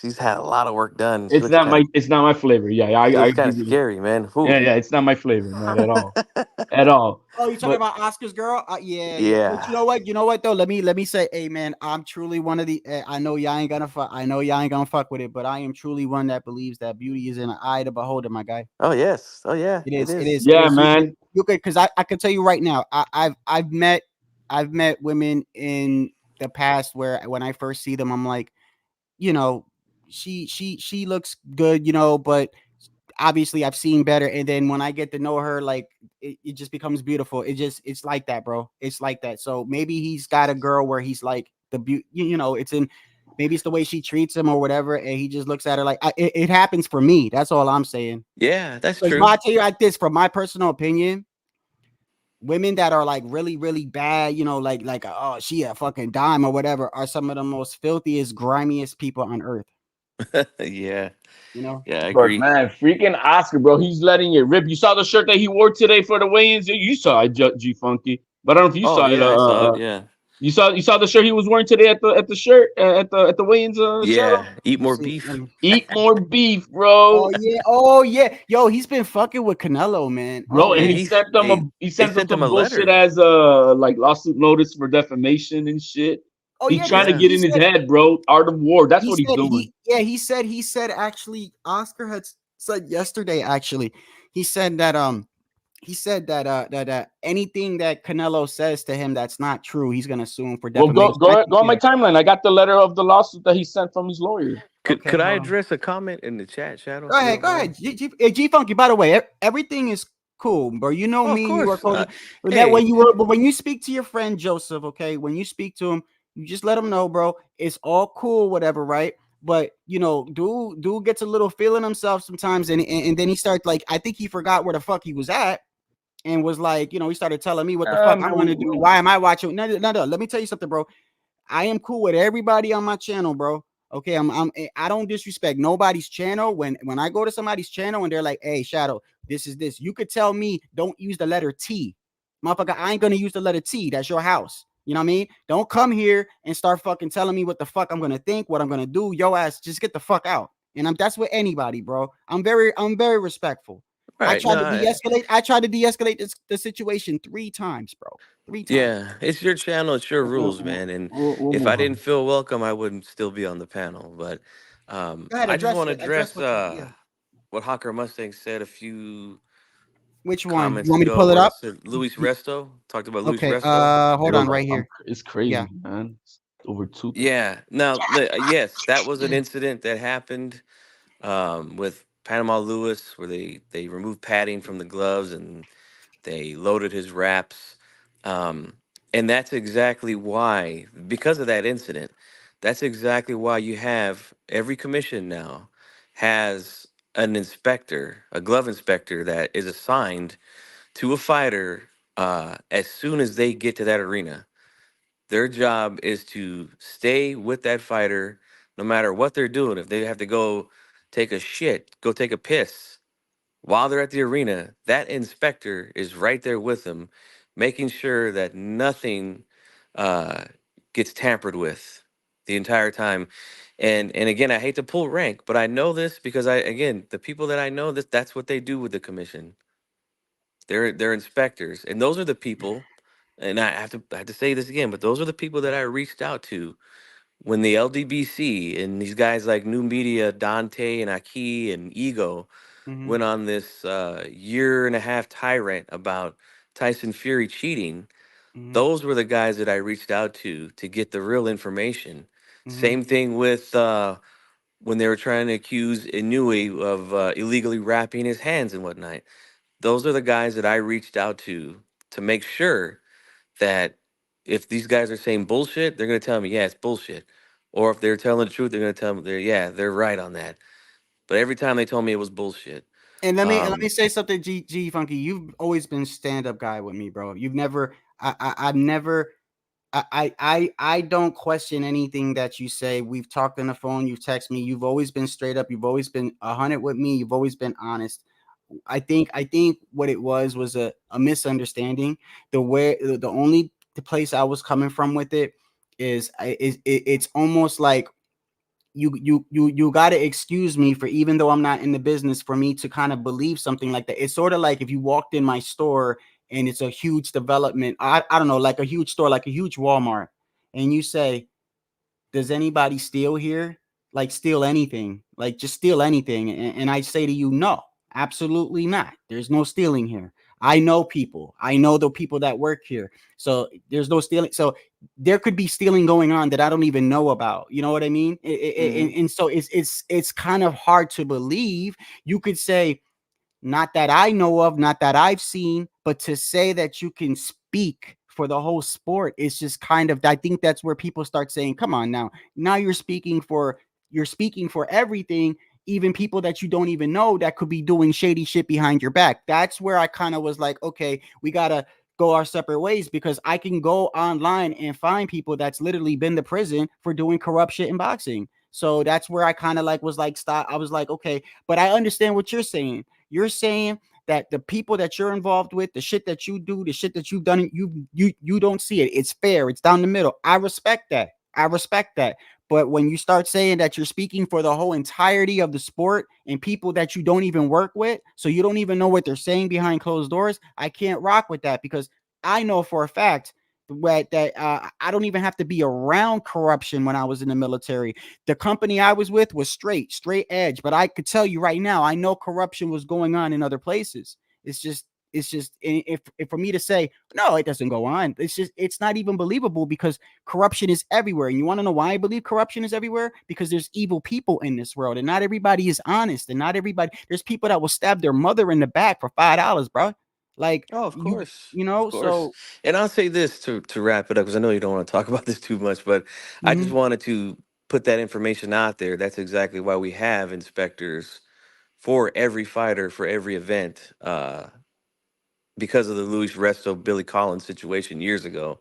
Um, but for the major commissions in the United States, right, which is Nevada, California, New York, Texas, they host the most events out of all the states here in the U.S. Their rules almost are identical. There's minor things here and there that are different, um, especially when it comes to what's allowed on a fighter's hands. Or I think Texas might be the only state out of those major ones that I named that actually doesn't allow you to to have tape on your skin when you start your wraps. You have to put okay. some other thing first. I forgot the name of the product, The but gauze California or is allowed to do one strip of tape on the skin first and then gauze. And that goes Okay. for the other major states as well. So Yeah. I'll just say that those are the heavily watched commissions in boxing in the U.S. market because Mm-hmm. they host the biggest events, and obviously they want to make sure that nothing goes on because boxing. Look, again, because you guys and a lot of people in the chat, you guys feel strongly about this corruption thing. There's a reason why they police the commission so toughly because they do want to get rid of that reputation. They don't like Well, it, G Funky, no, but I just think that, and let me start by saying this. I think I see this guy right here. I respect Joseph Haran, so I don't want to make it seem like I don't. Okay, Mhm. I respect everybody that fucking comes here and talks about boxing. It's when you start crossing the line with me is where I still respect the dude. It's not, I don't hate the dude or nothing. He's still welcome back here. It's just I felt like he was getting out of pocket, and that's it. Yeah. As far as us going, the reason where we lost we're going to change the subject, but the reason where we started losing is because me and HOD can physically prove to you that people in the past have been corrupt, and if it's been corrupt in the past, it's most likely going on in the present. It just recently happened with anything with the mob is corrupt anyway. So let's just make that clear. The mob is in boxing. And I think maybe it's the definition of corruption. But I think that when I say corruption, it's I think we kind of understand what corruption is. And a lot of people have been saying it in the chat. It only takes one or two people to do something corrupt, and that is corruption in. Now, does that mean the whole sport is corrupt like how you're saying it? No, of course not. But that's not what I even said. I said, is there corruption in boxing? That means even if there's a handful of motherfuckers doing something, that means that they are corrupt. There is corruption in boxing. I think it's our definition is where we were clashing. I think we were clashing there. Yeah, yeah. And it's all good, man. Like I said, I don't take a lot of these things personal when we start going back and forth, Yeah, it's all good. It's all good. Hey, listen, Yeah. I deal with HOD, bro. Okay. I deal with So do I HOD sometimes. on a daily basis, bro. So you could just imagine the shit I go through. Yeah, but I'll just say that would be my final point is that, from the people that I spoke to that are in the commission, not just people that I know personally, but other people like, some of you guys have seen the interviews I've done with referees from California as well. Mhm. But the conversations that I've had with them outside of my channel is that's one of the major things that they try to focus on is to try to get rid of that label that boxing is Yeah. a corrupt sport that's fixed and all the titles you can throw on it. Well, Their I job is know to what. try to get How rid of about it. this? We could segue into this because I wanted to ask you, HOD, you still there? Yeah, I'm here, man. Okay, you didn't say anything when I said I deal with you every day because you just know it's the truth. No, Um, want me to hey, do?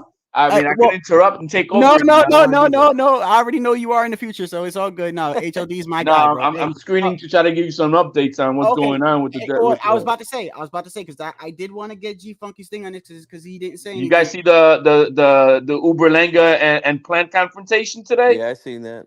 I seen that. I'm gonna get to, hold on. I'll get to that. Hold on. Okay, all Actually, right. I'll pull that up. Just let me ask G Funky this. The whole Ryan Garcia thing, right?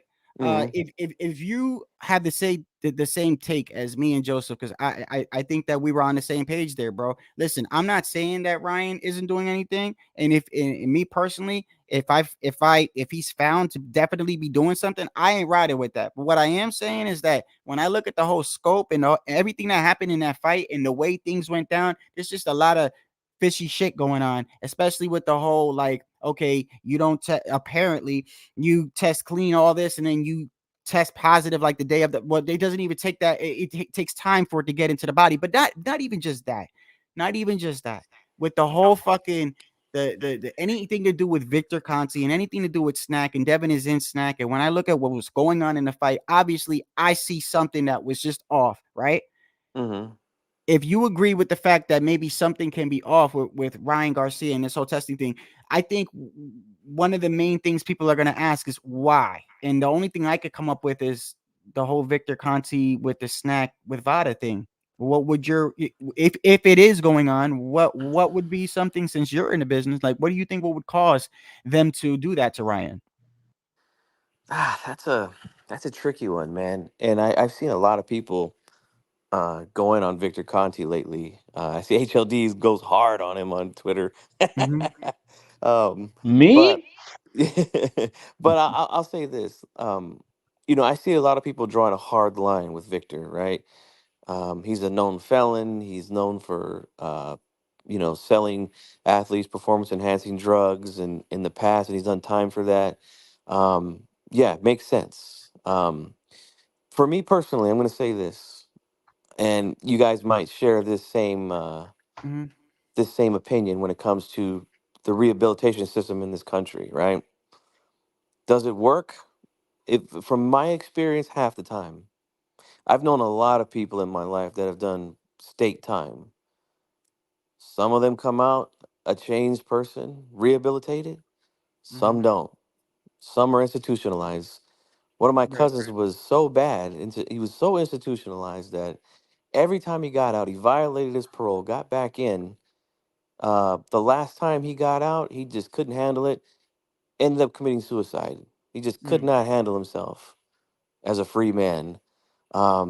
So in my opinion, like Victor, is he rehabilitated? Me, I would say, oh, that's a tough one because I don't know him. But in my Yeah. experience with prison, half the time it works, half the time it doesn't. So I understand why people draw Mhm. that hard line with him and his involvement with Snack and in That's what boxing. makes You it know? worse, though. If you were to say, Victor Conti works at Walmart and he used to do performance enhancement and did his time, I'd be like, you know what? It's very well.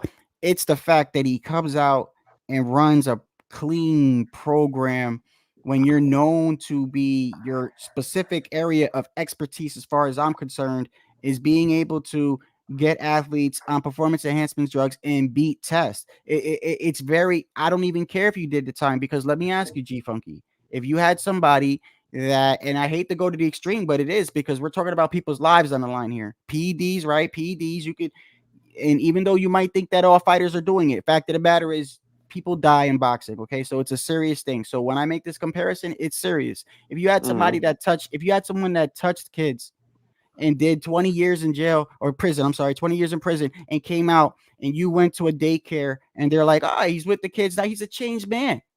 I'm not leaving my kid there with him, bro. I'm not. I I don't care whether you say he's rehabilitated or not. He's got a weird job. He's got his job, and Yeah. what he's done in the past ain't mixing That for me, bro. that And when that you're running a clean program, bro, with what you've done, it doesn't sit right that with me. statistic that you gave 50% of the time works. I don't know. I don't know how good California prisons are, but in my world, if you do hard time and you get released and you do hard time, I'm not talking jail, I'm talking about hard time prison.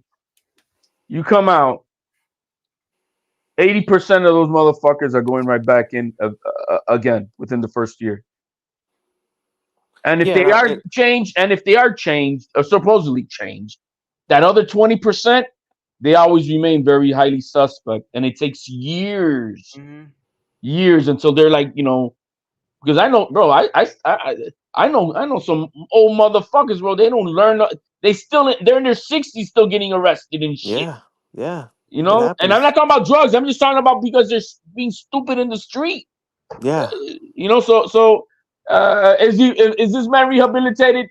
That's not for me to say about rehabilitated of what, corruption and no, man. I think if you're banned from all other major sports in the United States, That's why the fuck is he in the wild wild west of I boxing? mean, and look, G Funky. It's really the area where the man is working at. That's what gets me. I bring it back to, like, if you've gone to prison for doing something, and when you come out, your exact job, you run.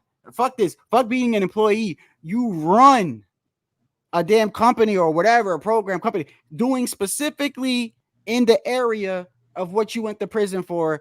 It's highly suspect to me. You could say all day you've been rehabilitated. That's fine or whatever. But like I said, if you touch kids before, you ain't running the daycare center, bro. or I'm not leaving my kids there. You're not going to tell me that. Just the fact that he even says clean program, motherfucker. Teaching motherfuckers how to use shit and get away. Like, it just doesn't sit right with me. I don't care if you did 10, 15 years. I don't care if you did community service, bro. I'm going to look at you suspect, bro. And the fact that he's running it is even worse. Look He don't even got like a little position. He's running the shit. Look at this man's pattern on Twitter, for an example, right? He averages maybe 1-2 tweets a week. Maybe one, if you go start scrolling, maybe 2 tweets a week, one maybe. Bro, this guy is on a tirade trying to push the agenda of a media subversion to really nail Ryan Garcia. Bro, he's got May 2nd, 1, 2, 3, and he started late last night. Today's what are we now? Is this we're on Saturday. the 4th. It's Saturday. So I'm gonna pretend it's yesterday. So from he was all night doing a part 1, a part 2, a part 3, and then he kept on going today, bro. This guy is all in trying to. Yeah, he is. Look, yo, you're right. Look at this part 1, part 2. Because look, I covered this yesterday. HOD, the part 1, 2, and 3. He did a part 4, a part 5, a part 6, a part 7, a part 8 on Ryan Garcia. Damn, bro. Bro, damn. He's on a media blitz because Devin Haney went on ESPN. Yesterday he was on 2 different channels. Then he was on TMZ also.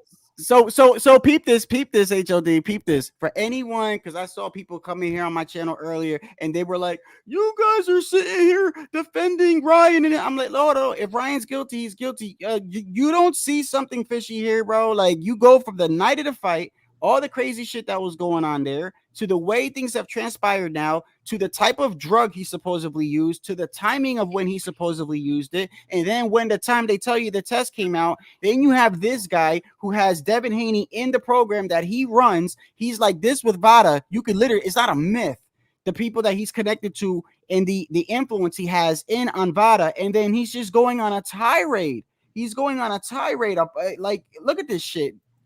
Ryan. He's tweeting a lot more than usual, that's for sure. I mean, this is fucking ridiculous, bro. And I mean, one would like to say that. You need to see how sassy Dan Rafael is. That motherfucker is supposed to be an objective type of dude. That motherfucker is tweeting, bro. He's going hard at people. He's going hard at the way he's reporting shit.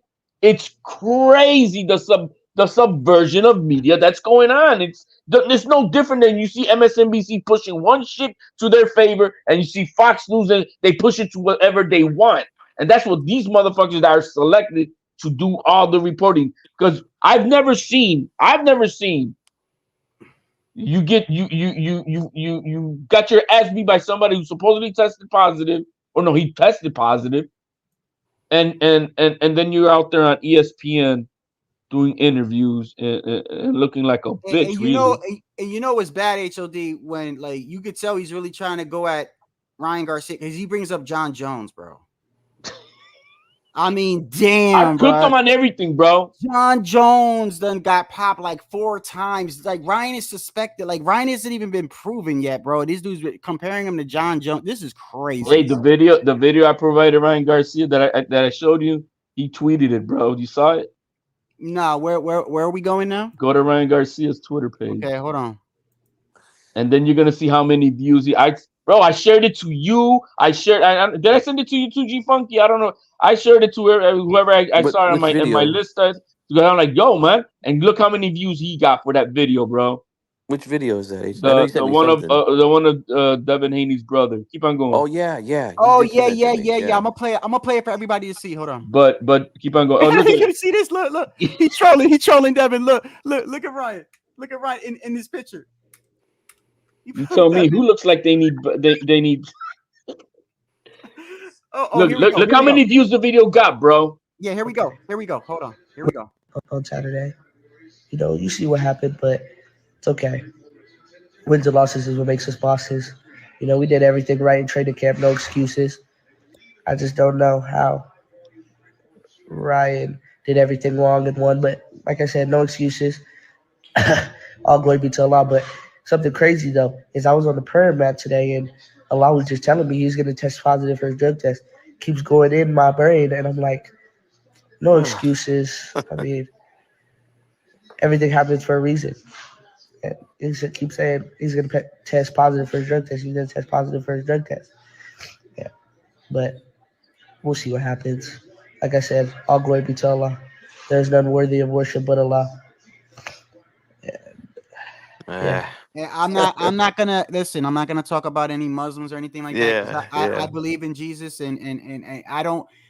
I am not. I believe in God because I believe that I am a sinner. I need God. I'm not gonna sit here and bash anybody's religion or nothing. But I will say this: if you're that accurate, I mean, damn, you maybe the forensics or the police that need some unsolved cases and shit. You're that accurate, You bro. need to read the comments, bro. You left your ass off reading comments, bro.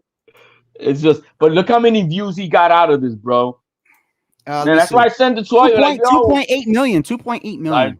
Yeah, bro. I sent it to his mom, man. Yo, man. Yeah, there's a lot I could say about the religious part, but I'm not going to. No, there's nothing. But to me, what I'm looking at is a young kid who overheard a conversation of what's up and did this. What a young stupid kid does, and chirped and told on. He dry snitched on himself. I was sending Shadow Ghost some things earlier today that Tank was saying on Twitter about Devin Haney, how he's like, you know, he knew he was on something and fought him anyway. He's milking it. This guy's milking it, bro. Get the fuck out of here. Yeah. Yo, but that's a funny picture, bro. A lot of these guys are on it, and that's why I'm not one of these virtue signaling PED police people that you see. And a majority of those fucking people that come out here and cry about this shit, they don't even know the difference between a banned substance and a performance enhancing drug. No, they don't. They don't know shit about it. Right, and you know what? Yo, I'm glad you said that because you know what somebody says every time somebody like with remember with and I remember this G Funky because this is when I first started my channel. And it was around the time when Oscar Valdez got popped for the Fettermine. Mm-hmm. And that was when I actually did a lot of research. I looked up the WADA and VADA. And I remember I did a video and you actually came on my video and was like, hey, great video, but just a correction here. And I was like, oh, thanks for the correction. I remember it, bro. I got a good memory. And even then, people were taking that banned substance and they were on videos like he's using anabolic steroids, he's cycling, and it's like, bro, that's not every banned substance, bro. Like cocaine is a banned substance, bro. You know what I mean? Like marijuana is a banned substance, right? Yeah, right. Yeah. So what are you gonna say? Oh, he got caught with marijuana. He's cycling anabolic steroids. Like that's what people do. They're so fucking gullible, and half of the people that come here, even during this live. And they just pop up out of nowhere and they're like, you're defending a cheater. Like, motherfucker, just that statement alone right there just shows how fucking ignorant you are of the situation. Very, very You're much. so ignorant of it. For you to even come for anybody to be like, you are defending a cheater or these guys are defending. First off, bro, nothing has been officially determined. That's number one. And number two, you're not looking at this objectively. You're not looking at this in its entirety. You're not looking at the fight itself and how things happened. If you did, anyone in their right mind would have a little bit of skepticism. I'm not saying Ryan isn't using, because if he is, bro, I'm not riding for it, bro. I'm gonna be, if he's found guilty, B samples or whatever, if the commission does something, bro, I'm gonna go live and I'm gonna roast his ass, bro. But I know one thing: when I look at everything in its totality, and I look at Victor Conti, and I look at the characters involved, bro, just shadiness and just how even from the gate, even from the day of the fight, I feel like shit was against Ryan from the gate. I look at everything and I look at the way it's transpired, and there's certain key points that keep hitting home, like the type of drug they're saying that he is being tested, one of them at least, and the time frame they're saying that he's taking it. You match that with, okay, that doesn't even make any sense. You match that with the fact that he suddenly now does this when he's fighting Devin Haney. You match that with the fact that he did not look like he was in the best shape in that fight. He did not to me, at least. He was huffing and puffing, didn't even make weight or whatever, right? Yeah. They didn't You say add up anything. all this shit, and it just doesn't seem right, bro. Yeah, these guys didn't say anything about Ryan looking different or fighting any different the night of the fight. I was on Twitter and I see, I'm not going to name any names, but there's fighters on here that are going hard at Ryan. They're like, "Oh, look, he still looks big." They're looking at videos of him today at the weigh-in, and I'm like, "Dude, don't say he still looks big today when you weren't saying he looked big during the fight." Like that's just Monday morning quarterbacking is all that is, man. And Did they see Devin Haney? yeah, and on that Valdez situation, that's another example of what HLD hit on earlier about VADA is just a testing agent. They don't No, they're a enforce any collection kind of agency. punishment or anything on any fighter, no matter what they find. And that stimulant that Valdez was busted for had a half-life of I think 20 hours. Now he tested positive for I think it was like 3 weeks before that fight even happened. That stimulant was already out of his system. He's seen no benefits of that in the fight, and not to mention they used the World Anti-Doping Agency protocol that said you can take that stimulant out of competition, which means anytime before or after a fight, just not during a fight. But I'm glad you said that too. So another thing I'll see too. So when you sit here and you say to somebody, "Hey man, listen, bro, like look at the type of so when you research the type of drug they're saying that he's getting popped for, and you look at the time frame they're saying that he's taking it. I mean, it didn't even enter it. There's really no point of even taking it because he wouldn't have had any benefit of it for the fight. The first thing they say is that's a masking agent. Like, first off, that's the first thing they always say. They're masking agent. That's not necessarily how shit works, bro. Okay. And there are plenty of masking agents. You don't want to use a banned substance as a masking agent. There's plenty of masking agents that you could use that are you don't have to go, oh, I'm gonna mask cocaine with fucking LSD. That's what I'll do. I'll take cocaine and I'll mask it with LSD. Like, bro, stop it, bro. Just like you don't even know what the fuck you're talking about. IVs can mask and flush Well, things out of the it helps. system. The NIV can help flush out shit too, and help you speed pissing things out of your system and shit. And dilute the blood if they're taking blood samples, But bro, I can see why they're bro. If all you do is type Victor Conti, you don't go to the just on the timeline, bro. I can see why this man is going crazy quick because, bro. What was going on? People are kicking his ass, bro. I mean, what the fuck what does he expect people bro, to do? And they're hitting him up. Well, you're not part of VADA. You're not part of VADA. You didn't create it. And then they got videos of him saying, I did this. Right. Hey, bro. Look. All I'm saying is this. I'm not saying Ryan is innocent, but I'm definitely saying he's not guilty at this point. And what I'm saying is I'm gonna wait till this shit ride out. And I am gonna say, bro, that for people that it's just weird, bro. Like when I look at this whole situation and then I say, well, I question it. And you got people like they flip out like this motherfucker is defending a cheater, bro. Chill. I just said it's looking weird, bro. Like it is weird. Like it is weird. The way shit happened and perspired is weird, bro. Fanboys are just hurt, man, that Devin Haney got his ass kicked. That's all it is, man. And now they're gonna sit on their high horse, but again, they don't know shit about these drugs. They don't know shit about the testing protocol. Because the bottom line is they don't care. You know, now Victor look, he's Conti's gonna on get video. he's gonna get his. He's on video talking how he gave steroids to Shane Mosley, bro. Yeah, look, Ryan's gonna and have he's his allowed in chance. boxing, bro. Ryan's gonna get his chance to defend himself. You know, they're gonna test all his supplements that he was taking. Yeah, he announced that today. He announced he announced that he's having the B sample tested. I'm hearing two separate things. I'm hearing that he's wanting to have the B sample tested independently. I don't know if that's so true, but that he's also going to have all of the supplements and shit like that tested. And check this out too. Another thing that blows on it's so funny, right? So check this out, right? They will come on here and say he's absolutely guilty, but the main man that they're using, you know, because they'll use what Dan Raphael tweeted and of course what Victor Conti said, right? Victor Conti himself, because mind you, prior to all this testing bullshit coming out, right? Prior to Ryan being supposedly dirty or whatever, right? What was the main thing they were trying to hit home on? All the people that were mad that Devin Haney lost the 3 pounds, the one that he agreed to, and it still went along with the fight, right? But what people were the narrative they were trying to push was Ryan purposely planned to do that right now. Whether he did or not, I don't know. But this is what they were saying. He purposely planned the 3 pounds and then put Devin in a position where Devin didn't want to back out and this and that, right? But then, right, that's what they're using, right? But then check it out. Victor Conti himself, the same guy that they used to try to he's guilty for the judge, even though it hasn't even been confirmed that he's no penalty or nothing.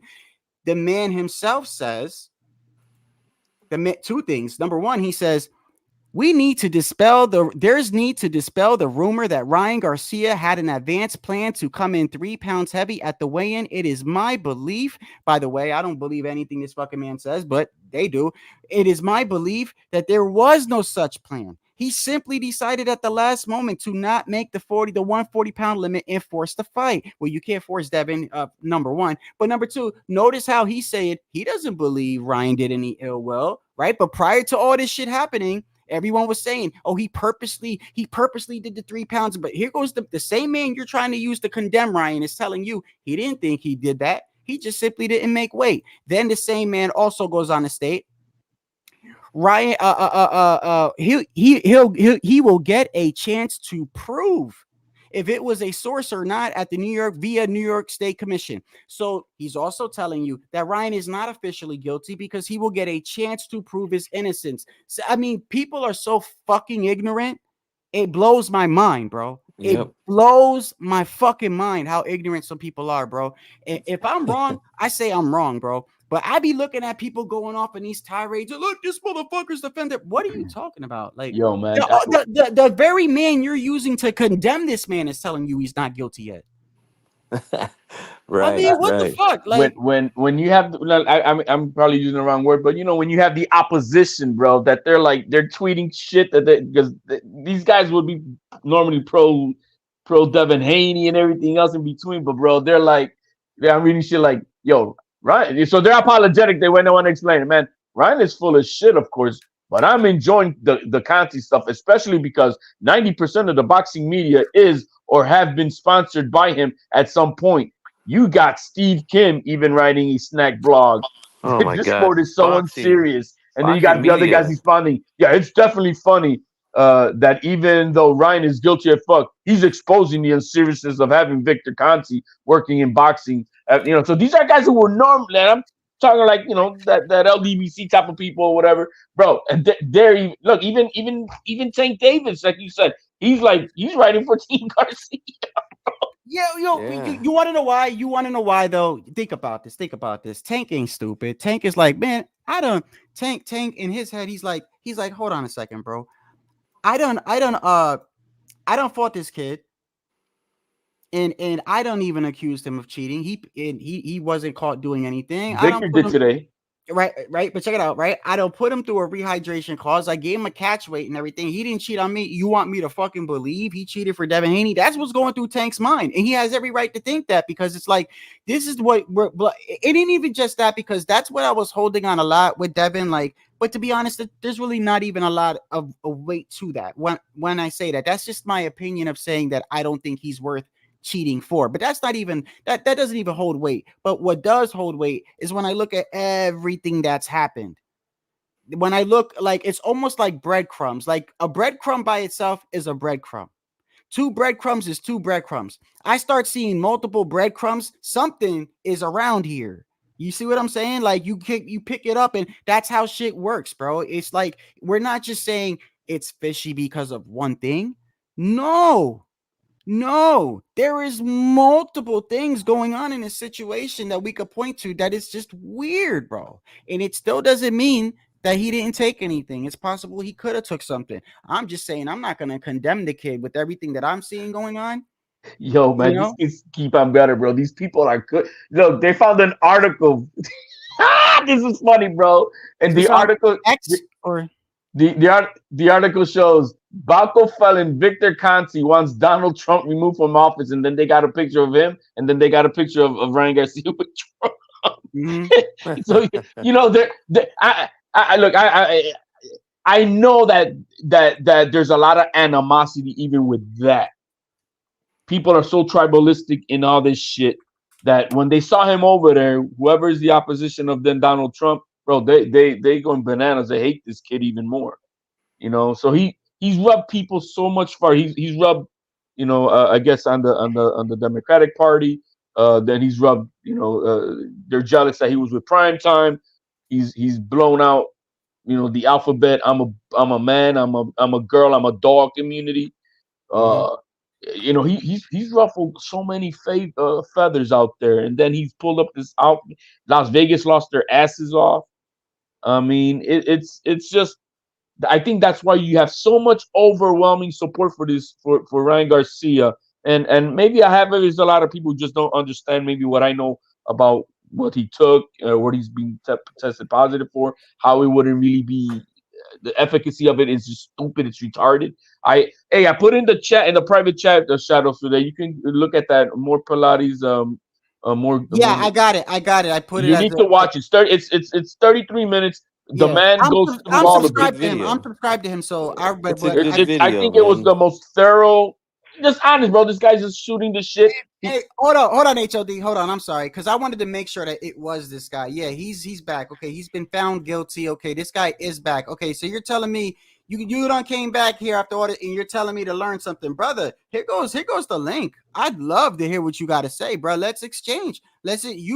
You're telling me that you already know what's going on, brother. Let's talk, bro. Ain't no disrespect. You're welcome to the channel. I want to hear what he got to say, because he keeps telling me I don't know shit and I'm wrong and Ryan's guilty. I mean, I'd love to hear what the fuck he got. At this point, Ryan, we need to see what the levels are of these drugs that were found in his system. That's what's going to determine everything.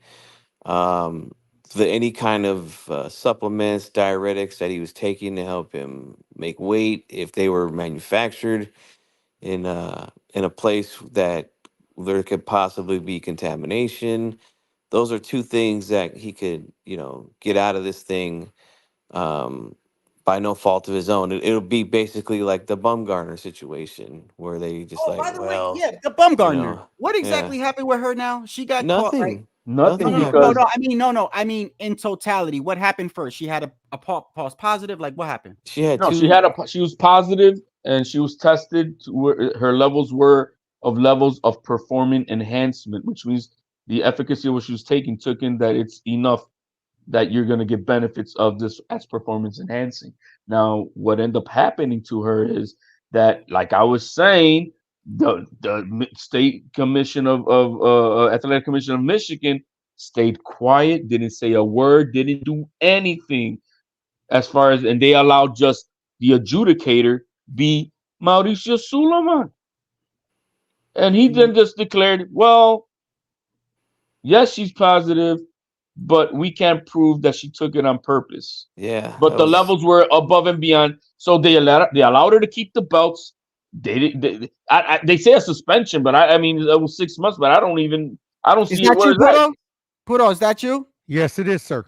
Okay, want to make sure. Okay, oh, I see you, brother. Hold on, brother. I don't know who you are, so I saw your face, but I just want to make sure. You good, brother? Yeah, I'm good, Shadow. Okay, just real quick. Are you brain food? Are you the dude that was talking to me in the chat? Sorry, what? Are you the dude I was talking to in the chat? Or you just random? You're just random here. No, sir. No, I'm not. Well, I was in the chat. What you go by? Your name? Yeah. What name did you go by? Lance Meyer. Oh, you good. Okay. Lance, just real quick, brother. Hold on. I'm sorry, I can barely hear you guys. Oh, I can hear you fine. We hear you fine. Yeah, we hear you good, Lance. Hold on 1 second. Brother. So this is where you want me to go. You want me to go to Victor Conti? I just want to make this clear, because if that's what you got, brother, get that shit out of here, bro. Get that out of here. Yeah, we got enough of that. Go ahead, brother. But G Franco was saying basically that what we need to just wait is to see if we were talking about Bumgarner and what happened to her, and basically Mauricio Suleiman was allowed to be the judge and the executioner on what's going to happen with that. And now today we got Christina Liarditude requesting someone to have an attorney because she wants to sue Alicia Baumgartner, Eddie Hearn, Matchroom, and the State Commission of Michigan, because they screwed her over big time. She was supposed to get that fight as a no contest, and and she should have, and the belt should have been vacated, in my opinion. But we'll see what happens with that. But as far as what's happening now with Brian Garcia, all we got to do is wait. What are the levels, and if the levels are of cross contamination, or are they of performance enhancing amounts? And that's it. Yeah, that's what's going to determine what happens to Ryan. He's absolutely right. Or And, if the B sample turns out to be negative, oh shit. yeah, I mean that almost never Very rare, right? happens, but that's his right to get that tested as well. See what comes up there, and yeah, I heard you talking about this earlier too, Shadow. That it's just unfortunate that these testing agencies can't get these things out and stop the fight from actually happening. If if the goal is to not let these guys fight juiced up, yeah, that's a problem, man. But they all use the doesn't that same make it a whole labs. black IG funky? Because look, let's just say Ryan. Let's just say, and by the way, I want to make it clear: if Ryan is found guilty, I'm gonna flame his ass, bro. But I'm just not condemning the man under the circumstances that I see right now. I'm gonna wait. But even if it is coming out the truth, it just makes things look even worse. So you're telling me that this kid was found positive after? So your whole testing regimen is just fucking flawed. You're letting a person fight with performance. It's just it's all fucked up. Well, let's educate some on that, because a lot of people keep on repeating, and the problem is that you need to understand that you're not going to get the test results the same day. They're gonna take them. They got to send it out to Utah or California. That's going to take 72 days. I mean, 72 hours to get to them. And then it takes maybe another 3 days to up to 2 weeks to get the results. So you're not going to get test results the same day. This is not like taking a COVID test and you can find out, oh, I got COVID or not. Or no, but there's multiple tests, HOD, just like Ryan Garcia posted, right? So we're talking about levels, right? This is what we're talking about. Because at that point, we're talking. No, because what I'm saying is that I understand you're talking about that test right there specifically, but even before that test, there are multiple tests. That's because that's what Ryan showed. Ryan showed he had a test here, a test there, a test there, a test there. His last test was on before the 19th was on April 3rd. Right. And that came out negative. Right. And so now the loophole that I see that they can fix this with, I believe that in the last month right before the fight, they should have 2 random drug testings per week leading up to the fight. So like right now, if I want to see what happened last week before the fight happened, we don't have nothing because they didn't test them. So what the fuck? You know what I mean? So if they were to do 2 random tests per week leading up to the fight, let's say he tested now on the 19th. Hey, can we see what happened last Saturday when we tested him? HLD, we have a young Mario Barrios versus a young Maidana tomorrow in the ring, center stage, co-main event. What are we sitting here fucking talking about? What are we sitting here fucking talking about? We got a young Maidana sitting here ready to snatch a. My guy. Sorry. You got to go, brother.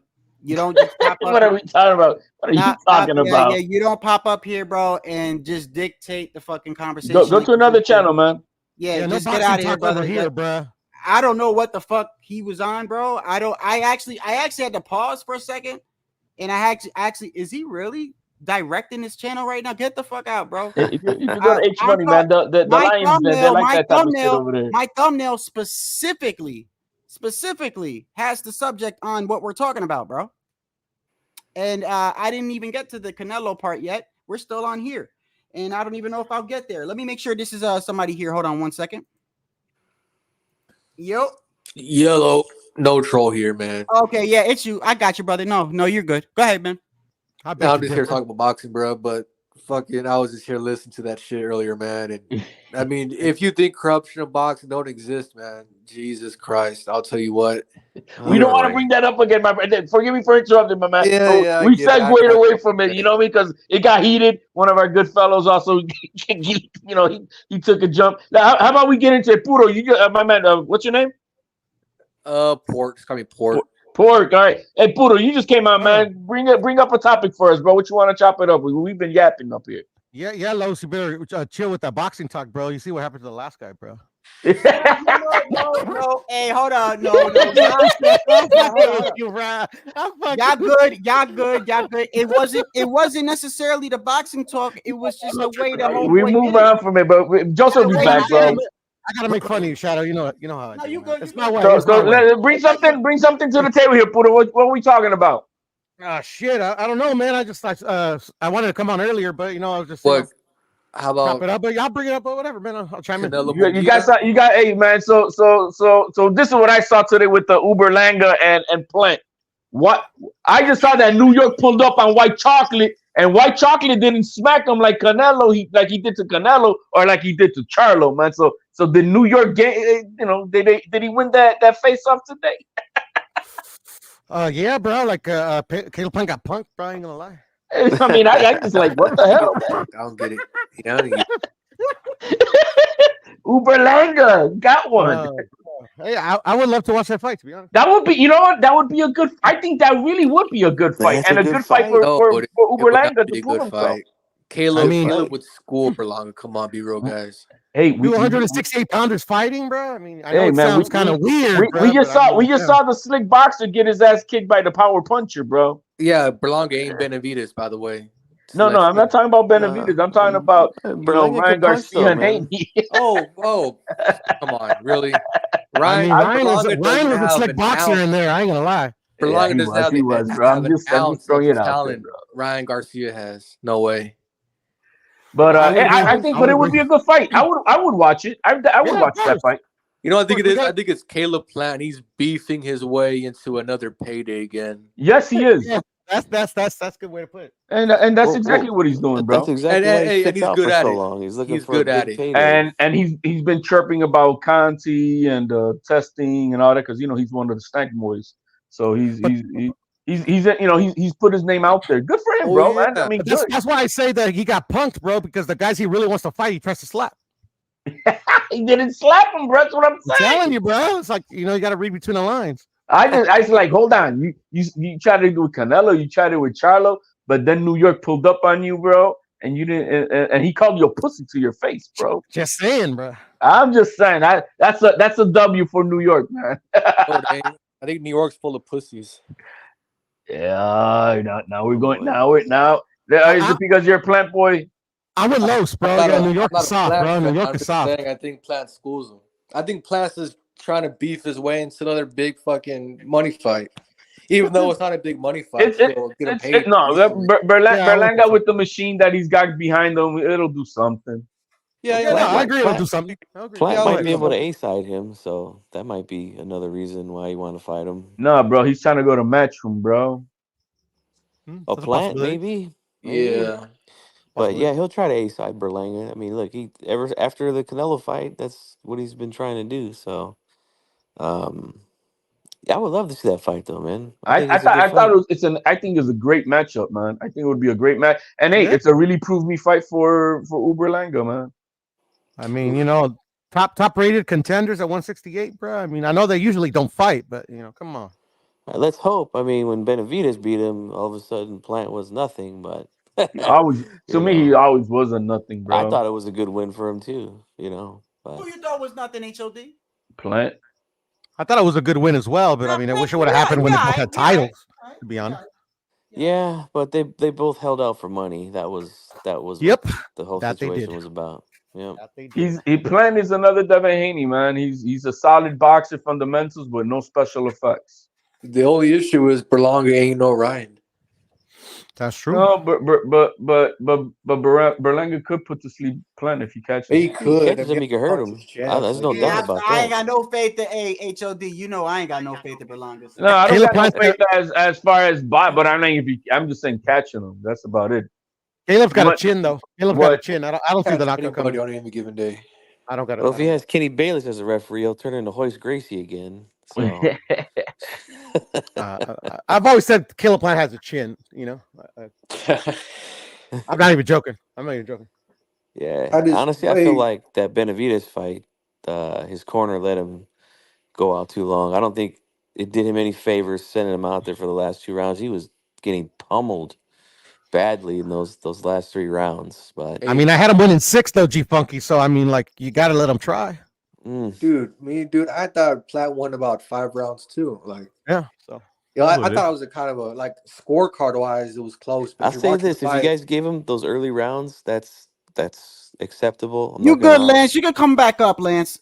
Look, brother. You good, brother. It was just the way you did it. All right, it's okay, man. Here, you can come back up, man. But you know what? I'll be honest. I feel like Plant should have gotten a point deducted for holding that much, and he should have got knocked out. That was that was bullshit. I mean, y'all call that ref for Ryan pretty bad, Ryan Haney. I thought the ref for fucking Plant Benavidez was pretty cringe too. Shit in one hand and dream in the other. See which one gets Hey, Budo, I was gonna ask you, Budo, What's do you up, man? still have Mungia winning the fight? I mean, I think he still has a chance, but yeah, I mean, the odds went down in my head, ever since they kind of woke him up in the press conference. So, I mean, there's still an outside chance, but nah, I got Canelo. Oh yeah, me too. I got Canelo by knockout. But I feel like Mungia has a decent chance late if Canelo's tired late, and Mungia, he survives. Yeah, I think he has a chance late to knock out Canelo. But yeah, I'm choosing Canelo by knockout, round 7, round 6. That's the thing, Los, bro. I mean, you see what you see, bro. But I mean, I think that's still a myth about Canelo gassing. But that's just me. I got Canelo by 12-round decision, with the caveat that we may see the aging lion show his colors tomorrow night. But I see him winning a 12-round card. He's already showed his colors. What do you mean showed his colors? His real age. Oh, you think he's gonna not look spectacular? Right. I think you're gonna see in the later rounds that he looks his age. So AD, if Canelo looks bad, but he still wins, but he looks bad, you think that puts the Benavidez fight to rest? Like he's definitely not gonna fight Benavidez, or I'm in between, man, because they play so many games, and you think everything you see about this fight when it comes to, there's so many other things behind the scenes that I think they're playing all of us. And I think that Benavidez is going to the fight tomorrow, to my understanding. Mm. I think it's the opposite. If he looks like shit, they're gonna run to make the Canelo fight. Hey, you know what? Hold on. I'm glad you said that, because Port, I actually when Port said that, the other day I said, and I actually backtrack. I agree with you, Puto. I backtrack. So the other day I said that if Mungia makes Canelo look like, if he, let's say Canelo wins, but it's like a close fight, and Mungia does a lot better than what people suspected. At first, I was like, hell no, he ain't fighting David. But now that I think about it, right, if that was to happen, Canelo's got that type of pride. Like when he lost to Bivol, fuck that, I think that might actually help out the fight. It could possibly do but instead of unless he's like, I'll rematch Mungia or some shit, but his pride, the last time he had a bad performance, he wanted to get back. So he might just be like, you know what, fuck it, I'll prove to y'all, and fight. Hopefully, whatever gets that Benavidez fight, bro. I think it's another way. I think Benavidez is gonna grow some balls and actually the fight will get made, but that's because the Benavidez camp would. As time, because if you would have asked me 6 months ago or would this fight happen, I'll say no. But as time goes on, I'm like, if you look at Canelo's track record, he does avoid certain fighters for a while, but he always ends up fighting them. So I'm like, after this fight, what the hell else is Canelo going to do, right? I think he's just trying to talk his way into a big payday against Benavidez. He's trying to build up the fight, and I think it will happen. I think it will happen either in September or next year. But I'm starting to believe in the fight will happen more, to be honest. I think especially if Ben looks, vulnerable against Gosdick, I think that'll, motivate Canelo to, fight Ben more, but we'll see. I think that'll demotivate him more, to be honest. No, because if you see in history, I remember when Kell Brook kind of exposed Golovkin a bit, that kind of, gave Canelo hope, and he fought Golovkin, and that's just kind of how I see it. If Ben gets exposed somewhat, I think that'll give Canelo hope, and maybe he'll fight Ben.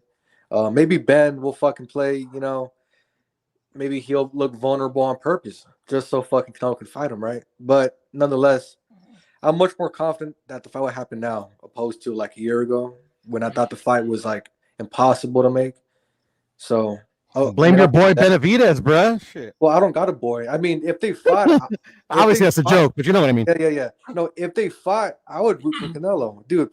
Personally, I can't stand Benavidez, but from the outside looking in, Canelo seems like the one that's avoiding. I mean, I got to be real.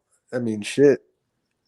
I would root for the murder, to be honest. I'd be like, kill him. I'm just playing. No, I'm joking.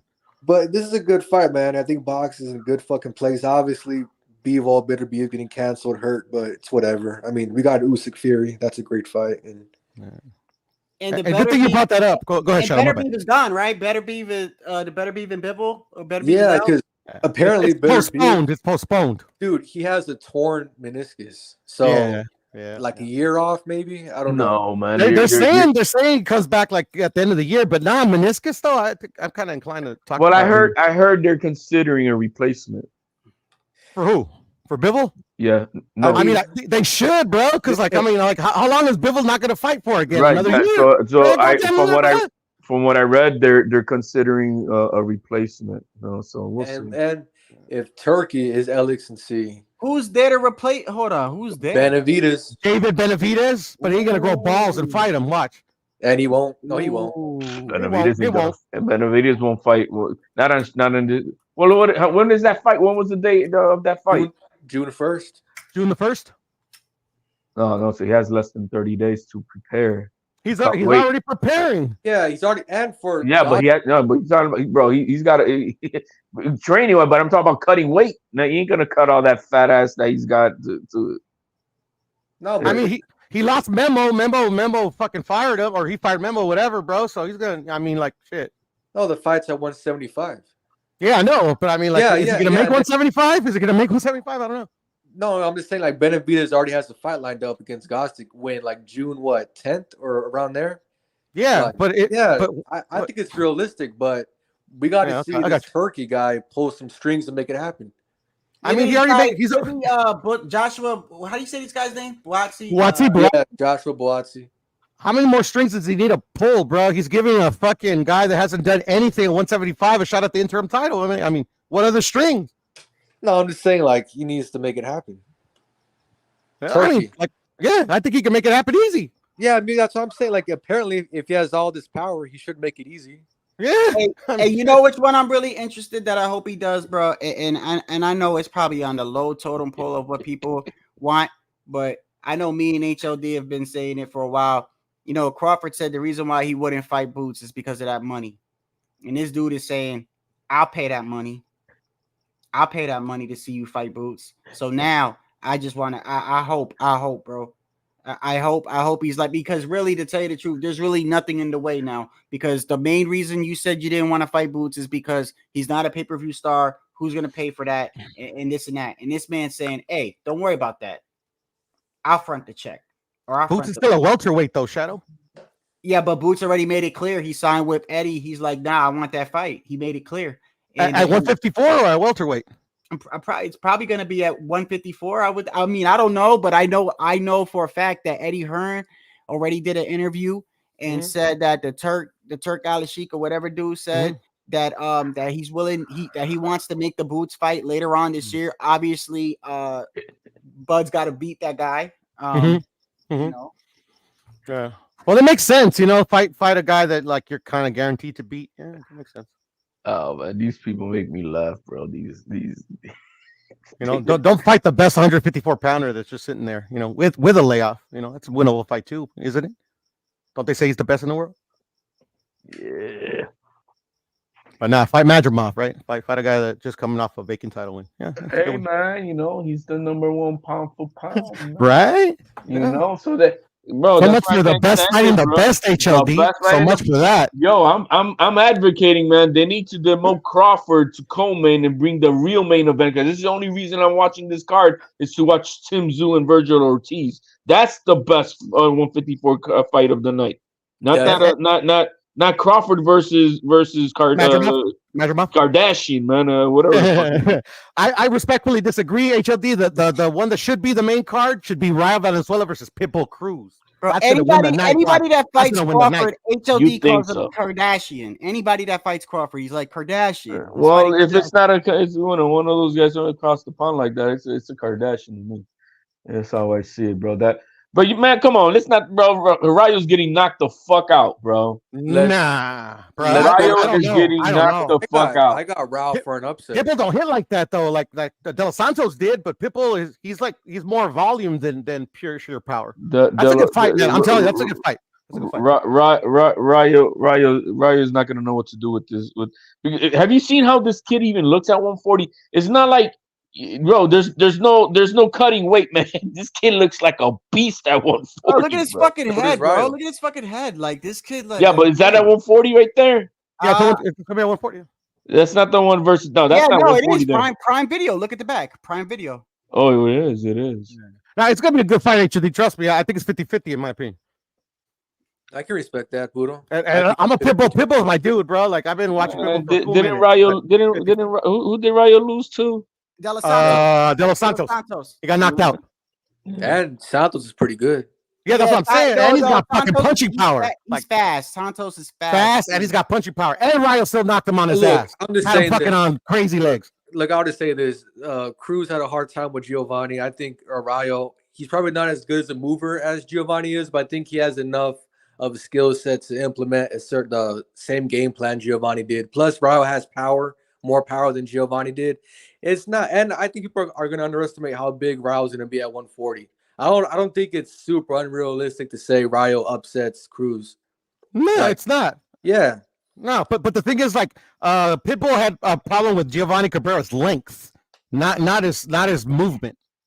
No, I think it was his movement too. I think his lateral movement. Well, maybe, yeah, because he was like, using a little bit too much movement. Yeah. But at the end of the day, Rayo don't fight like that, in my humble opinion. I think he could. I think he has enough of a skill set to implement a game plan similar to that. Plus, he has power himself. They're gonna crucify that motherfucker. He does that. I mean, it is what it is. No, but I think he has enough power to actually, like, I don't want to say hurt Cruz, but maybe push Cruz back in some instances. No, I 100% agree. I think that's not even debatable in my opinion. Yeah, so like, saying an upset's unrealistic. No, I think it's very realistic. No, I agree with you, spot on. The thing is that Rayo's gonna have to figure out a way to break his defense, because Cruz ever since the Tank fight, his defense is on point, man. Well, I will say this, bro. We definitely gonna see, because look, man, Rolly got power, but Rolly doesn't have punch placement, in my opinion. He doesn't have great punch placement. And Rayo's got good punch placement, because even though De Los Santos did knock him out, Pudo's got a point. He did put him on his ass, and De Los Santos was hurt, which I give De Los Santos a lot of credit though, because he was hurt and got back up and dropped El Rayo. Which goes to show you, bro, going back to like Devin Haney and shit, like when you're hurt, bro, how you respond to me is so important. It's all like the greatest fighters in the world, when they were hurt, they responded well. El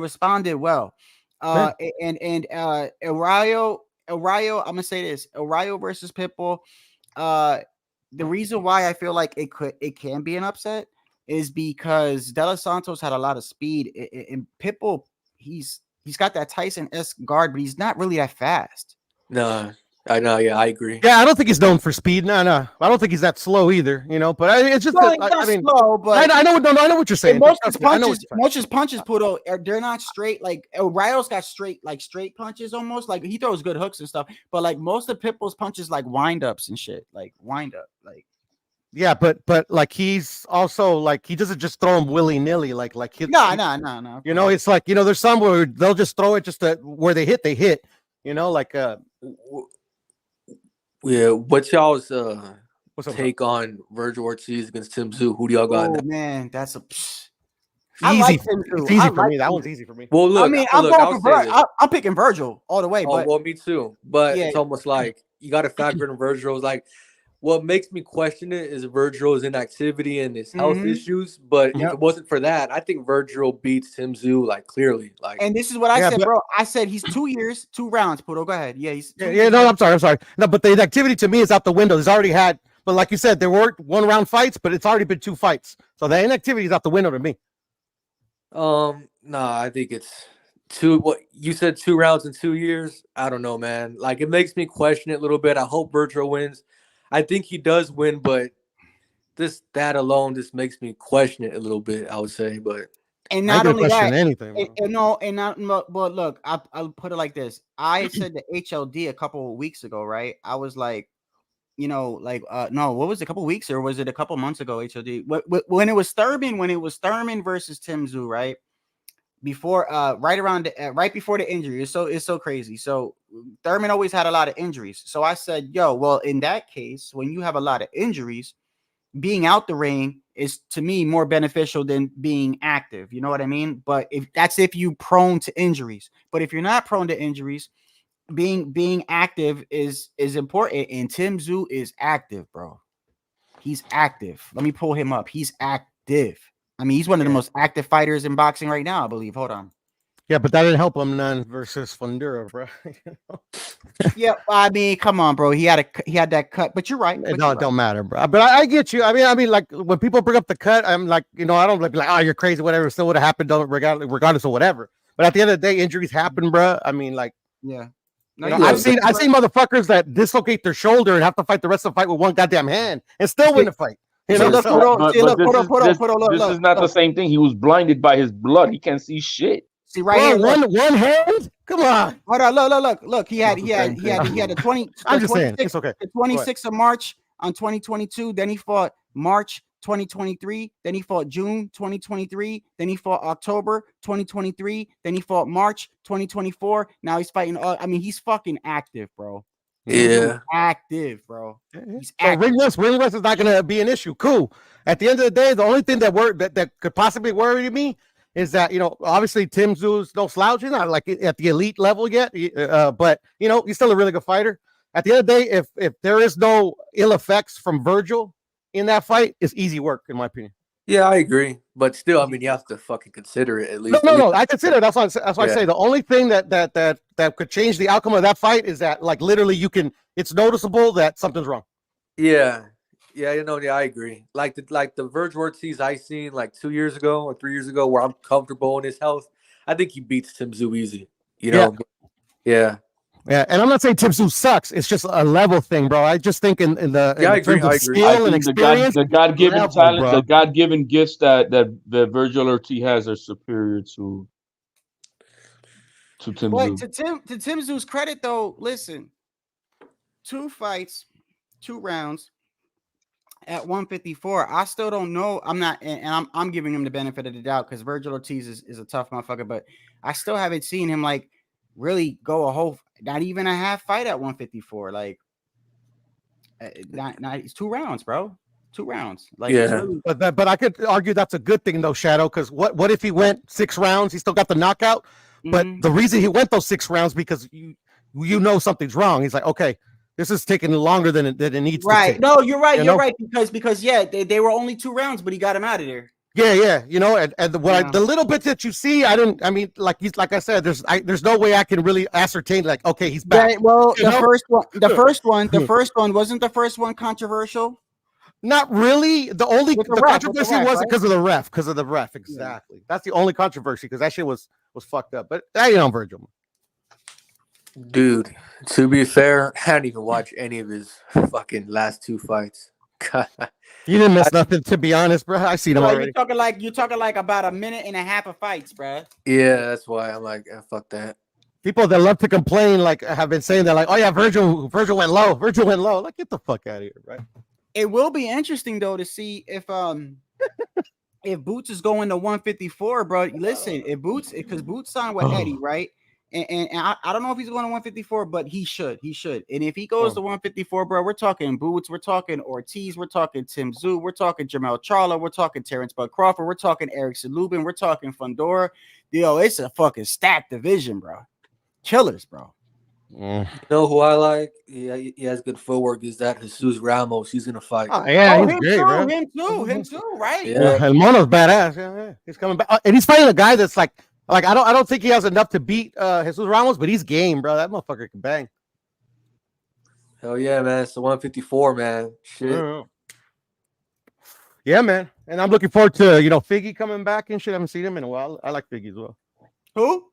Figgy. Figueroa. Then we got Inouye this weekend. Inouye and Natty this weekend. The only thing I'm interested is watching and seeing how fine his sister still looks after the baby. All right, hey, hold on. Hold on. Let me say this before I walk off because I said this before, and I'm gonna keep this. I'm gonna keep my fucking pick, bro. And I just said it because I learned my lesson.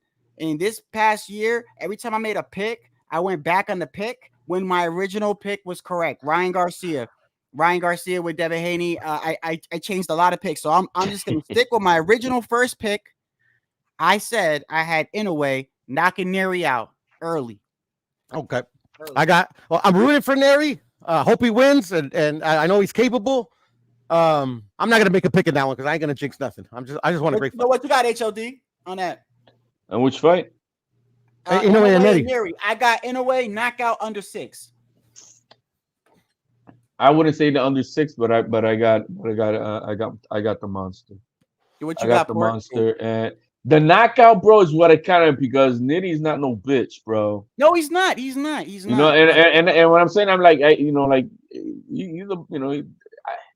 but I wouldn't be surprised if he gets knocked out, bro. The monster's been proving that, bro. I mean, he's already been knocked out. Inoue has a hell of a body shot. That's how Figgy knocked him out. So it's definitely possible. And Neri is fucking motivated, bro. And Puto, you want to know why I'm picking him by knockout? Is because it's actually it's a good quality of Neri, but I feel like when people fight Inoue, bro, what I've noticed, right, is the shit that other fighter is known for has always worked against them, because if they're an aggressive fighter, that always falls into Inoue. And Neri's got heart. Neri will fight your ass, and I feel like that's your downfall, bro. You're gonna get caught. You're gonna get clipped, bro. I think when people step in the ring with Monster, bro, they hear about the power. They're like, I hear he hits hard or whatever. Every time somebody steps in the ring with that, it's like they fold, bro. They fold. Like, yo, Fulton, when Fulton got hit, prior to Fulton fighting him, he fought Figueroa, right? And that was a back and forth fight. And I gave Fulton a lot of credit because he was like on his back foot almost, but he was fighting like a in phone booth type of fight. And I gave he fought well enough. He fought good enough. He fought well. Enough. Yeah, I thought he lost, but he fought well. He did. Yeah, he fought right. Well, it was a close fight. It was, but he fought well. And when he fought Inoue, bro, from the first, because I looked at that fight again the other day because I got ESPN Plus. You could just go back and watch it anytime. Yeah. I went back, bro. Fulton's face. I think it's round 1. It's either round 1 or round 2. He got hit with something. And his whole demeanor changed, bro. He was hesitant. He was like, fuck that. Like, his whole demeanor changed, bro. Yeah. It was the first round. I think the first or second round. I don't know if it was a body shot or something, because he was confident as fuck. And you could just tell when he got hit, he was like hesitant. It's like almost like they hear of the power, but then they feel it, bro. And mind you, he knocked out in the rematch Donaire. Yeah. I knew that was gonna happen. Shout out to Donaire, one of my favorite fighters, but I knew that was. He knocked out the one of the brothers. One of the brother. Hold on. That was such an easy fight to pick. That's what I was trying to say too. The Inoue versus Fulton. That was such an easy fight to pick. I thought Fulton was gonna do better. Hold on. And you know what sealed it for me, Shadow? When the coach started bringing up the hand wraps and started making all these I remember that. Over. And we were talking about that on here. I remember. I know we were. Yeah, bro. I'm like, it's over, bro. These guys are fucking shook already. Okay, Paul. Okay, hold on. Butler. Wait, hold on. Is this? Hold on. That's Oneida. Yeah, that's Oneida. You're in the right one. Wait. He fought. Oh yeah, he knocked out Butler in the 11th. Yeah, in the 11th. Yeah, that's how he went undisputed.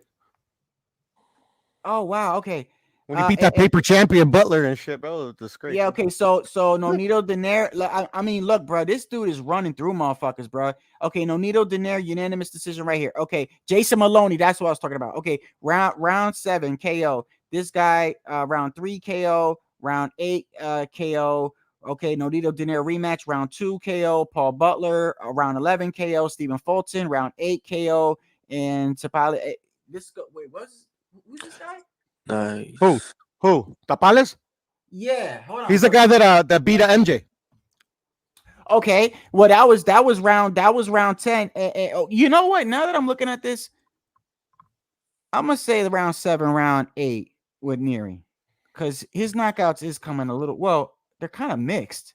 Well, Tapales is a decent fighter, even though I always bring up level wise, it's just you know, I found it very hard for Tapanes to pull that one off. I mean, all right, I'm gonna say but- 7 or 8. 7 or 8.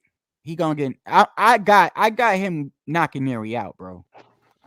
Yeah. And you know what, Shadow? Like I want Neri to win, and if he wins, man, you know, fucking, I'll be happy. Like always, like whatever. But you know, I kind of don't want. I wish he wasn't fighting this particular dude, bro. Because like I was watching these videos, and like one of like Tank Davis's coaches was like fucking like going in on fucking Inoue and shit. I'm like, this motherfuckers, bro. Guys with the American bias. He was just like, oh yeah. Like fucking Inoue's got to be juicing. I bet you if you come to the United States, his knockouts will go down. I'm like, you hating motherfucker. And you know what's so crazy about that? You know what's so crazy? There's a video of Tank watching Inoue, and he's like, and after I think it was when he fought Maloney. I think it was when he fought. Hold on, let me show it to you. And Tank is like, that motherfucker is good. Hold on. Yeah, no. Tank a fan. Tank been a fan for a cool minute.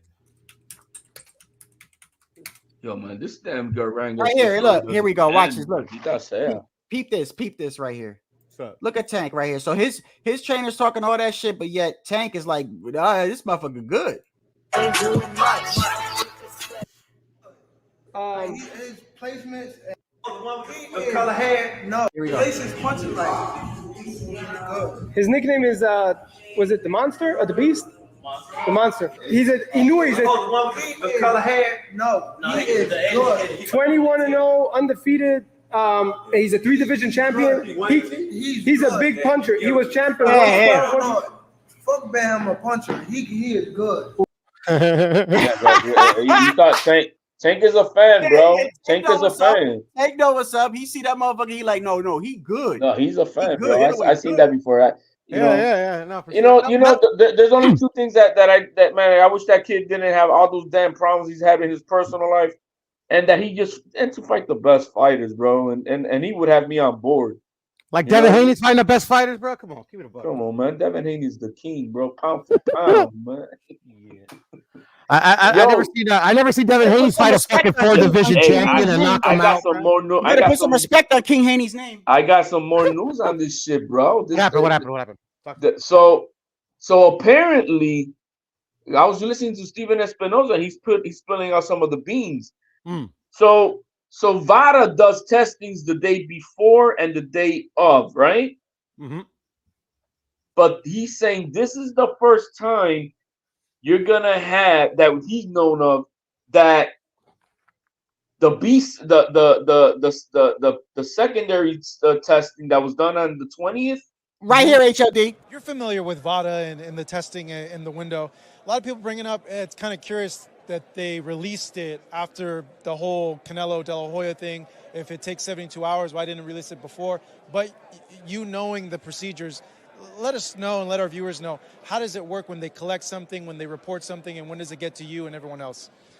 Well, you know, the reality is a lot of times the narrative and the story is pushed by a leak somewhere. And I'm sure that, you know, everybody involved probably would have wanted to wait until later on and probably until that B sample came in and more information was available, because the story is inevitably going to come out. But I think, you know, I start to hear some rumors, and that usually forces people's hand. So, you know, I understand it. It's big news. But I think that's why it came out like before we have full definitive A and B samples. Shadow, you interrupted me for something that's not what I'm talking about. I had it all. My bad. That wasn't what I just watched the video, and what he is putting out game is this is the. Remember, I was talking about the state commission of I was telling Joseph, but they didn't do a test. Yeah. Mm-hmm. So what I'm learning now is from Steven Espinoza and this other I just watched. So VADA does a testing the 19th, the day before, and then on the 20th. Mm-hmm. But guess who also did their own testing? Who? On the 20th, the state commission did their own testing. Yeah. And now he's saying this is gonna be like the first time he's heard that because normally you have VADA testing people 6 weeks out, but this is the first time that he knows of that the secondary test is also being coincide with. We're gonna see what the result says of the state commission, and if the state commission shows negative and VADA shows positive, Could that be what Ryan's talking about? Could that be what Ryan's talking about? Right. Yes. And also what, and this is another reason why I said it was fishy, bro. You got to take all this shit into account. So Steven Espinoza, by the way, who's got no dog in the race when it comes to this. I mean, he's with PBC, so he's not like the Ryan Garcia is his fighter or anything. He's saying like, bro, like it's not normal for them to just come out of nowhere and just be like, yo, he popped before you get a B sample back, because a lot of times, bro, it could be contamination, it could be this, it could be that. So he's like, it's almost like somebody leaked it on purpose or whatever. It was just, he was like, it's just usually doesn't work like that. But the biggest story is this, that I'm saying, that if the test of the state, because they're doing their own testing, because they have their own sample collection. Every state commission does their own. Well, they're supposed to, yes. Yeah, they're supposed to. Yeah, that's what I'm saying. And like VADA's not like VADA is like they like most state commissions don't use VADA. No, they don't, because and that's what.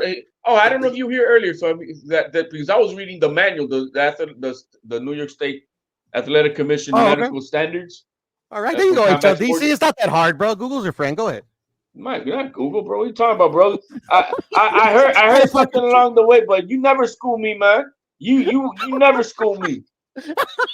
Never school me. I've always said that VADA testing is a third-party company. They all send their shit to WADA, and that's it. Have I not always said that?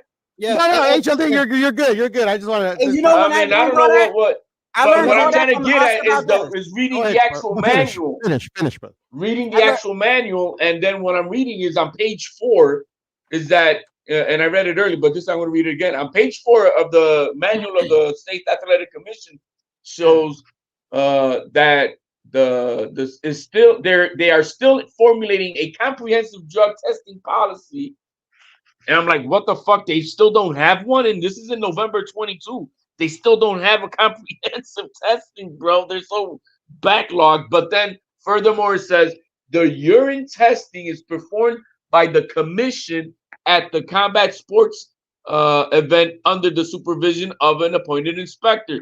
Meaning, just to verify that, like we were saying, VADA is not part of the state commission. No. So even if they say they say positive, if the commission says it's negative, fuck you, Victor Conti, and everything else. That's going to be very curious. Now look, what you think? Let me ask you. Look, now listen. It's easy for me, because I already said if Ryan is found, to be pop dirty, I'm gonna just be like, yo, he popped dirty, yo. It is what it is. I can't give you any respect for that, right? But I'm not gonna condemn him. What you think's gonna happen if it goes like how you say, HLD, and they're like, hey, look, he's vindicated? What you think all these 90s motherfuckers that were saying, oh, he definitely guilty, what you think they're gonna do? What you think? That came out, and this news came out. I started seeing the rumblings, but I didn't get it. And then I saw the video, and I'm like, oh, so if you look at the patterns now of everybody, bro, yo, Victor Conti's quiet. Dan Rafael is quiet. Yo, all these motherfuckers are quiet. Haven't heard Bill Haney, right? They're all, bro. Like, I don't see no movement no more. All I'm seeing is Ryan Garcia saying, "I'm gonna sue the fuck out of VADA." The last time I heard that he said in an interview, or maybe just like the word around the whatever. The last thing he said that he was crying, and then he said he wanted to put a hit on Ryan.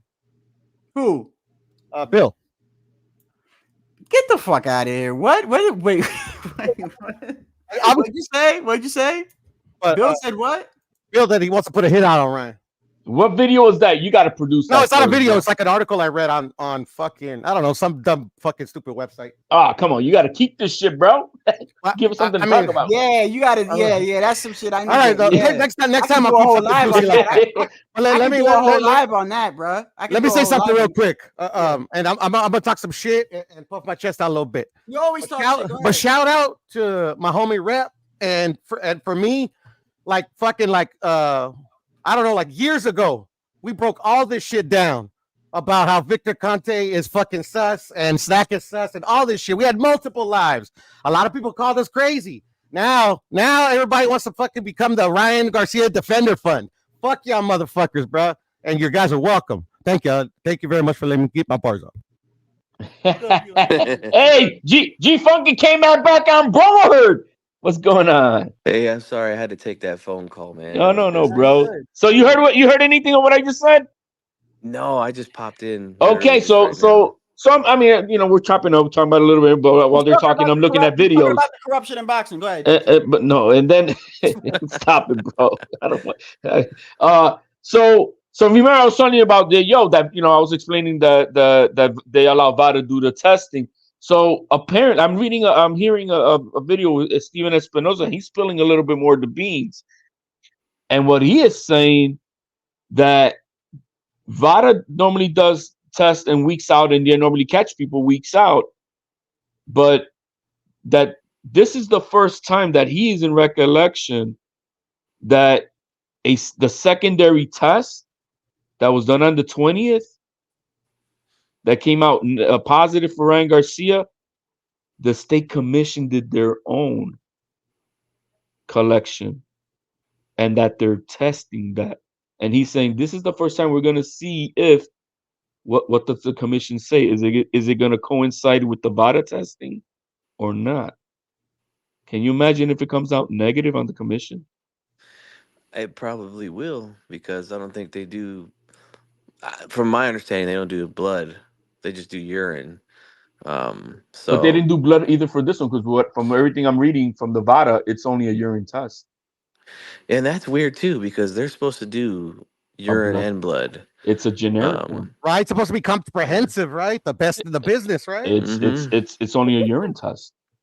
Yeah, that's there's things that aren't just doesn't make sense. I'm not gonna lie, but I'm not also gonna act like a lot of these guys aren't on something. But if it comes out negative, if it comes out negative, holy schmoly, bro. That's what I'm saying, bro. Bro, it's gonna explode, bro. Don't be surprised, because Victor now that's telling me, because I was just saying they've been chirping hard, and you saw how many tweets Victor Conte is doing. The Dan Rafael is pumping Victor Chris Mannix, bro. They were pumping and then doing the parade. But all of a sudden, when I started seeing the tweets and the rumbling, and Ryan Garcia said, "Oh, I'm gonna sue the fuck out of." And I didn't understand what is this coming from? It always comes from something. And then I saw the Steven Espinoza thing, and I'm like, oh shit! So they're testing the B sample.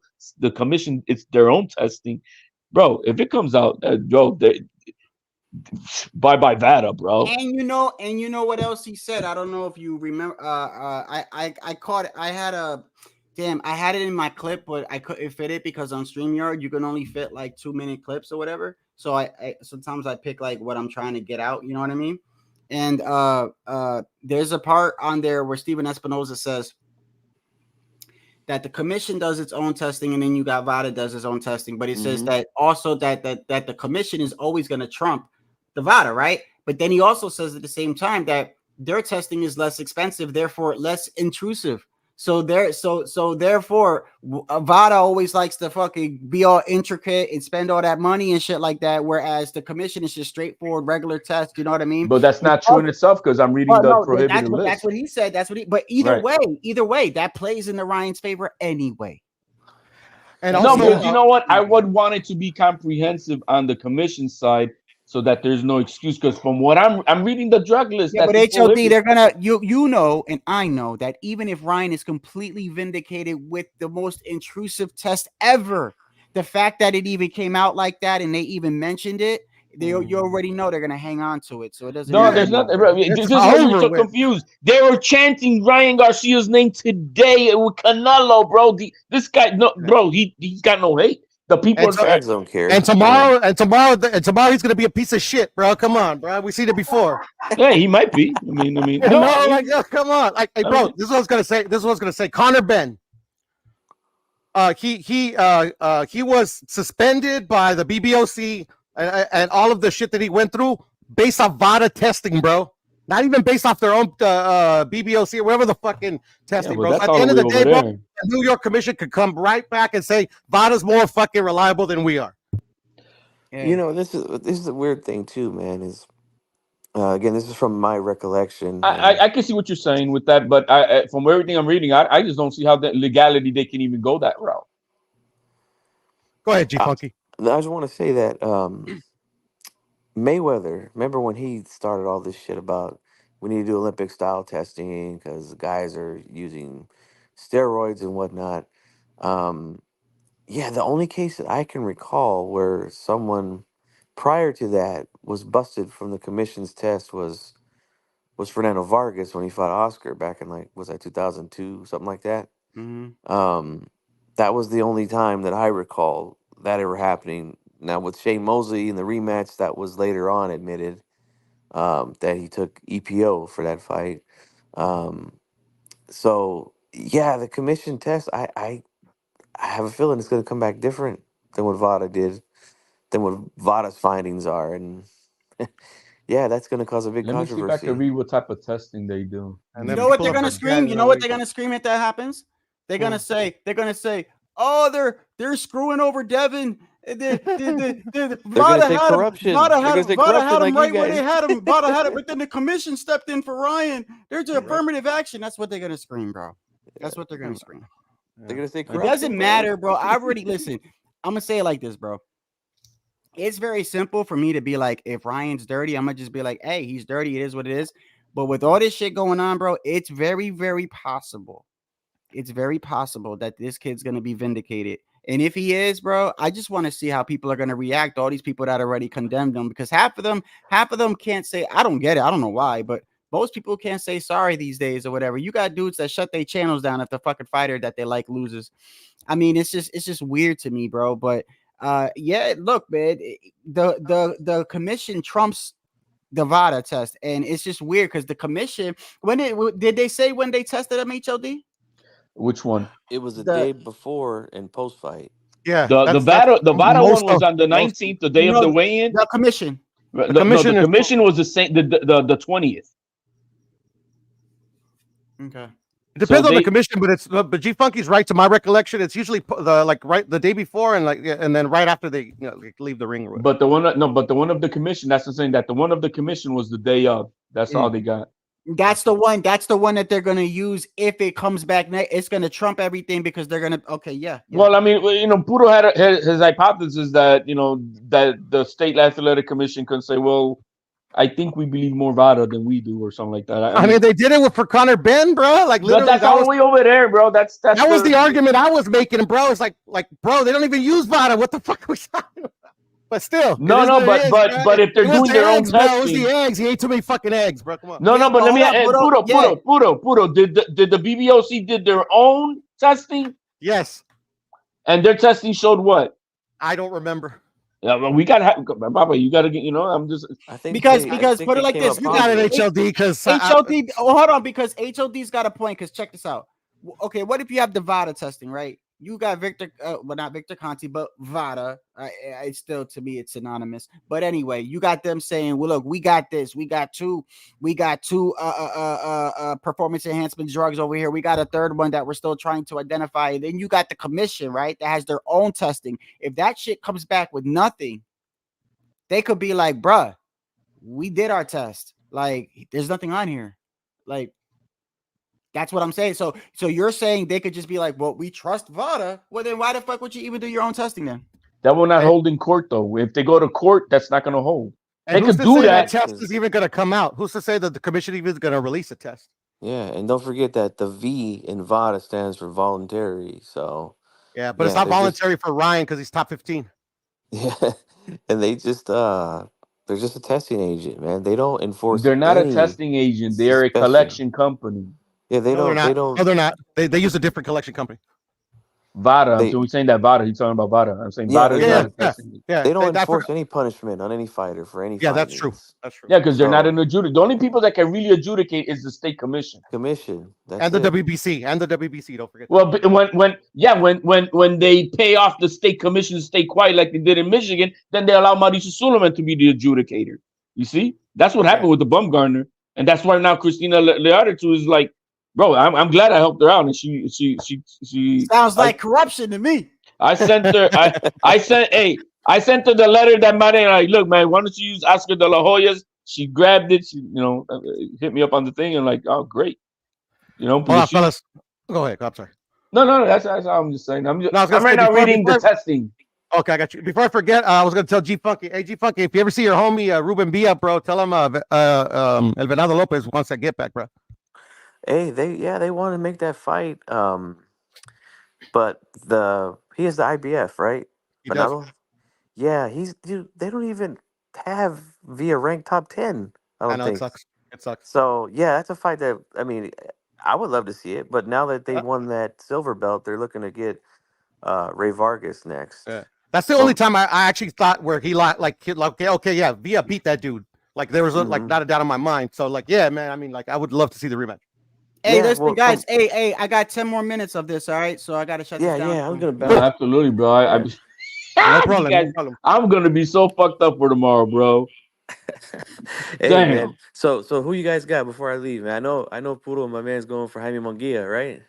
I mean, I'm going to. I don't have a man in the race. Like whoever wins, I think Canelo's gonna win, but Mungia's got a good shot. But I mean, like, may the best man win in that fight. Get the fuck out of here! No, that's not what. That's not what he's been saying, bro. Tell him, bro. Tell him. Come on, man. You said Bang on your chest, Mungia.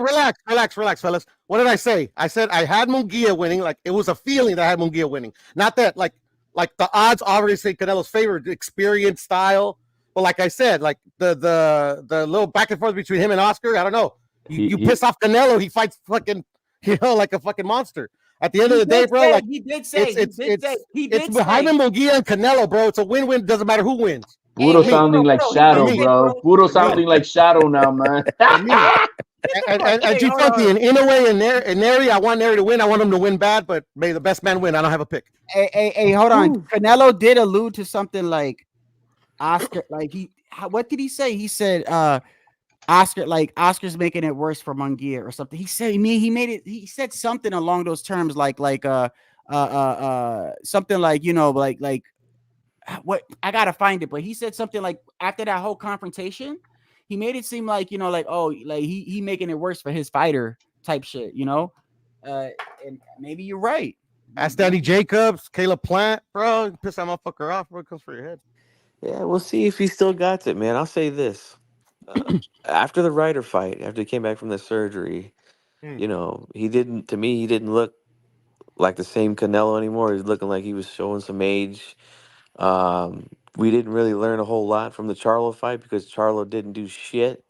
So Mungia, we're going to find out tomorrow. Mungia is bigger, throws more punches. He's going to apply pressure. We're going to see if Canelo is still the same Canelo tomorrow night, man. I think Mungia's got a really good shot. I do. But I'm going to go with Canelo. I think he's going to land the flashier, cleaner shots that the judges are going to, favor when it comes to scoring rounds. But I do think Mungia got a good shot, man. I really do. I know that hurts you, Black Sheep, to pick Canelo, but it'll be okay. But you know what I noticed today, bro, and I wouldn't be surprised afterwards. But I saw Canelo come in the lightest he's come in like forever. At like 166, 167 or something, right? 166.6, I believe. Oh, okay. Yo, are we gonna have another test results in 2 weeks, and we're gonna oh shit? Nah, I don't think so. Bro, would that be crazy, bro? Yeah, it'll be nuts. I actually think he did it for a purpose. I think he wants. I think he thinks for Jaime Mungia in particular, he needs more speed than bulk. So I think that's. Did I just hear something from the other side of the room? Did I hear HLD say, "What if Canelo gets popped"? Yeah, because he came in so light, bro. So a diuretic tea thing, bro, and then we in 2 weeks we're like, I wouldn't put it in pro, especially if Victor Conti's involved, bro. De La Hoya made him pop the first time. Hey, I'm gonna leave Puro do all the protecting for Canelo on that one. Hey, I mean, like he pissed off De La Hoya. He did make him pop the first time with Golovkin. So I mean, I don't put it past fishnets, bro. If that happens to Canelo, I don't even know if I want to really touch that subject, bro. That shit gonna be crazy, bro. Hey, look at Ryan went spotting off with the mouth in the Tank Davis fight and shit, and talking greasy to Oscar. Look what happened.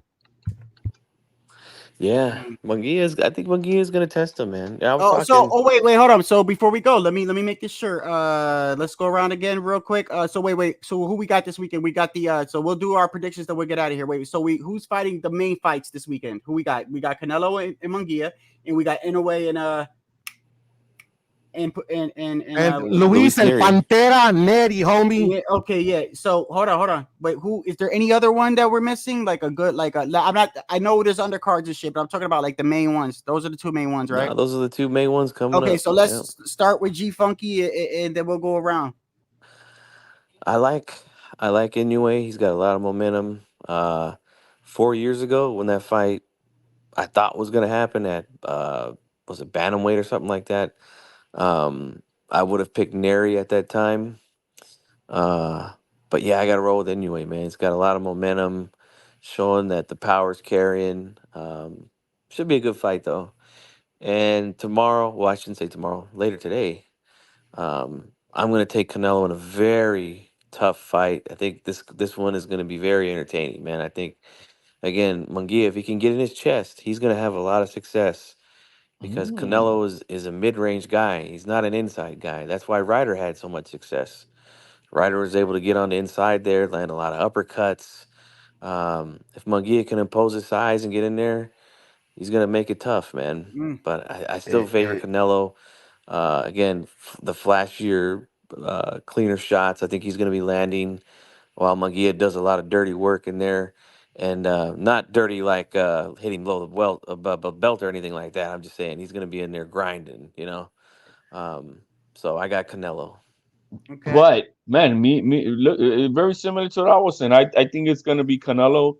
To me, it's a 12-round decision in a battle where you see the O line getting, you can see the O line starting to show his real age. But with a Canelo win. So, but I mean, we'll never. That's how I feel it's gonna be. So I'm surprised that put G Funky alluded What a about bit the to that. Inoue? I got Inoue by knockout somewhere. I don't know when, but I know he's gonna stop him. Okay. I mean, just it's that's all he's been showing us, bro. He's been demolishing people. He's been fucking running through people, bro. Until he stops running through people, then I'll say, okay, maybe my decision. So he's got to first do that tomorrow. I mean, on Tuesday. You got to remember, you got to wake up at 4 a.m. for that fight. Yeah, I think. I know. Go ahead, Pudo. So, I'll go with the Canelo Mungia fight first. My new pick is Canelo 7-12 or unanimous decision. Jaime Munguia's got a hell of a chin, and I believe he's gonna come to win this fight. So I'm more leaning to unanimous decision, Canelo, but in a really good fight. Okay. And I'm going. I'm not gonna pick, but just because we're gonna put in our picks, I'm going for Luis El Pantera Neri. I like what I'm listening to him in recent interviews. Everybody knows that that's been following Pantera Neri. That what's it call it? What's it called when you're not focused and shit? You know, what are you? How do they usually say it? I don't know. Anyway, yeah, like so focus and like drinking and shit. And he was just partying. It's always been his Achilles heel. You know, throughout his whole career. You know, he's got but you know, his daughter supposedly his motivation now. He says like he's locked in. He looks fucking locked in as well. And like everybody forgets that Neri already took out Inoue a while back. His name was Yamanaka. That motherfucker was literally the boogeyman of that division. Took him out. So let's go, Neri. All right. I'm gonna end with this. First off, I want to say thank y'all for joining and everybody in the live, man. It's been long as fuck, bro. It's been almost 6 hours. Damn. That's the longest I think I've gone in a while. So with Canelo and Mungia, I do think it's gonna be a better fight than what I suspected. Because at first I had Canelo by not like a lopsided, but I had it like clearly. But for some reason, I just feel like it's gonna be with everything with Oscar and everything, and maybe it did change the way that I don't think he's like gotten to a point where like getting pissed off is gonna change his game plan or nothing. But I do think that that it's gonna be a close fight. But I'm gonna give it to Canelo by a unanimous or a majority decision, split decision. In a way, I already made it clear, bro, and I'll let Pudo hear this. In a way, is going to knock out Neri in probably 7, 8. Maybe even before that. He's Thank just you, been Shadow. running through. Thank you, Shadow. You picked Colbert the last time too, so That was cold, bro. That was cold. He went below the belt. He went Hey, he below went the Bernard belt. Hopkins and hit you below the belt. Hold on a Damn, second. bro. Hold on a second. Oh, wait. I did not pick. No, you was on the panel with me, and I said Colbert was I don't gonna get remember. knocked I don't out. remember. I just like it sounded good. You know, I really Yeah, it don't sounded remember. good because I No, you I have had Colbert in the Colbert second winning one? the first fight, but Okay, not the okay. second one. Hey, But anyway, bro. But still, I got that desired effect. Pudo been too long on these false narrative channels. He know how to play the game, man. You see, I don't remember, but he just throws out Yeah, because he almost had me, bro. he throws a had, false positive out there. yeah, he almost had me until I was like, wait a second. Pudo was on the panel with me because Pudo got the exact round when Colbert was gonna get knocked out and everything. But I remember I said, yo, Pudo, I think Colbert's gonna get knocked out. So I said that, but he did get the exact round that Colbert was gonna get knocked out in though. That He was a got guess, by the way. That was a guess. but that shit was perfect, bro. That was Hey. perfect, bro.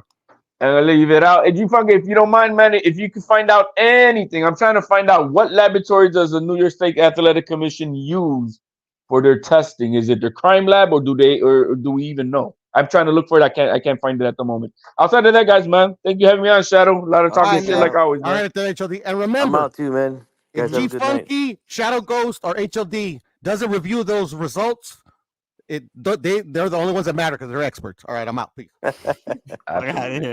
All right, guys, enjoy the Hey, man. fights All right, tonight. take it easy, man. Take it easy, bro. Take it easy. Hey, man, look, I'm gonna say it like this, man.